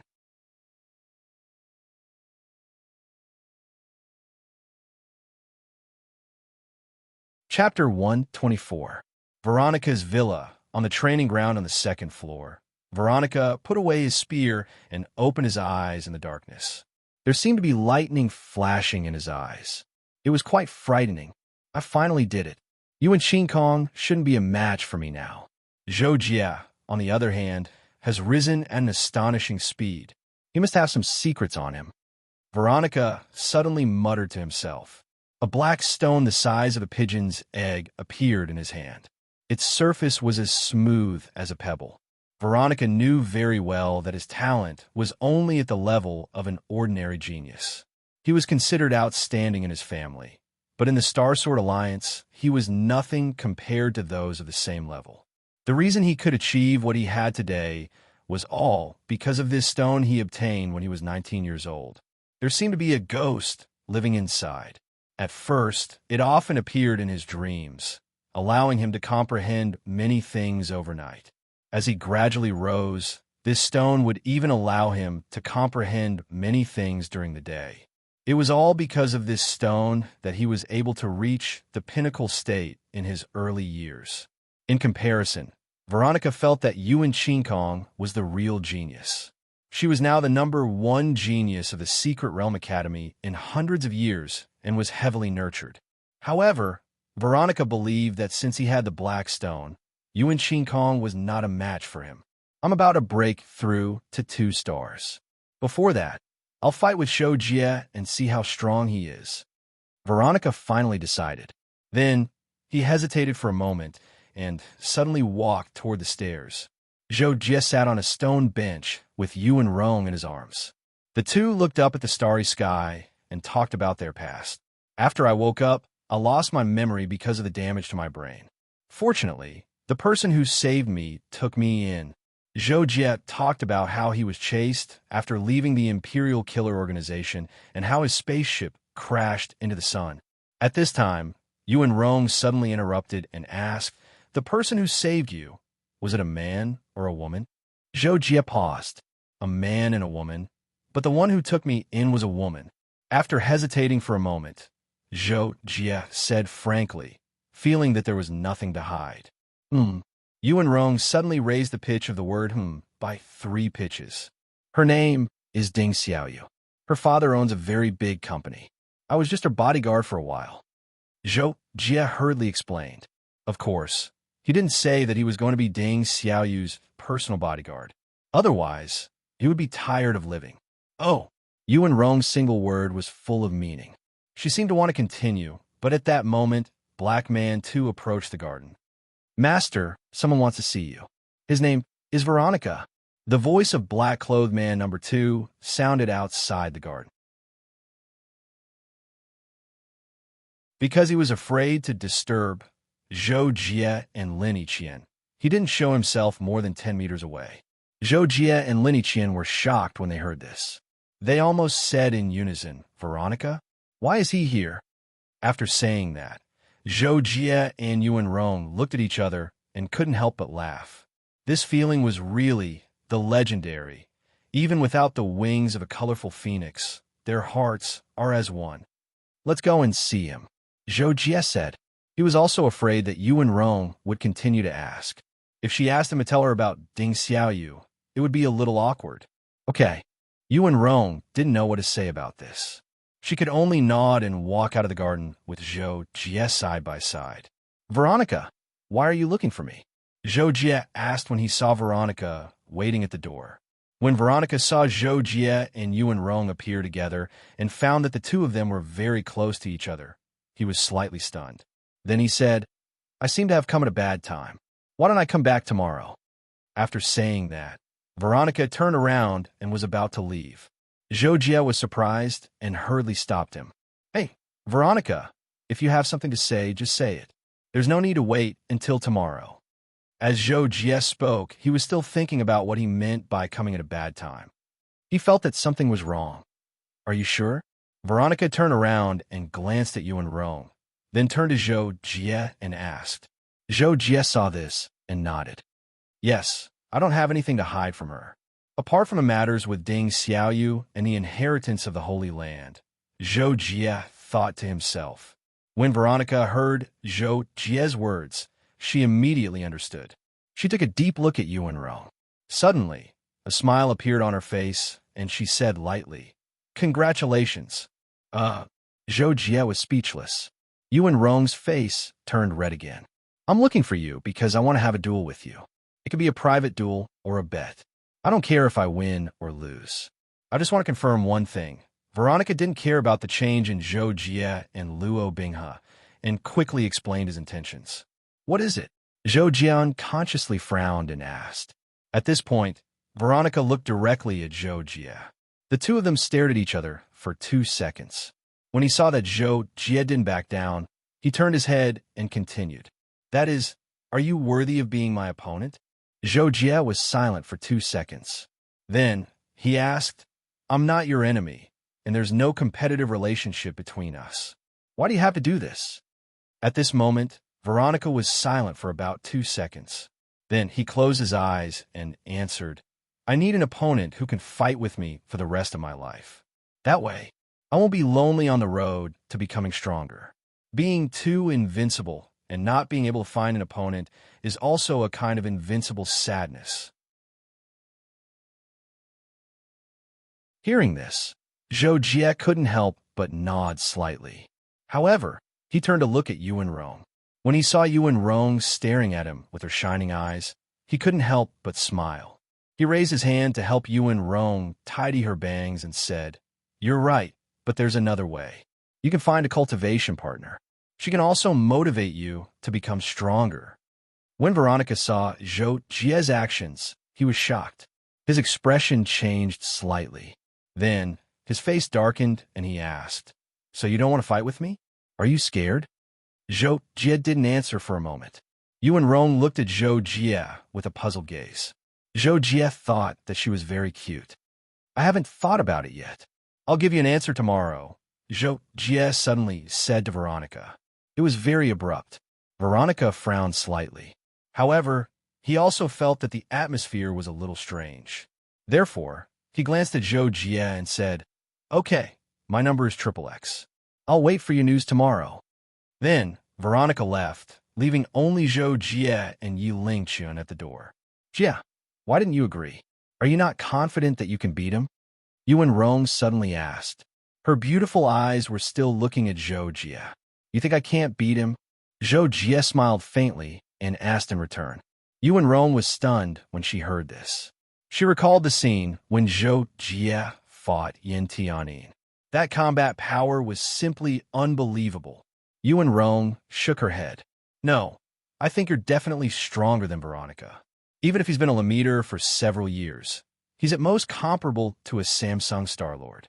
Jay, you killed a Samsung Star-Lord, and it wasn't even the weakest one. Zhou Jie smiled. Being praised by someone he liked was indeed a very satisfying thing. So, you want me to beat him? Zhou Jie suddenly asked. He then added, I'm just afraid that if I beat him, my strength might be exposed. It'll be easy to get into trouble. If that's the case, then don't fight him. Although I really want to see who's stronger between you and him, your safety is more important, Yuan Rong immediately said. She then pursed her lips tightly.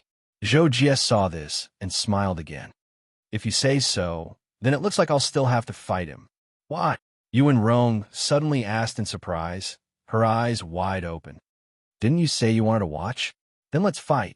At most, we'll stop here and there won't be a winner, Zhou Jie said. His face was full of smiles, and there was a hint of affection in his tone. Oh, that's fine too. Yuan Rong suddenly understood. After thinking about it, she agreed with Zhou Jie's idea. Then it's settled. I'll arrange a fight with him tomorrow morning. I'll inform you to watch the fight, Zhou Jie said. Then Zhou Jie hugged Yuan Rong. He whispered in her ear, When are you leaving? Probably in a few days. I'll be back after the yearly sacrifice. Don't worry, Yuan Rong replied. She didn't mention the engagement with Yuqi Hongzhe again. Zhou Jie didn't ask again. The two hugged tightly for a long time. The next morning, Veronica closed his eyes and meditated in the villa. Suddenly, his identity card rang. He quickly took it and looked at it. Then, he operated the screen. The information authentication was successful. Zhou Jie's message appeared on the screen. 3:00 in the afternoon, in front of the 100 Stars Pass.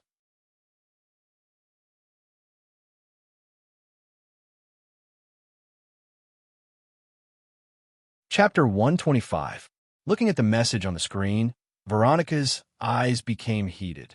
His whole body was filled with fighting spirit. The long spear placed beside him buzzed and vibrated again, as if it was eager for the upcoming battle. Zhou Jie, you really didn't disappoint me, Veronica said to himself. He raised his spear and started practicing like crazy. He had to adjust himself to his best state before the battle in the afternoon. At the same time, Zhou Jie was having breakfast in Yuan Rong's villa. Yuan Rong sat opposite him. The two of them chatted as they ate. All right, should we tell Qin Feng and the rest about us? Yuan Rong suddenly asked. Zhou Jie nodded. There's nothing to hide. It's just that Qin Feng talks too much. If he teases you, just beat him up. Zhou Jie couldn't help but smile. Yuan Rong thought of Qin Feng's reaction and couldn't help but smile. Then let's tell them later and ask them to come and watch the battle in the afternoon. Zhou Jie shook his head helplessly. However, he still smiled and said, Okay, I'll listen to you.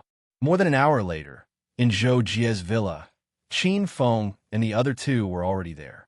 After learning that Zhou Jie and Yuan Rong had confirmed their relationship, they were naturally shocked. F***ck Jocko, I couldn't tell. He managed to get the goddess without saying anything. I'm impressed. As expected, Qin Feng was the first to exaggerate. He looked at Zhou Jie with eyes full of admiration. Jie, you're really something. Liu Haoran followed and punched Zhou Jie's chest. Miyazaki Naganabu's reaction wasn't that exaggerated. However, he still smiled and nodded at Zhou Jie. Zhou Jie was very happy. He didn't say anything about it. Instead, he said, Let's not talk about this anymore. I've asked Veronica to fight in the afternoon outside the 100 Stars Pass. Do you guys want to come and watch? What? You've asked Veronica to fight? Qin Feng and the other two were shocked. They all looked at Zhou Jie. Veronica asked Jocko to fight, and Jocko agreed. Yuan Rong explained. I see. I was wondering why Jay would take the initiative to challenge Veronica. Liu Haoran was enlightened when he heard this and said immediately. Qin Feng said, That's great. Veronica is known as the #1 genius of the Starsoar Alliance. If Jocko defeats him, it'll be amazing. He'll definitely be heavily groomed. You can't say that. Zhou Jie heard Qin Feng's words and couldn't help but say, Veronica has mastered the pinnacle and is very strong. He asked me to fight a few months ago, but I was in seclusion at the time, so he didn't get what he wanted. He more or less knows how I performed in the last mission, but he still dares to challenge me. He must be very confident. It's hard to tell who will win if I fight him. Even if I win, it won't be good for me. If Rome didn't want to watch this fight, I wouldn't have challenged him in private. A private fight. Qin Feng was stunned. He thought it was a bet, but it turned out to be a private fight. No wonder they chose to fight outside the 100 Stars Pass. He didn't realize it just now. Everything else doesn't matter. We just want to see who's stronger, Ju or Veronica. We won't tell anyone about the result of this fight. Liu Haoran said. Qin Feng and Miyazaki Naganobu nodded in agreement. It was close to 3 in the afternoon, outside the 100 Stars Pass. A cold wind blew across the hard yellow ground, stirring up yellow dust. This was a scene that only appeared in the winter of the Dragon Phoenix planet. This was because the dust didn't come from the ground, but was brought here by a specific cold current. Veronica sat cross-legged on top of a boulder that weighed at least 5,000 kilograms. She closed her eyes and quietly waited for her opponent to arrive.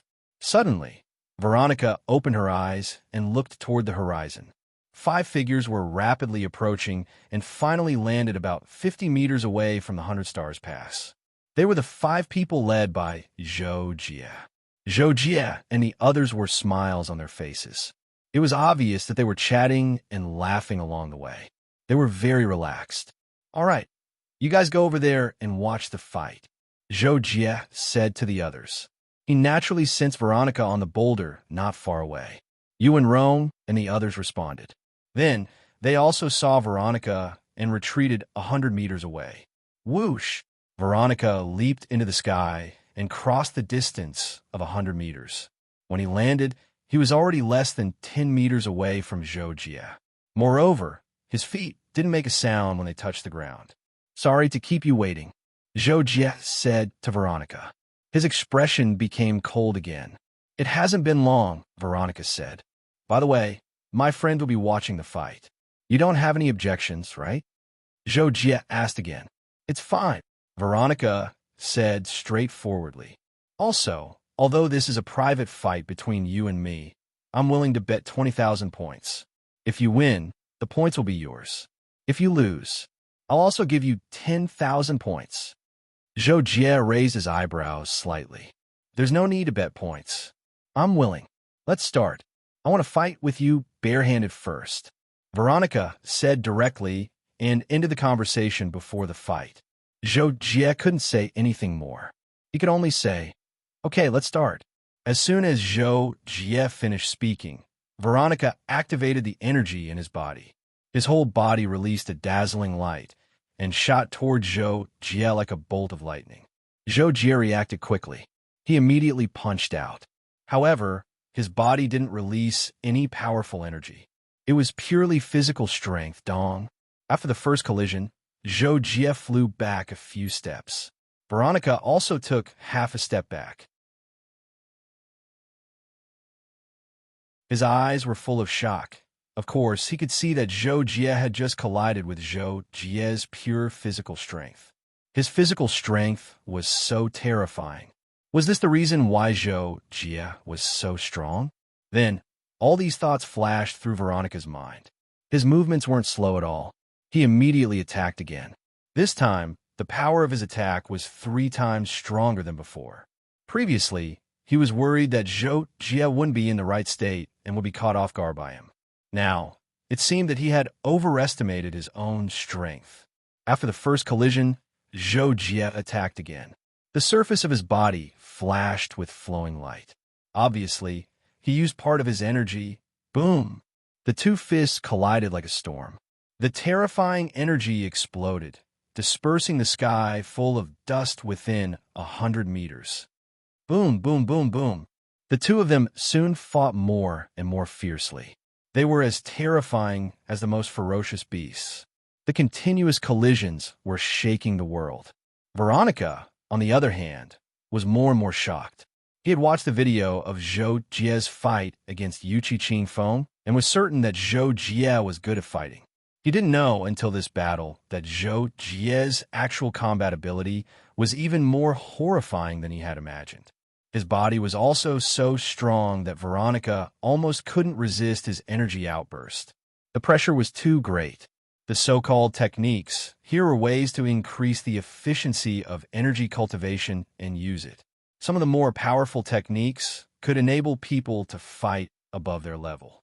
However, techniques were very rare, and most low-level Star Lords couldn't get their hands on them.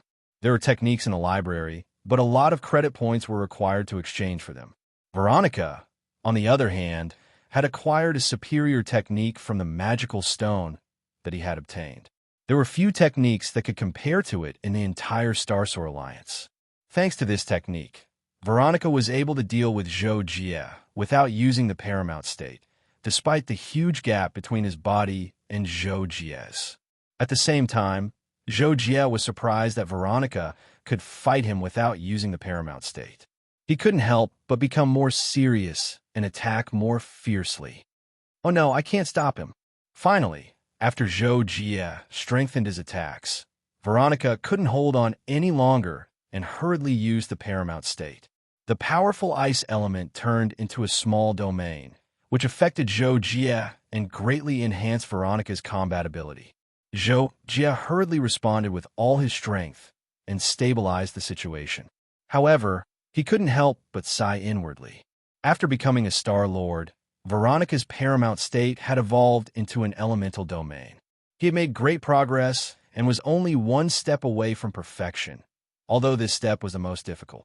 He was truly a genius. Boom! After another fierce collision, Zhou Jie dispersed the cold air around him and retreated, while Veronica was also forced to take a few steps back. Is that enough? Zhou Jie suddenly asked. Veronica was about to chase after him, but he paused and the paramount state disappeared. He asked, "You didn't even use your intent, did you?" Zhou Jie shook his head. "That's my sword intent and flying sword intent. They can't compare to your paramount state. I can't use them with my bare hands. If I don't use any weapons, I've done my best." Veronica took a deep look at Zhou Jie and didn't say anything in the end.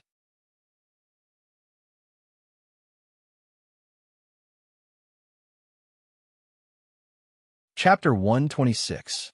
Naturally, when Zhou Jie said that he had almost used his full strength, he had not used his full strength yet. After all, although Zhou Jie had not grasped the all-around extreme realm, he had cultivated the limitless Saint Hands to the second realm, Heaven and Earth Great Shift. The limitless Saint Hands was originally a battle technique. Martial techniques naturally lean towards defense and dispelling attacks. In the early stages, it leaned towards defense and dispelling attacks. Its strength in actual combat was something that Zhou Jie had deeply experienced in his battle with Yan Tianyin. However, in this battle with Veronica, Zhou Jie felt that it could only be considered a sparring session. It was enough to stop when the battle was over, and there was no need to continue fighting without using any weapons. Therefore, he asked a question in a timely manner, meaning to stop when the battle is over. Your physical body is actually so strong. I've learned something. Since that's the case, let's go all out in the next battle. Veronica finally retracted his gaze. He tilted his head and looked under a huge rock in the distance. With a wave of his hand, the long spear stuck under the huge rock buzzed and flew towards him like lightning. Boom! With the long spear in hand, Veronica's aura became stronger. The energy around his body rose, and it even gave people a feeling that he could not be looked down upon. Zhou Jie did not reply. He glanced at the long spear in Veronica's hand, and his gaze became slightly cold. At the same time, he took out the Kadi's blade.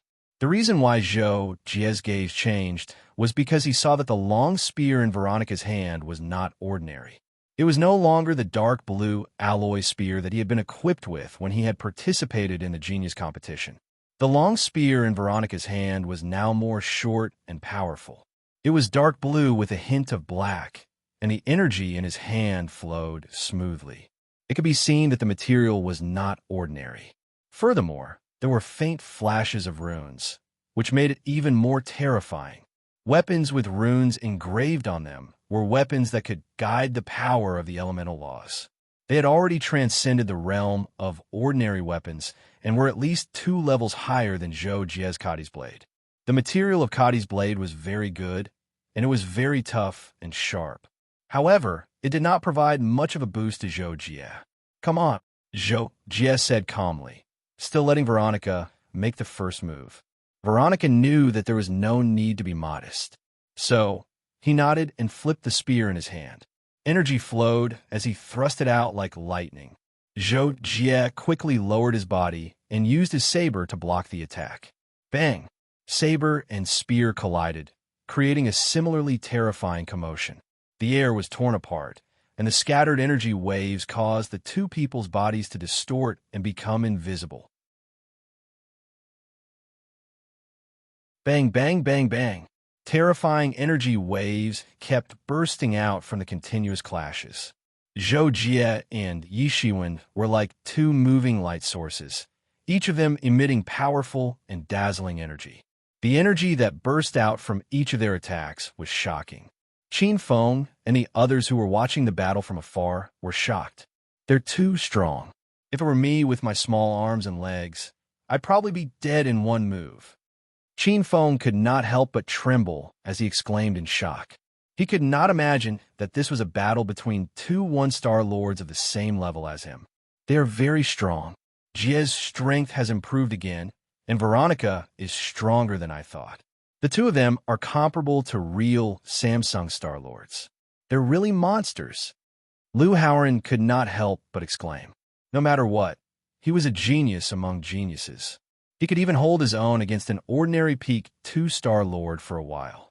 However, he realized that if he were to compete with Zhou Jie and Yi Shiwen, forget it. It would be too depressing. Jaco is so strong, Yuan Rong said from the bottom of her heart with a smile on her face. After all, Zhou Jie was now her man. However, Yuan Rong was secretly worried. What if Zhou Jie lost and got injured? While the people watching the battle were talking and thinking, a deafening explosion suddenly erupted from where Zhou Jie and Veronica were. Terrifying shock waves surged out, causing Qin Feng and the others' expressions to change drastically. They hurriedly retreated. "F***, what's going on?" Qin Feng could not help but cry out after retreating. The sudden commotion was indeed too great. When the dust settled a little, Qin Feng and the others saw that Zhou Jie and Veronica were already fighting 100 meters in the air. They were still locked in a fierce battle. As for the huge commotion just now, it was because Veronica had unleashed a powerful attack with her supreme state. However, the energy in the attack had been gathered without being released so that it could be controlled. If the energy had been released recklessly, Zhou Jie would not have been able to withstand it and would have been heavily injured or even killed. Zhou Jie, on the other hand, had sharp senses. He also unleashed an attack, but he had used the universal shift to draw Veronica's attack out of control. Then, the energy from Veronica's attack and Zhou Jie's drawing energy hit the ground, resulting in a terrifying explosion that caused shockwaves to sweep out recklessly. At the same time, Zhou Jie and Veronica soared into the sky and fought in the air. Veronica used her supreme state spear technique, causing the temperature within 100 meters to drop to about 0 degrees. At the same time, the water vapor was thick, causing her spear to be filled with frost. It was beautiful, but also contained a terrifying, killing intent. Zhou Jie's body was strong, so he was slightly affected by Veronica's domain environment. However, not only did Veronica's spear become more powerful due to her supreme state domain, it also became difficult to predict her trajectory under the frost. In addition, every spear attack had to be blocked, or else it would cause frostbite to the body. Therefore, Zhou Jie was having a hard time fighting. Pung, pung, pung, pung. Veronica's spear technique was strange and unpredictable. It was extremely fast and powerful, like a continuous arrow piercing through the clouds. Zhou Jie used the heaven and earth great shift and the lightning blade intent. It looked like he was easily blocking every attack, but in fact, he was slightly at a disadvantage. Yan Tiannin's attacks were much cruder in comparison. However, that was also because I was standing on the ground and he was flying in the air. Otherwise, if we fought on the ground or in the air, I might not be able to defend myself. While dealing with Veronica's fierce attacks, Zhou Jie thought of his battle with Yan Tiannin and felt a lingering fear. Although Veronica was powerful and had the combat power of a Samsung Star-Lord like Zhou Jie, compared to a real ordinary Samsung Star-Lord, they were only stronger in terms of physical strength, techniques, and realms. The difference in cultivation level was still very obvious. Zhou Jie felt it was easier to defend against Veronica's attacks now. However, when he fought with Yan Tiannin, he suffered internal injuries and vomited blood. The difference in attack power was obvious. It's about time.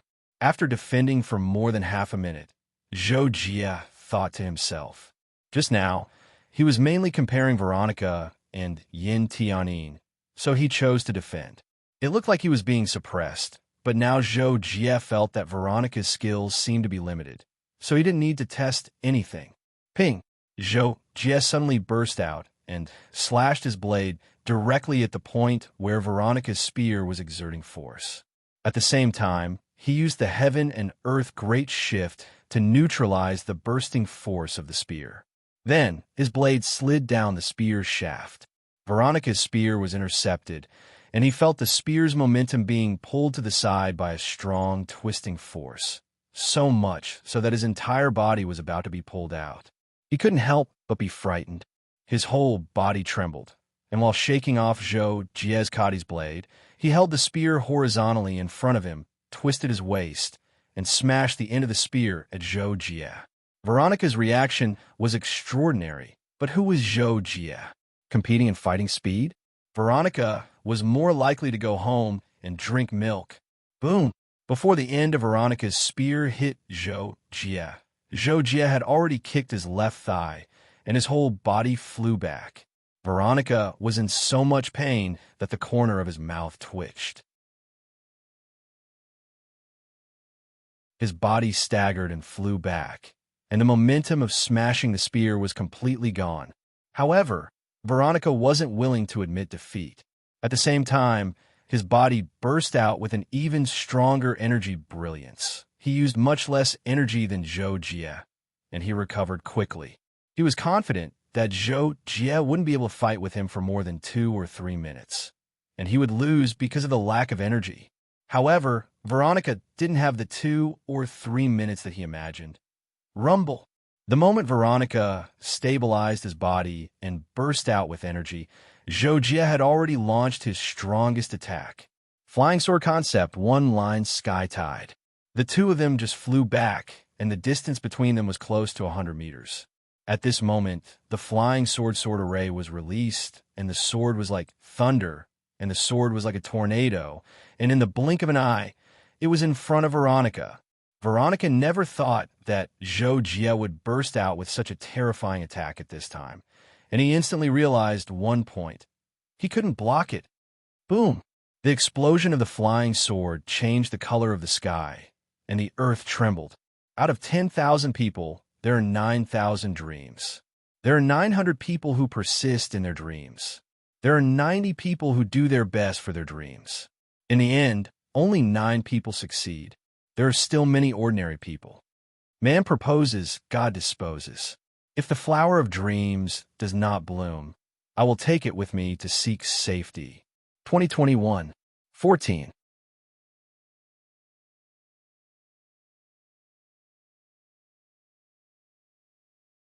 Chapter 127. Zhou Jie floated down from the sky, calmly stowed away the Kadi's blade, and looked up. Veronica shot down from the sky in a slightly disheveled manner. He only slowed down abruptly when he was close to the ground. His feet only made a slight sound when he stepped on the ground. Can we stop here? Zhou Jie looked at Veronica and asked. Veronica's breathing had not yet calmed down. He recalled Zhou Jie's attack just now. If Zhou Jie had not deliberately deviated at the end, he would have been severely injured. He could not help but feel a trace of fear in his heart. However, Veronica quickly cast aside these distracting thoughts. He looked at Zhou Jie and said slowly, "Zhou Jie, you are indeed very strong, even stronger than I imagined. You are worthy of being my opponent. Let's fight again in a few years. As for this time, I have lost. I will transfer 20,000 points to you." After saying this, Veronica did not care if Zhou Jie had anything else to say. He carried the spear on his back and turned to leave. Zhou Jie watched him leave until he flew into the sky. Then, he turned his gaze away thoughtfully and walked toward Qin Feng and the others. Qin Feng and the others also ran toward Zhou Jie. In a few seconds, they crossed the distance of 100 meters and arrived in front of Zhou Jie. "Jocko." Veronica left just like that. "Who won?" Qin Feng asked first. Looking at the situation, it should be Yu who won, right? Lu Haoran followed up with a question. "Yeah, Jocko, did you win?" Yuan Rong also wanted to know. Her face was flushed red. Zhou Jie glanced at everyone and could not help but smile. He nodded and replied, "Yes, I won. I also got 20,000 points." 20,000? Qin Feng's eyes widened. His mouth was wide open, and it seemed like his saliva was about to flow out. "Veronica is generous. Ha. Lu Haoran could not help but laugh.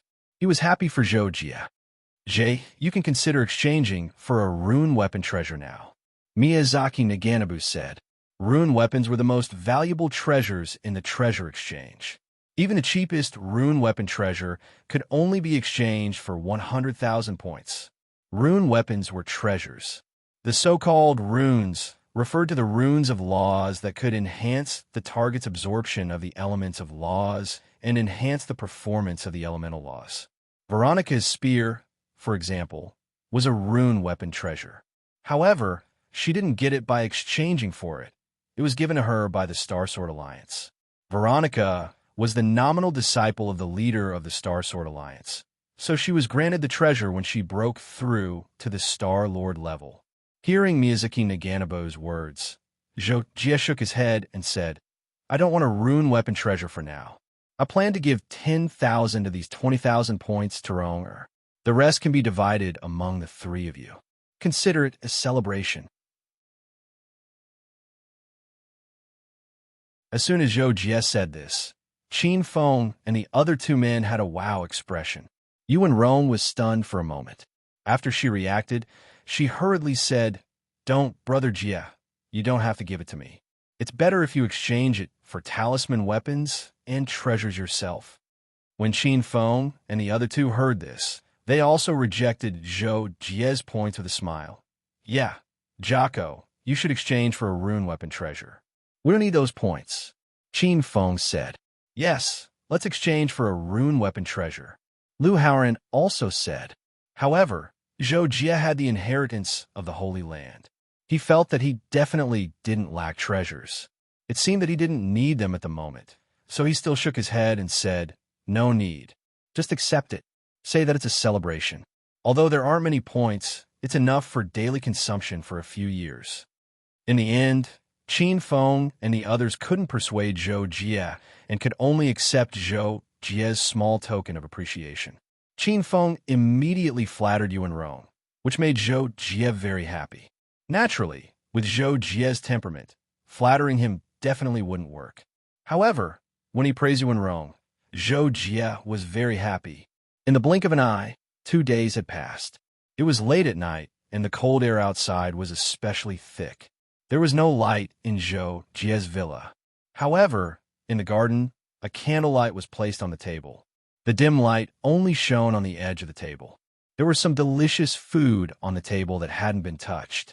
Zhou Jie and Yuan Rong also sat down at the table not long after. "You're leaving tomorrow morning?" Zhou Jie couldn't help but repeat when he heard that Yuan Rong was leaving tomorrow morning. "Yes, the people sent by Granduncle just informed me that they'll pick me up tomorrow morning," Yuan Rong replied faintly. Her expression was a little gloomy. "When are you coming back?" Zhou Jie asked again, seeming very natural. "Well, 2 or 3 months if there are no accidents," Yuan Rong replied. Zhou Jie was silent. But he couldn't help but think, what if there are accidents? Could it be that Yuan Rong was grounded at home and then forced to get married? Although this possibility wasn't high, Zhou Jie was now Yuan Rong's man, and he was very worried that she would be oppressed by the Yuqi family. After all, he knew the background of the Yuqi family, and he also knew Yuqi Hongzhe's position in the Yuqi family. Now, he couldn't help but worry about these things. Don't think too much, I'll definitely come back, Yuan Rong suddenly said, as if she knew what Zhou Jie was worried about. Okay, Zhou Jie finally replied. Suddenly, he caught a glimpse of some light on the ground. Zhou Jie couldn't help but take a closer look, and immediately said with a little surprise, "It's so cold tonight. The ground is covered with frost." "Yeah, it's pretty cold. Will it snow here?" Yuan Rong wrinkled her nose and asked cutely. "I don't know, it hasn't been this cold in the past, but it was so cold tonight before you left," Zhou Jie said, and suddenly felt a kind of emptiness, as if he had lost something, which made him confused. "It's probably just a coincidence," Yuan Rong said, but immediately pursed her lips and didn't say anything else. The surroundings suddenly became particularly cold and silent. "Roma, let me hug you," Zhou Jie suddenly said, and got up and walked over. Oh, Yuan Rong was stunned, and immediately stood up. So Zhou Jie hugged Yuan Rong in his arms. Zhou Jie wasn't tall, only 175 meters, but Yuan Rong was 165 meters, and she was wearing high-heel boots, so she was almost as tall as Zhou Jie. With this hug, the tips of their noses almost touched. Naturally, Zhou Jie kissed Yuan Rong. After a long time, their lips parted. Yuan Rong leaned her head on Zhou Jie's shoulder, and her face was red, but the two were still hugging each other tightly. "No matter how difficult it is, I will marry you," Zhou Jie suddenly whispered in Yuan Rong's ear. "Maybe I can't give you anything now, but I will work hard to give you happiness." With Zhou Jie's temperament, these words sounded very calm, but Yuan Rong could tell that Zhou Jie was very serious. It was a promise to her, a promise that he would be a real man. "Yes, I believe in you, Jocko," Yuan Rong replied. The two hugged even tighter. When the sky was about to brighten, Zhou Jie stood alone on the rooftop of the villa, looking at Yuan Rong's villa from afar. The cold wind was howling, and the edge of the rooftop was covered with a layer of frost. Zhou Jie stood motionless for a long, long time. This night was really cold. Zhou Jie didn't know when he left the rooftop. When he realized that he was already in the quiet underground room, he remembered that it was time for him to continue cultivating. This time, let's see if I can master the supreme realm. Zhou Jie set a small goal and then called out Kakashi. When Kakashi saw Zhou Jie, he immediately cried, Jocko, quick, I'm going to finish my snacks again." Zhou Jie was speechless. "Got it. You can buy it yourself later. Let Blackcloth number 2 send it to the door of the quiet room for you to pick it up. I plan to go into seclusion for a while, about 2 months." Zhou Jie told Kakashi. Oh, Jocko, you're so hard-working. I have high hopes for you." Kakashi had his wish fulfilled and habitually flattered. Zhou Jie saw this and shook his head helplessly. Then he remembered something and told Kakashi, "If Yuan Rong sends me a message, call me out immediately. As for the others, call me 3 times like last time." "Oh, who's Yuan Rong? She sounds like a girl." Kakashi heard this and asked with his eyes shining. He felt more like a paparazzi than a paparazzi. "Well, she's my girlfriend for the time being." Zhou Jie felt that Kakashi would find out sooner or later, so he didn't hide it from him. "Ck Jocko, you actually abandoned me and found a new lover, sob. Kakashi heard this and suddenly looked like he had nothing to live for. Zhou Jie was speechless. "Kakashi, have you been watching too many dramas recently?" Jocko, how did you know that I've been watching dramas recently?" Kakashi quickly asked, looking confused. Zhou Jie was speechless. You're tuning in to the Warrior Lore YouTube channel. Don't forget to subscribe and join us on this journey to catch the most captivating stories.